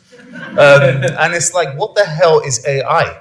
And there's been this kind of collective, let's say, communication regarding AI, where it's kind of, it's synced with robotics. So it's a kind of embodied intelligence in the form of some kind of Terminator. So let's kind of maybe take a step back and actually ask a more broader question about what do we mean by AI. So I'm just going to start by saying, when we say AI, we're talking about artificial intelligence, and what we're referring to are algorithms. An algorithm is just a way of saying, it's just a way in which you can just kind of come to a decision or a sequence of, let's say, events, statistical events, that give you results or produce results that would traditionally have been done by a human being. So what we had when we had the Industrial Revolution was we had automation of labor. And what we're seeing now with AI is automation of intellectual labor. So in the same way, we know just how dramatic industrialization was. So we got to think about AI as another kind of industrial revolution. But this time it's automating a different kind of labor, intellectual labor, more specifically. So the first thing I want to say is AI is here. Actually, and in a really kind of ironic way, even though we've seen just how dramatic the kind of impacts are, we're actually at an early stage. So it's actually very early in the AI game. So there isn't being the same kind of monopolization, even though it's emerging, as we've seen, say, for example, by the end of the 2010s with the social media platforms. So AI is still in a kind of, let's say, a formative phase. The technology innovations haven't finished. So still we're seeing lots and lots of innovations. It's almost like every other month or every other 6 months or so, there's a new kind of innovation. So the first point I really want to make here is that, yes, AI is here. Yes, it's a huge wave. I don't think it's unfair to describe it as an industrial revolution, but it's not being codified. It hasn't solidified. And actually we can think of it as an extremely open field that's still contentious, that can be used both by us and against us. So it's very important, I think, in this context, for me to say, I think it's important for us to understand that AI is here, but also to assert our own agency. So that was the kind of comment that I was making just before the panel, was to say the amount of, let's say, algorithmic manipulation that has taken place, let's say, in terms of removal of Palestinian content, images and voices and so on. But actually, at the same time, it has been overwhelmingly, in my opinion, the most successful communications campaign of all time. Like, despite all the dollars, we've just had a total inversion of the kind of public consciousness with respect to this particular issue, even if it's not translating into, let's say, the kind of political mainstream parties. But we know that there's a kind of time lag with these kinds of things. So there will be consequences. So that's the first thing I want to say. Secondly, I just want to take a step back and just say, what are the kind of ethical issues more broadly around AI? So the first one I want to talk about is transparency. So we have a question in AI, a very technical question, which is the problem of the black box, which is we don't know why or how. We don't know how these AIs are producing the kind of results that they're producing. They're black boxes to us. So we have these kind of different techniques. We call this the problem of explainability in AI. So it's still an issue of transparency. So if these systems are being used, so one example is when you apply for a loan, it's usually an AI that decides whether you get it or not. Increasingly, when you apply for a job and you upload your CV, it's an AI that's deciding whether or not you'll move through the process or not. So transparency is key for us to be able to make demands from any institution, which is, can you explain how these systems are being used? And how these systems are coming to the conclusions that they're coming to. Then there is transparency in terms of us being communicated to. So if you have a piece of content that you are reading or consuming, you should probably be made aware if it's been generated by AI. So that's been a massive amount. This issue of not just people talk about fake news, but also in terms of actual, just deep fakes. Images, videos, voices, words that are being produced by algorithms or AI, and you're just totally unaware of the fact that this is just being totally generated by an AI system. So it's very important that we assert transparency in terms of the impact of these systems on us. And then finally, transparency with respect to ownership. So who owns these things? Who's doing these things? Who's behind the mask, if you will? So that's one big area. Second area is the issue of fairness. So a lot of these systems are being used in a way that differentiate between particular demographic groups. So that's another major issue. So I'll just move maybe a little bit more quicker. Another issue is an issue of privacy. So it turns out that, so how many people have used ChatGPT? Maybe hands. So you know what, we've got, there's all these kind of, so the first thing is, it was probably trained on some data that we didn't concede to. So that's been a massive problem in terms of our privacy. Secondly, every time you kind of put in a question, why doesn't she love me? Or why isn't she, it's ingesting that kind of data. So companies are concerned about proprietary data, but I'm concerned as a citizen in terms of how much information does it have about me in some pretty kind of, very interesting and sensitive ways. So that's the second problem, it's an issue of privacy. So just generally speaking, this kind of confluence of, let's say, ethical issues culminates in political, in meaningful political questions. So the big question I would kind of throw back out, I think the question of our age is, what's the nature of the social contract in light of AI? So I'll ask one basic question, which is, I still believe in community. I think I wanted to come to this event in person. I know people are joining us online, but the material, the epithermal, if you will, matters. One does want to actually have solidarity and community by actually meeting people and spending time with people. Now, these technologies, they work, they allow for action at a distance. So Peter and I were laughing about the fact that we had a nationalist rally last week, and then they had a South African in America video calling and making some points about, how horrible it is that there's migrants and doing all sorts of evil apparently in the UK. So there was this kind of strange erosion of what we would have considered to be our jurisdiction, our space, our physical space, our digital space. So that's not one major issue that we should all be kind of concerned about, and something that should matter. What is the nature of the social contract? Now, I want to talk about, if we're talking about media and AI, I want to think about media in terms of, we're actually talking about communication. And traditional forms of communication were mechanisms by which us as individuals would express our agency. So an individual would, let's say, for example, they're working in a factory, they would join a union, the union would express their political agency in X or Y way. You might even go to the church, the mosque, the community center, and so on and so forth. And somehow there was this strange kind of metaphysical transformation of the individual into the collective through an institution that represented their interests. Now what we're finding is every single person is this kind of digital denizen that's able to kind of do route one communication. Now, there is a positive consequence to that, which is voices that might have been excluded are no longer excluded. But there is a negative consequence to that as well, which is what happens to collectivity or the sense of solidarity when we have these kind of radical individuals? You know, what is the meaning for us in terms of our communicative strategy in that kind of context? And we've seen it, you know, over time, the way in which, let's say, traditional media was monopolized into the, and we talk about tech billionaire ownership, but actually what we do find sometimes, and I'm not talking about anyone individually, but sometimes now we're actually the emergence of the podcast megalomaniac. You know, that becomes a kind of monopolizes the voice or the opinion, if you will, of a particular kind of political or demographic group. So even there, we're seeing kind of, ironically, a kind of monopolization. And actually, it's individuals who are extremely effective at manipulating the algorithm that are able to do that. So we have questions in terms of political economy, our social contract, our communicative strategies. And I just want to end, and you know, just before going there, which is to reiterate that point about, I just find it extraordinary if you think about the amount of dollars that was spent and the amount of effort that was put in to suppress the Palestinian message. And yet, what is more, so, you know, this issue about our dehumanization, isn't there an irony, which is there was this attempt at dehumanizing, but actually it activated a huge amount of people.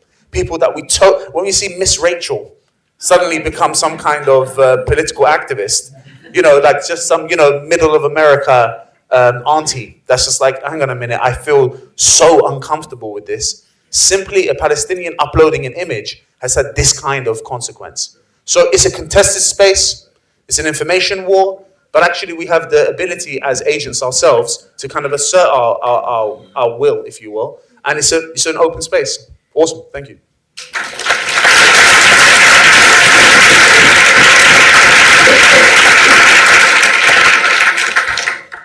Thank you so much. And now to Amy Goodman, who makes the slogan "Free speech doesn't just belong to billionaires" true every day of the week at 8 a.m. Eastern Time. And Amy, would love to hear from you. I mean, the fact of your show offers us hope every day and gives an alternative, and the fact that you've sustained it for so long and influenced so many people. So I was hoping to just turn it over to you to talk about how we can build more institutions like Democracy Now!, how we can build a sustainer in the such a difficult information context, business models, all the rest of it, so challenging, how we can build more institutions like your own that offer both information and hope to so many.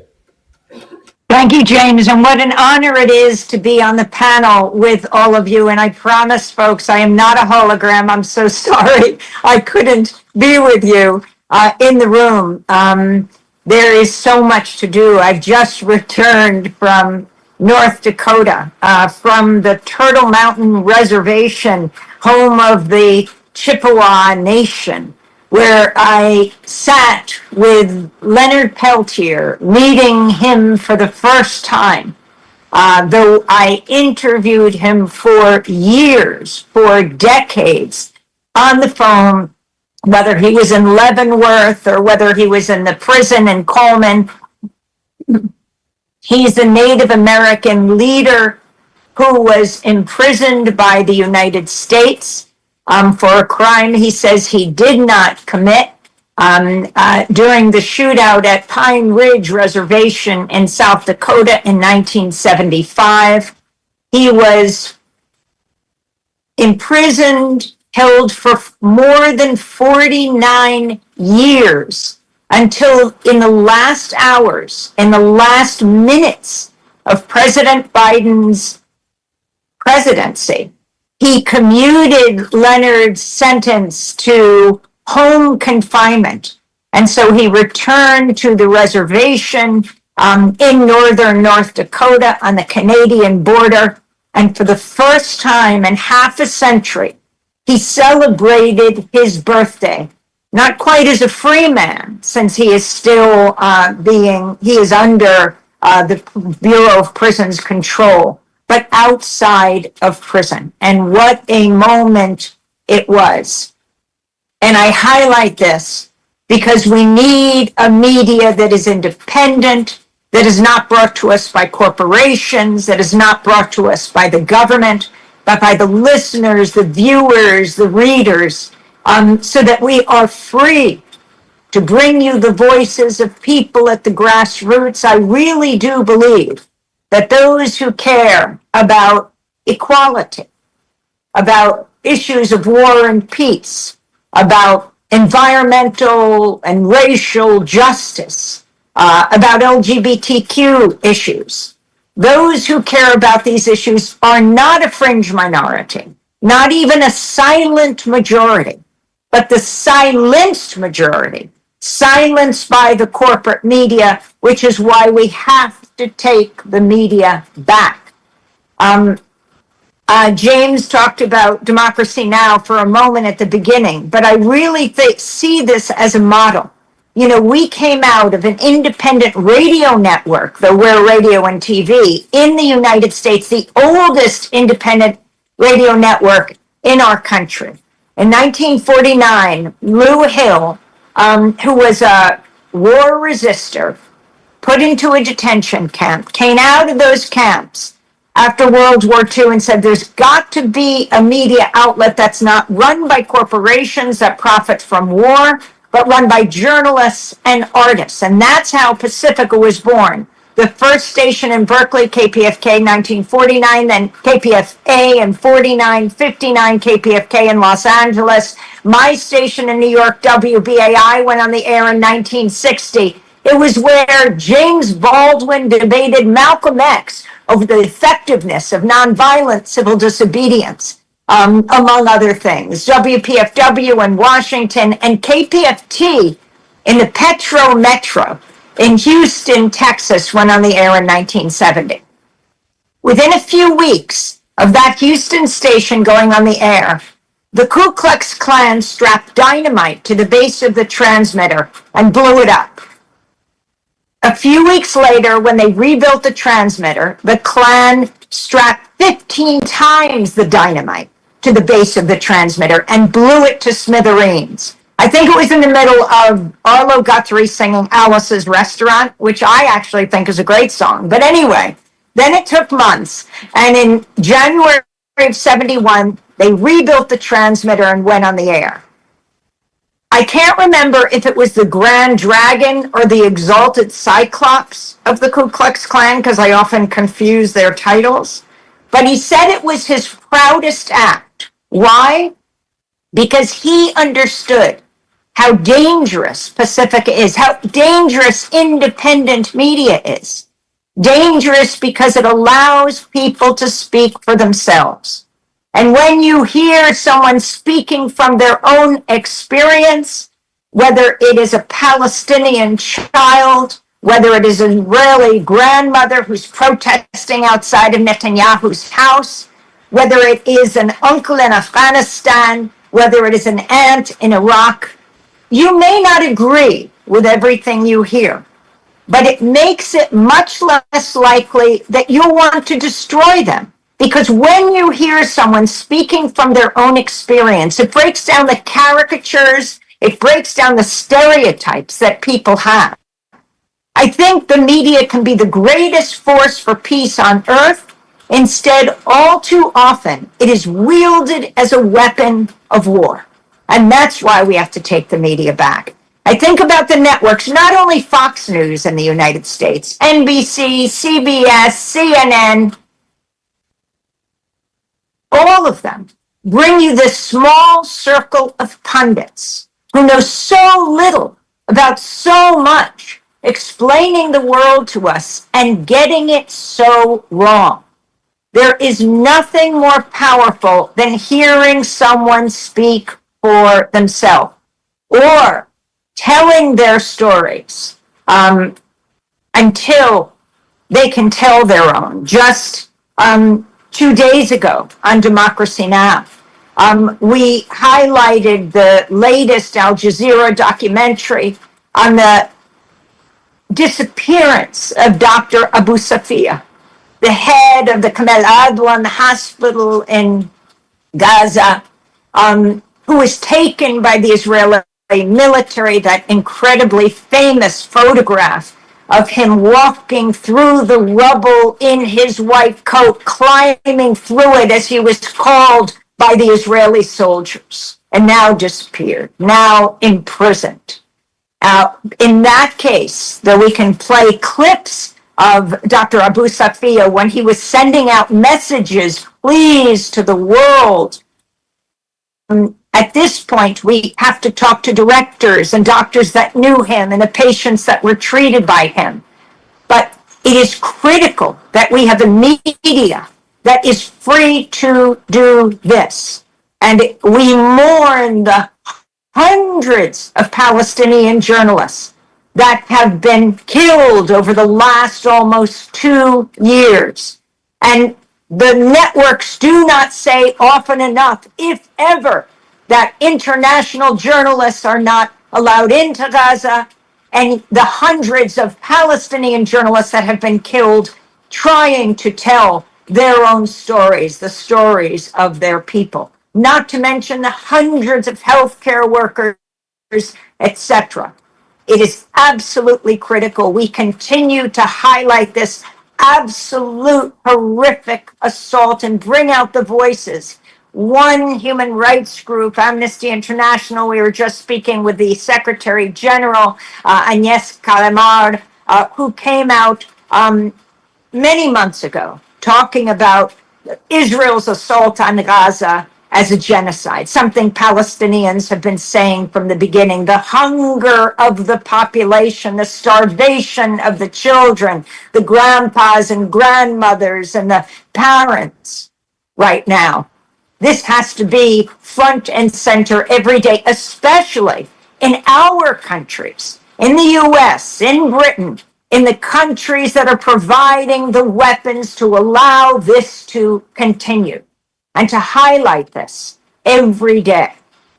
It's our responsibility. And yet we have right now, if you're following US news, and of course US news merged with British news this week with President Trump coming to London for his second royal visit, his first with the Queen, now with the King.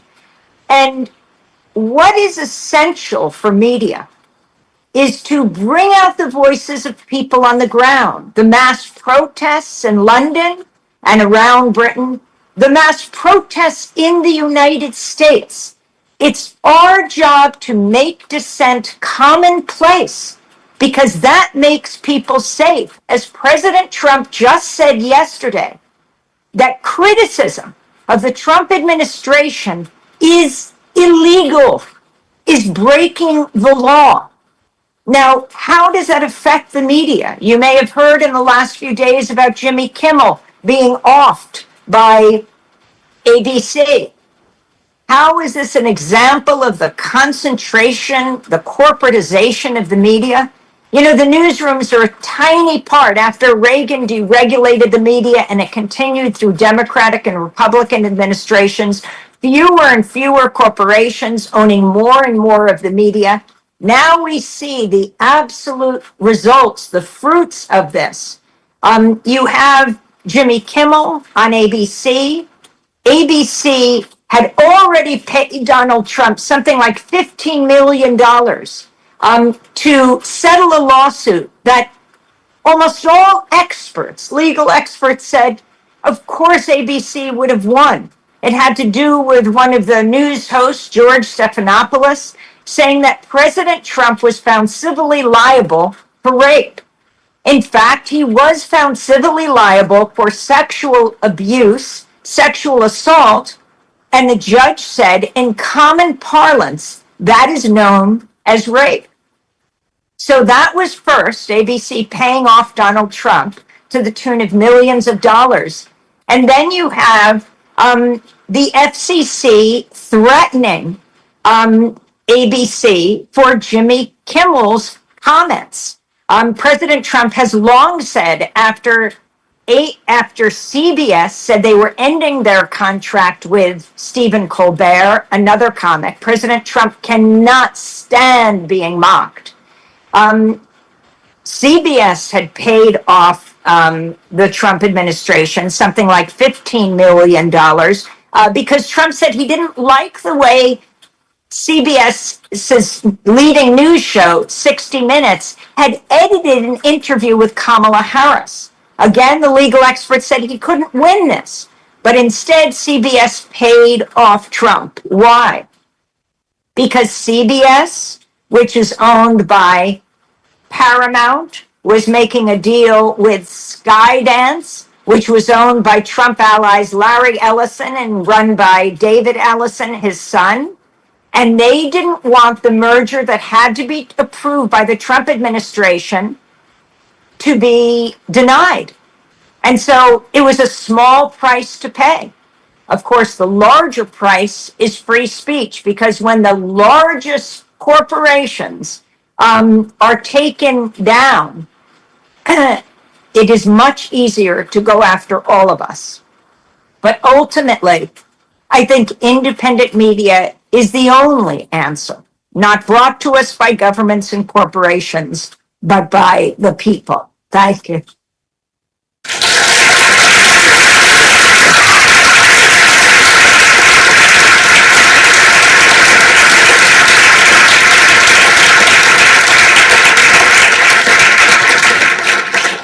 Thank you, Amy, and thank you to all of our panel. I will move soon to questions, so if you've got questions and you're watching online, please put them in the chat. But I'm going to abuse my position to ask everyone a question, which is sort of on behalf of all of us, as Amy put it, the silenced majority. In the face of the targeted killing, the endless targeted killing of Palestinian journalists, also Yemeni journalists, Iranian journalists, and so on. Of course, there's some in the National Union of Journalists who have campaigned and protested about this, but broadly speaking, the journalists are not doing the job of solidarity with their fellow journalists, and in fact, in some cases, it's much worse. I found a really quite shocking experience during Israel's bombing of Iran back in June.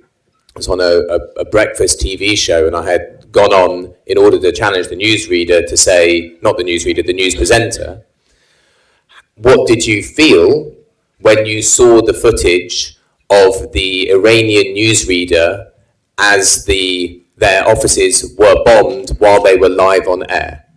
As a journalist, as someone who does the same job, sitting in the same seat, what did you feel? And he said, nothing. I hate this argument that we should feel something. It's a legitimate target. They're a mouthpiece. And of course, that's an extreme end of the spectrum, but we hear very, very little from the supposedly normal end of the spectrum. So my question for all of the panel is what can we all do as part of the silenced majority in standing up for those journalists who are being systematically targeted for trying to bring us the truth in context of war? Don't mind who would like to go first.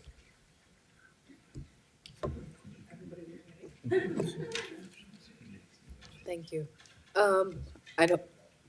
This is not working, is it? No. Have a go of this. Yes, that one works. I think it's,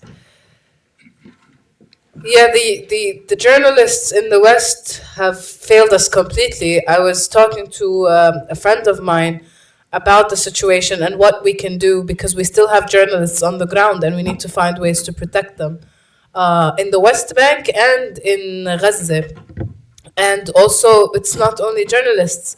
As Amy said, it's bringing the voices of the people. And we have Bisan, who has been in Gaza, reporting every single day and getting the news out. There's so many people who have become journalists, forced into covering their lives, and they all require protection. But specifically the journalists, I think there has to be pressure on the syndicates. There has to be pressure on the union, journalist unions, to either boycott Israeli media, boycott the IDF spokesperson. people coming out and speaking. As a journalist in Palestine, when I was working to cover Israeli news, people don't understand that in Israel the censorship is not a joke. Once you arrive into the country as a foreign journalist, or if you are holding an Israeli government press card, you are dined and wined by the Israeli government. And everything that you say and do is recorded by the Israeli government. And journalists find it very easy to go and sit in hotels in Tel Aviv and cover what's happening in Gaza from there, while they get reports from the Israeli IDF office. And they don't do any journalism. They just sit and they receive the information from the IDF. If you say anything contrary to what the IDF's media censor releases, then you will lose some of your privileges. And it starts with losing the weekly free wine and dine in Tel Aviv. It's a very surreal situation that is not normal in terms of how the propaganda machine operates in the country. And if you dare break it for any local or international journalist who comes. But there's a lot of pressure that should be also from the public, the UK, the BBC.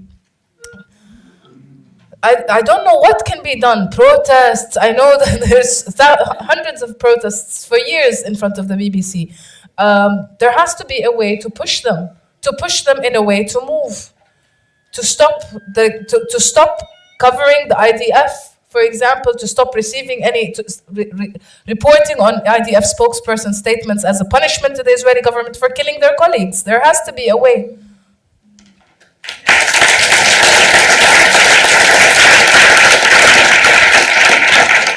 I so agree with what you're saying. I've had colleagues, Middle East Eye, where I write a column. They've been killed.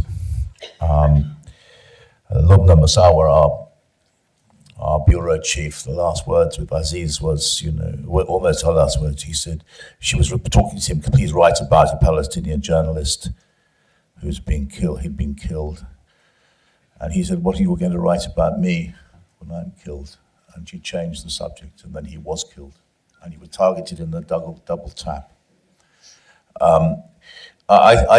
Look, there's several things we have to do.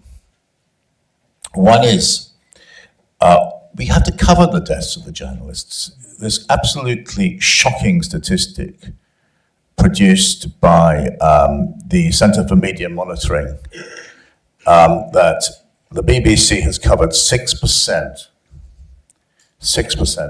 of the slaughter of journalists, 6% of them. Now, that's shocking. That is, BBC is a news organisation. And basically, it's ignored the vast majority of the death of journalists. We also ought to call out the way, again and again, Israel has put a target on the back of journalists. They say they're Hamas. They have no evidence. They've never produced this evidence. I just want to try a thought experiment here. If Putin had done this in Ukraine, absolute outrage from the Western media if he was doing the same thing, naming Ukrainian journalists as activists for the Ukrainian government, and there would be a reaction. There would be a boycotting of the spokesman. Well, yeah, I think this is, look, there are more than 200 of our colleagues, the bravest of the brave, who with immense courage and sacrifice have gone through hell to tell the truth about what's been happening. And they've been slaughtered by Israel, very often targeted. And the reaction of Western journalists, we still allow Israeli spokesmen, they're given a very soft time. Look at the Israeli ambassador in London the other day, just leaving with sort of a claim. And you should see the article, the interview with her in the Times newspaper shortly before she left. It was beyond belief. And of course, we mustn't, Israel has lied and lied and lied again. It's been caught out endlessly telling falsehoods.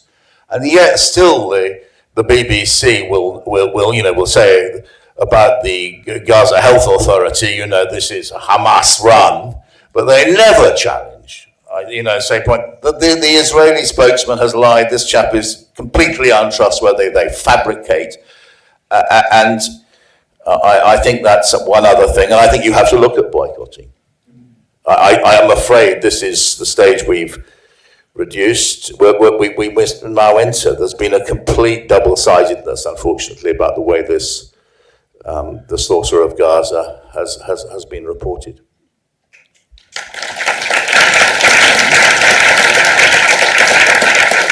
So just to add a little bit, I think one of the best pro-Palestinian spokespeople are the Israeli spokespeople.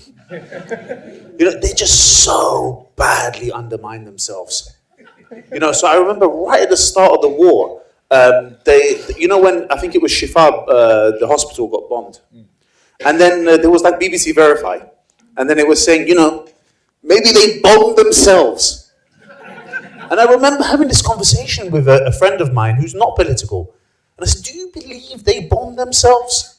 Like, do you think it's possible that they bombed themselves? They bombed their own hospital. Like from some, so there is a sense in which, and I feel like this is what's happened over the last few years, it's kind of taken, there's a lot of, and I think that undermining of traditional media, because it's been so servile. It's been so brain dead, to be honest, that, the talking points, the best lie is the one closest to the truth.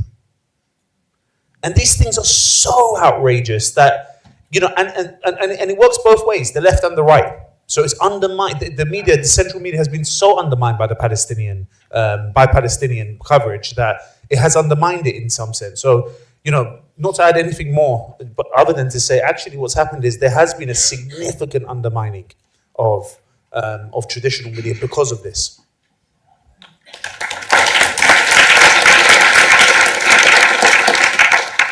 Amy?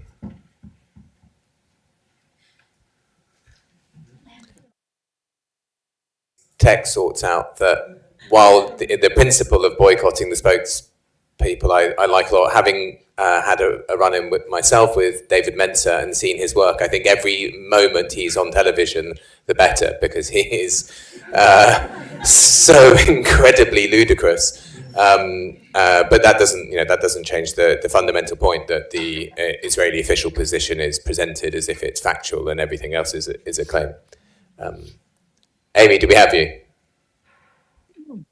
Well, first I just want to say how important it is to show the level of dissent on the ground.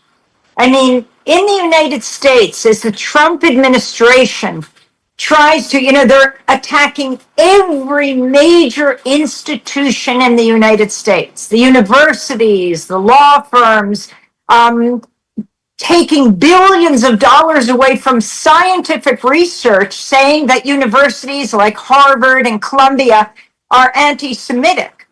When you show the level of protest on the ground, the encampments that were built on college campuses around the country, many of the students were Jewish. In fact, not in spite of their Jewish education, but because of their Jewish education. But the corporate media they would sometimes show pictures, but they wouldn't go there and talk to the students. And of course, there were so many Palestinian students, Arab students, international students. Democracy Now! Followed closely Mahmoud Khalil, who was the Columbia graduate student who was imprisoned in an ICE jail in Louisiana for months. We were there at Newark Airport when he came back, beautifully against the backdrop, which none of the media pointed out, of a mural welcoming international visitors to the United States. And now just this week, an immigration judge in Louisiana ruled that he should be deported to Algeria or Syria. But okay, that's what's happening. But the level of protest around the country must be expressed. Even Congress members across the country who have received APAC funding, American Israel Political Action Committee, millions of dollars, have now started to reject that money, and one after another are calling for an arms embargo against Israel. These are just facts. The level of support of Israel right now in the United States is at an all-time low. You wouldn't know that if you watch the media. And that's why we have to build our own, of course, not only in the United States. And Democracy Now! Is just a program, an hour program daily, but we air on community television and radio, public television and radio stations across the country. And we have to shore all of them up to ensure these, what are really sanctuaries of dissent, because dissent is what's going to save us. You know, years ago, in 1999, my colleague Jeremy Scahill, who started at Democracy Now! And now runs Dropsite News, we won an award from the Overseas Press Club for our documentary Drilling and Killing, Chevron and Nigeria's Oil Dictatorship. Nigeria, the most populous African country, and they were moving into the Niger Delta, killing they were bringing in the Nigerian military and killing protesters. So we got this award, and I'm telling you this to tell you the story of the ceremony when we got it. We go to a major hotel in New York. Hundreds of journalists are there. This is a big deal. And when we got to the ballroom where they were giving out the awards to journalists, we saw that Richard Holbrooke was the keynote speaker. And when he got up, this was in the Clinton administration, he announced to this gathering of hundreds of journalists that NATO forces had just bombed radio television Serbia in Belgrade. He announced to the applause of many in the audience that NATO had just bombed RTS. As we came back to our newsroom that night, we saw they were pulling out the body parts of the beauticians, of the camera people who were in the building at the time. Since this was happening, and this was this gathering of journalists, Jeremy went up to Holbrooke as he was speaking and said, "Sir, I want to ask you a question." He was brought out by security. They didn't quite understand we were the award winners. So when they announced our award, Jeremy was already taken out by security. So I went up on the stage and I said, "I want to say thank you so much, but no thank you." Because when we tried to ask Richard Holbrooke before the award ceremony a question, given what was happening in Yugoslavia, he said he wasn't going to answer. Maybe he'd talk to us later. But what most disturbed us is the head of the Overseas Press Club came over and said, "What are you doing?" And we said, "We're asking Mr. Holbrooke a question." They said, "No, we agreed we wouldn't."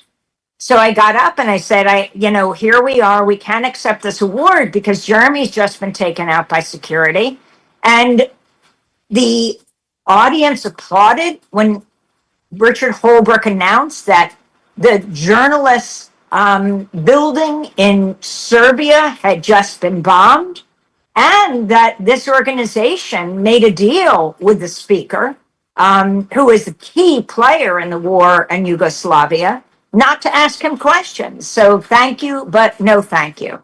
I think it was, I can't remember the top journalist who was there. I think it was Tom Brokaw. As I stepped down off the stage, said, thank goodness for the First Amendment for freedom of the press. And that is true. We have to thank the principle in this country that is enshrined in the United States: freedom of the press, freedom of speech, freedom of assembly, which is why we have to do everything to protect it all. Freedom of assembly is to cover those who assemble and protest, as they have in the last days outside ABC and Disney, against the corporatization of the media, as they've protested for years now around Gaza. It's critical that our microphone is there. Not let the pundits describe, let people tell their own story.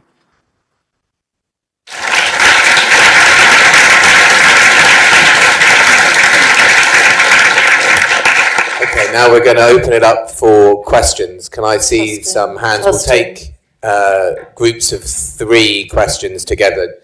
Let's do so it's easy to go up. 1, 2, 3. Start there. Then the lady at the back with her hand up, and then the one in front.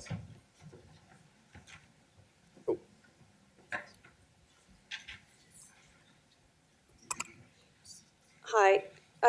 I wanted to ask you, Emery, to expand on a point that you made at the beginning about AI. And I really totally agree with your framing of it as a kind of industrial revolution, like 4.0. I've written about this before as well. And I wondered if you had any thoughts about, what lessons we as a people can take from like previous iterations of industrial revolutions, not necessarily people who work in media, but like as media consumers, or even outside of media where AI is also being integrated into more and more of the labour market. What kind of power do we as people have? And what lessons can we take from examples from, the 18th century revolutions onwards? Thank you. And then if you just pass the mic just to the guy in front. Thank you very much. We've discussed a lot about like US media organizations and the fact that they've got these sort of billionaire owners. And I know that in the UK we don't have that as much. Obviously the BBC is meant to be a public institution. However, one of the most, I think, the largest bit of censorship that we've seen in terms of the Gaza war was the pulling of the documentary. I think it was a few months ago now.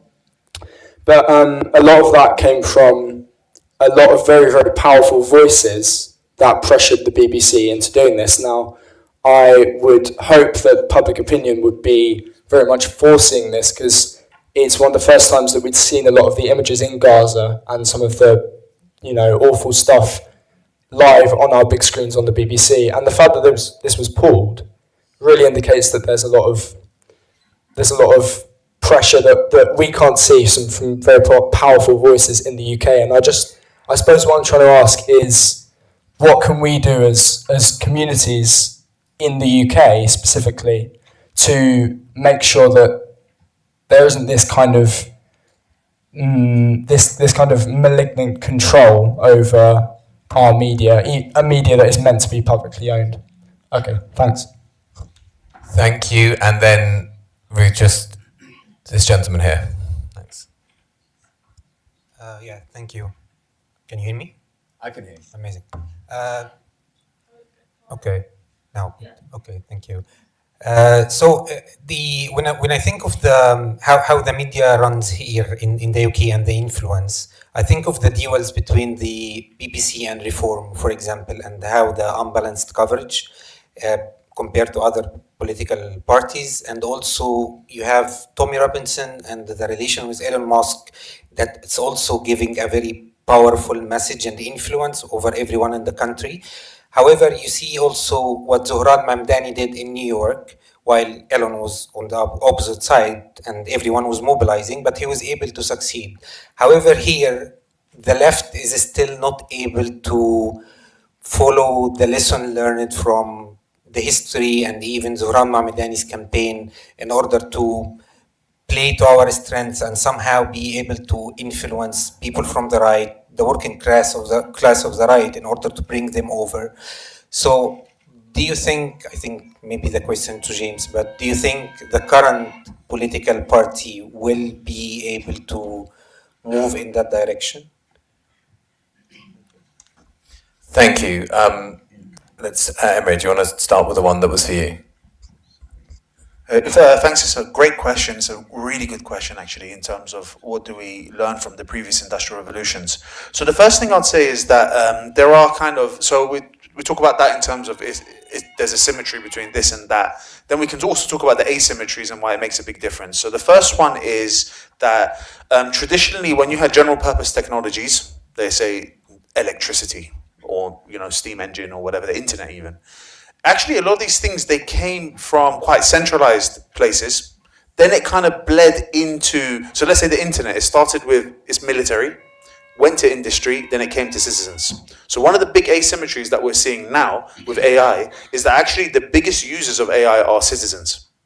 It's just general citizens, people on their laptops, on their computers. So there's a big difference between that and what was taking place in the other, let's say, other kind of more, I'm using digital example here. And I think that makes a huge difference.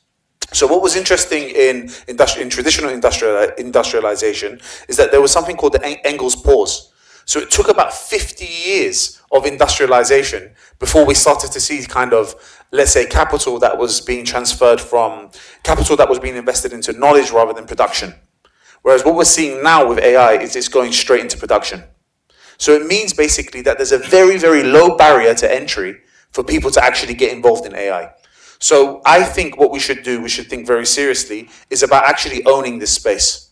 So there's a lot of young people that are way better. It's a kind of funny cat and mouse where you've got a huge kind of industry and government agencies, and then you've got just some people online, or you've got people just kind of mocking up these or using these technologies. So the barrier to entry is very low in this industrial revolution. So it actually makes it way more radical. So I think it's actually going to be a lot more open than one anticipates it. So I would assert, if you will, is that sometimes on the left, there could be a kind of fetish of critique, But actually we should really assert ourselves and think about and empower people to actually use these technologies and think about how can we actually use these in really interesting, not just subversive, but really kind of ways in which we can express our agency.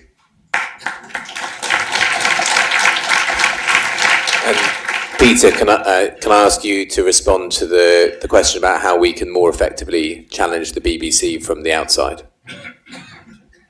Yes, can I just, there's a very, do you reckon, when that program was pulled, Ben Duper, after the producer, who then eventually got it into Channel 4, wrote the most astonishing, really a historic document, giving the account of his dealings with the BBC. And I do recommend it. It was in The Observer. And there were two special things, quite extraordinary. When you make a documentary, which I've made quite a few, you have to put every claim, allegation, etc. you're making, every statement, at great length to the people you criticize. And they got back 15 pages from Israel, presumably the IDF, but and it was endless links. And there were two. There was one general point which the Ben Duper makes in this article.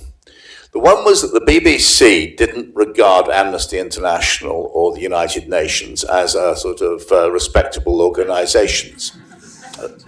They said, we can't trust Amnesty. Now, the reason for that, of course, is that Israel was saying that. Israel was saying to the BBC, you can't trust the UN and you can't trust Amnesty. And the BBC editorial people, this is shocking, were putting the Israel's line to Ben Duper about the program which it was planning to publish and eventually didn't publish. And the second point, which is even more shocking, quite astonishing, is that the Israelis provided a link in order to rebut one of the points being made by the program, to a doctor giving testimony that he'd been very well treated, that the program was wrong. This doctor was inside, and I'm talking from memory here, but he was in prison. It is thought that he was under duress. He'd been tortured, and the BBC was trying to persuade the program makers to publish material in favor of Israel, produced under torture. Now, that is, of course, against the Geneva Conventions. It's a war crime. And I think the BBC just got itself... do read this. This is my memory of the piece, but I may have got the odd detail wrong, but I'm sure I've got the basic facts correct. Now, the BBC had allowed itself to be captured by the sort of IDF version of events. It didn't it was presenting quite weird stuff, immoral stuff on behalf of Israel to journalists of astonishing, integrity and professionalism. And I think it really has to sort it. Well, just briefly, I want to say the BBC in many ways has done some fantastic stuff in the past. I've supported as, I think I prefer it to, to these billionaire, but it's lost its way. It's allowed itself to be terrified by certain lobbies. And it did produce that wonderful Theroux program from the West Bank. But so it has done some good stuff, and I think generally the Jeremy Bowen and Liz Doucette, etc., do a reasonable job. They're hardened professional people who understand the situation.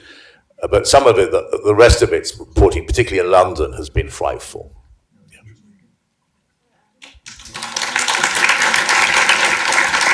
So, I think one thing that needs to be done is to investigate the BBC and to investigate Amnesty, Human Rights Watch, and all these organizations.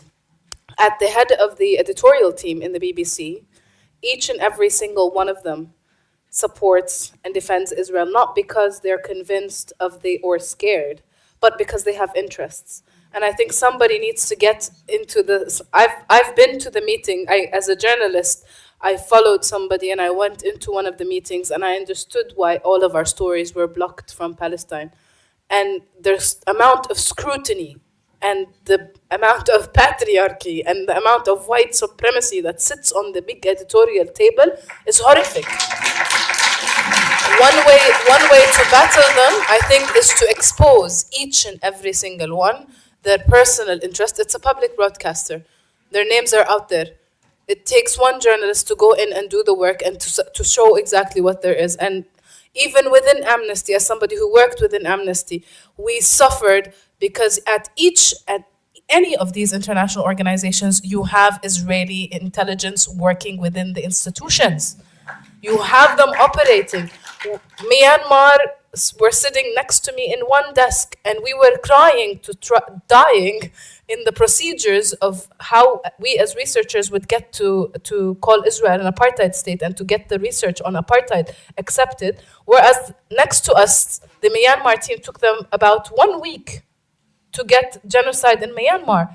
And it drove me crazy. And I told them when it comes to genocide, it's going to do the same. And if you ask my colleagues, the Palestinian colleagues, once they leave their position currently in Amnesty and Human Rights Watch, they will be speaking about what has been done to them in order to silence them, even from these most supposedly liberal organizations. There needs to be scrutiny at all these places and exposure of these links that have been suppressing our voices.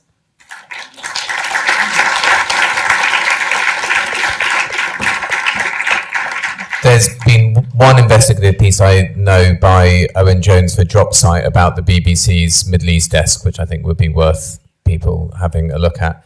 Okay, some more questions, but we're going to have to be incredibly short because we're already over time. And there was the lady here at the front. Here. Yes, this lady here in the front row.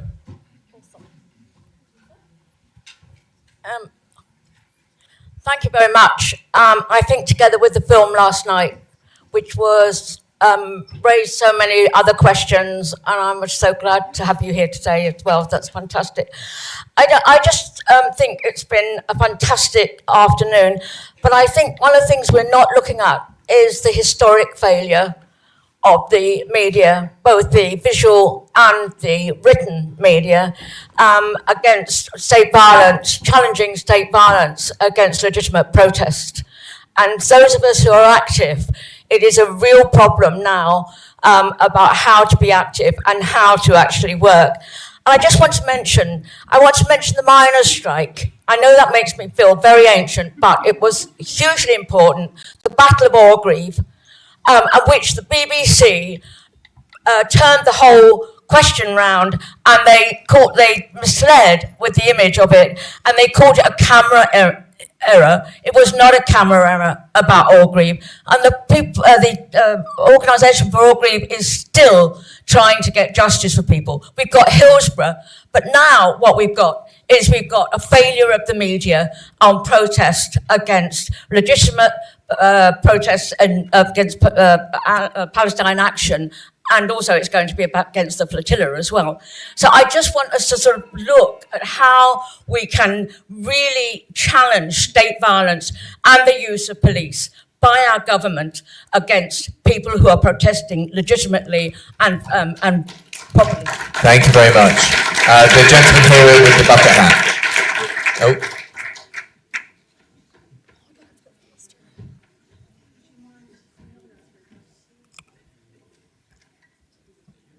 That's me. Hi. So my name's John. Just want to say it's been a brilliant day. So thank you, Jeremy, for organising and the team that did that. My question is, within the media environment with AI developing, how do we ensure that future generations have the imagination to imagine a different future to the one that we're heading towards at the moment? I think it's really important that we use the stories that we've heard today in order to give them something different from what AI that I see in my work, what it's designed to do. It's designed to make you not really think and just do what you're told to. So my question to the panel is, how do we give future generations that imagination through media and your work? Thank you. Thank you very much. Okay, last question here. Hiya. It's more an observation, really. I've heard a lot of people today say we need to bring the working class on board. I just want to say there are the working class people of this country. I'm from a working class background. I'm not anymore. I'm a teacher and I tick a lot of middle class boxes now. But the working class in this country has a long history of protests against the far right, and the working class people are not a homogenous group. And I know lots of people are lorry drivers, shop workers, nurses, and all those kinds of things. And drunken people urinating in the street and shouting abuse like they were last weekend do not represent any of those people that aren't. And certainly, I think, credit to working class people who are standing up and part of the protest movement. Thank you. Okay, so to wrap up, I'm going to give each of our panelists just a minute or two to respond to the questions, and each, if you could finish, which is responding to one of the questions which is online, which is, can you leave us with one action or principle to guide us in engaging with the media and the information more generally that moves towards advancing our collective humanity, not dehumanizing us? So those questions, and pick whichever question you want to respond to, and we'll come along. I'll give it to you because I need something. Okay. Oh yeah. I just want to. I'm actually quite moved by that comment. I think it's just such an important point. Let me tell you about the shift. So I did a PhD in philosophy. Philosophy department was about as bourgeois as it comes. And then I ended up in computer science, and I saw everybody was critiquing tech and AI, but actually it was way more interesting. Like sociologically, it wasn't a personification of the class structure, if you will. It's a lot more radical. So I think, and honestly, I've been trying to kind of seed this as we've been talking, I think we've got phenomenal opportunity. I think that in terms of the young people, we're way better, if I'm young anymore, we're way better at communicating than the hundreds of millions of brain dead money that's going into these propaganda machines. I feel like we're way more on the bleeding edge of the technology.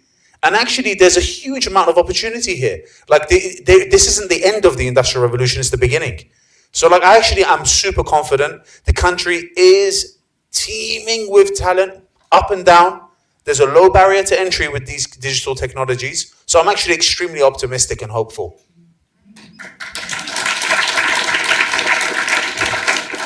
No, I really agree with what you've just said.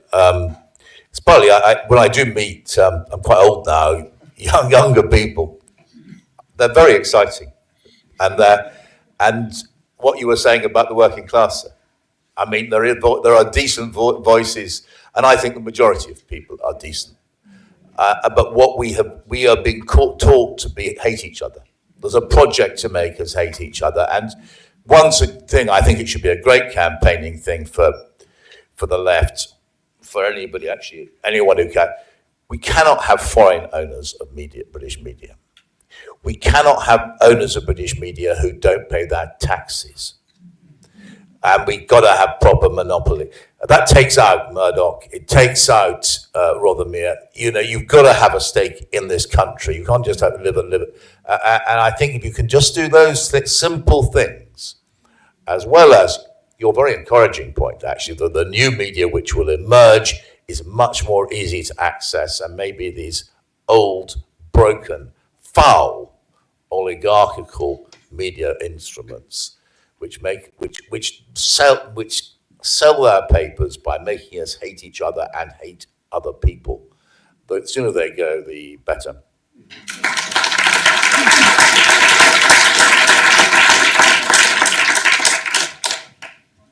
I have a very new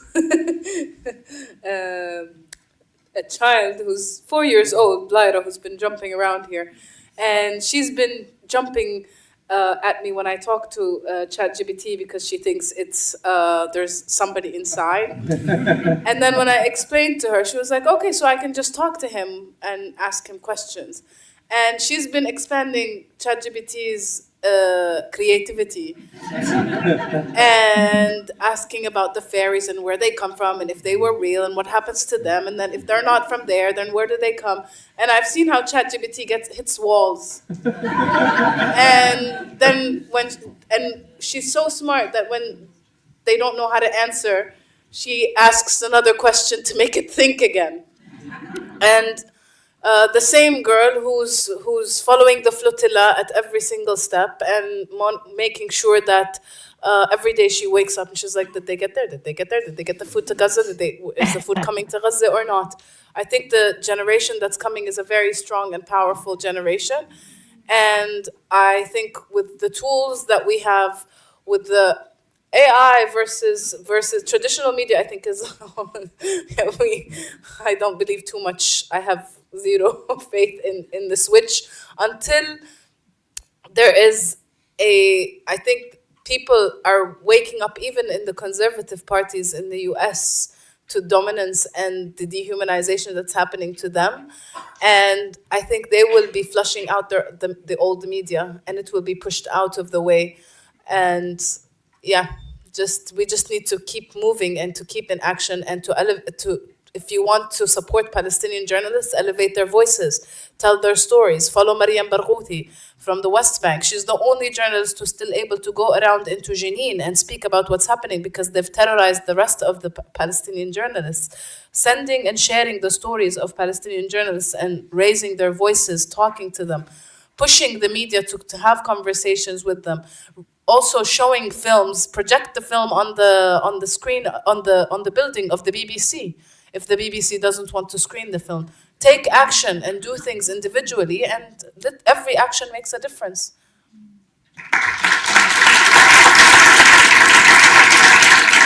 Amy, the last word with you. That's a big one. Yes, every action, to echo your point, every action makes an enormous difference.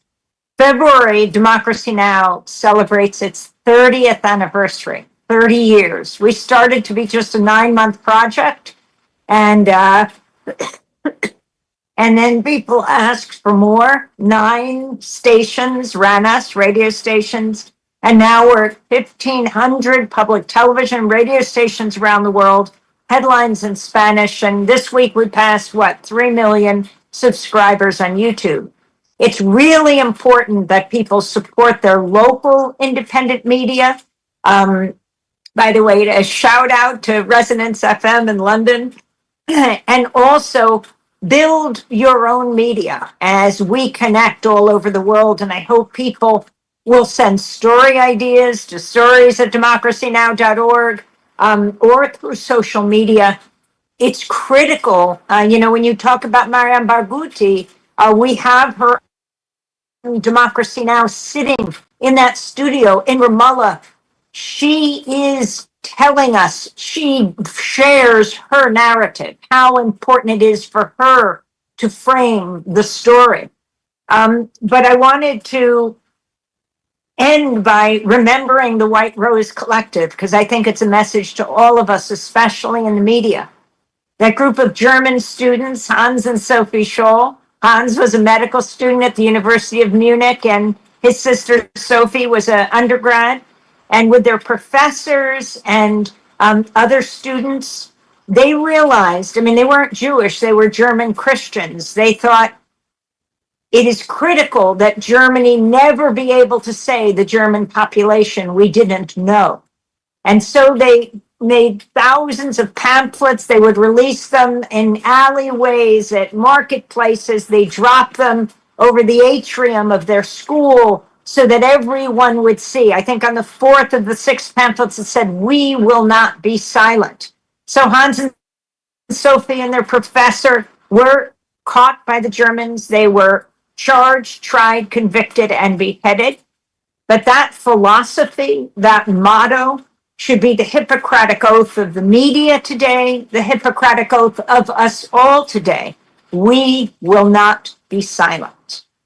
Democracy Now!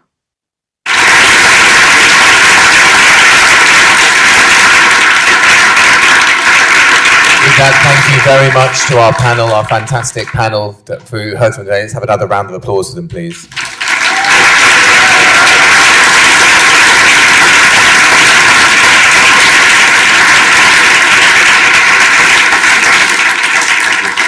So now to round off the day, there's 2 of our speakers who weren't able to come, but they've recorded a video in conversation with Jeremy, which is now going to seamlessly appear above my head now.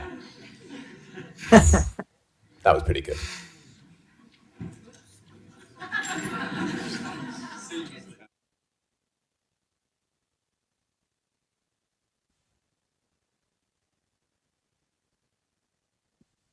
Action.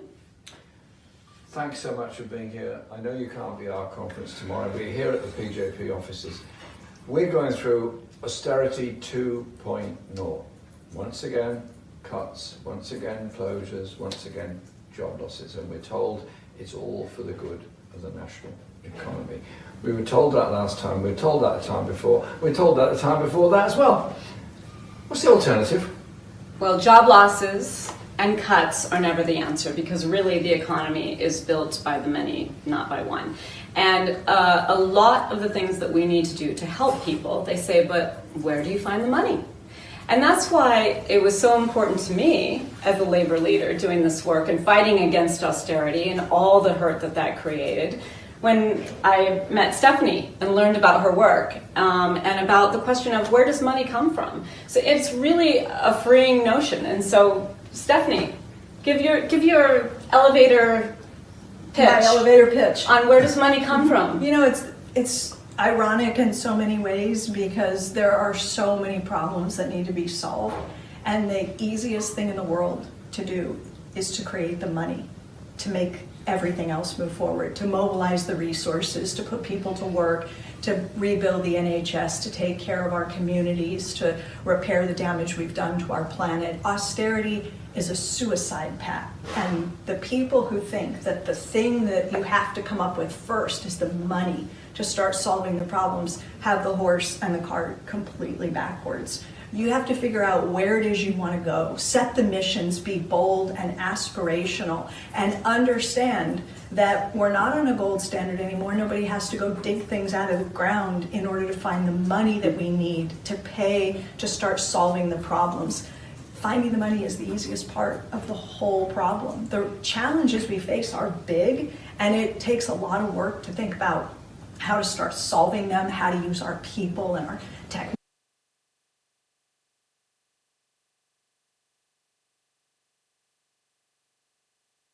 With that voiceover, you could make the test card seem interesting on the television. Well done, you. Actually, the discussion that Stephanie and Sarah had was very interesting. If there's any way we can recover it, we can possibly show it tomorrow, because they were talking about union organisation, class structures, Marxist analysis of it, and how they have organised in the unions to achieve an awful lot of change in the USA. Both had to return at very short notice, the USA. So they very kindly came into the office yesterday and we recorded that video. But unfortunately, the sound obviously hasn't worked. So we'll have a look at that if we can do anything. We meet again tomorrow morning at 10. This evening, we've got the party on at the George, isn't it? Yeah. George, just round the corner. Please come along to that. I think today has been an absolutely fascinating day with some wonderful speakers, wonderful information. I've been in for nearly most of the sessions, and actually I feel sort of overwhelmed with information and ideas, which is not a bad place to be at the end of a day. And so I want to say thank you to all those that have taken part today. Our point is about global issues of peace and war. It is about the crucial issues of environmental sustainability. And I think the last session we've just had on the media is absolutely central to the whole thing, because increasingly over-concentration of the media into very dodgy hands, I think you have to say, which means that we don't actually get the right to know. And the way in which the Israeli forces have deliberately targeted journalists in Gaza and also in the West Bank. And indeed, they've been targeted in other conflicts, but this is unprecedented, the volume of it on this occasion. And so it's sometimes on left organisations, people sort of round on journalists and media and so on. I don't. What I do is round on the ownership and the attempts to control. But what I do is also salute those very brave journalists who say what they think, but also make sure that what other people think is heard and known about. So let's hear it for real journalists who've laid down their lives.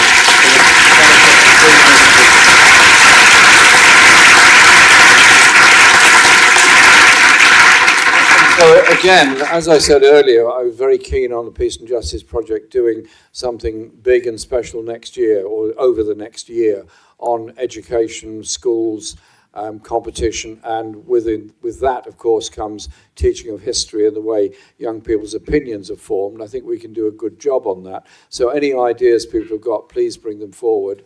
And we will be producing a report from the Gaza Tribunal in the very near future. We had a bit of a conversation about it at lunchtime today, getting the final report together, and that will be then presented to the British government and to Parliament because of the complicity of Britain with genocide in Gaza, and that is absolutely a key part of what we're doing. Tomorrow is about social issues, is about housing, is about health, is about social care. And I think it's going to be an absolutely fascinating day. So see you in a few minutes at the reception at the pub that we've organised. And thank you, Sam, for doing that. And thank all the volunteers for everything they've done today, because they've worked really hard. So let's hear it for the volunteers.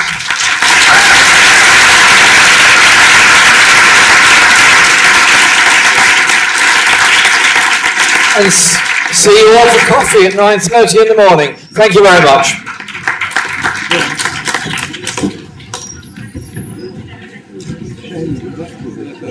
I bet. Well, then we can share it online because it's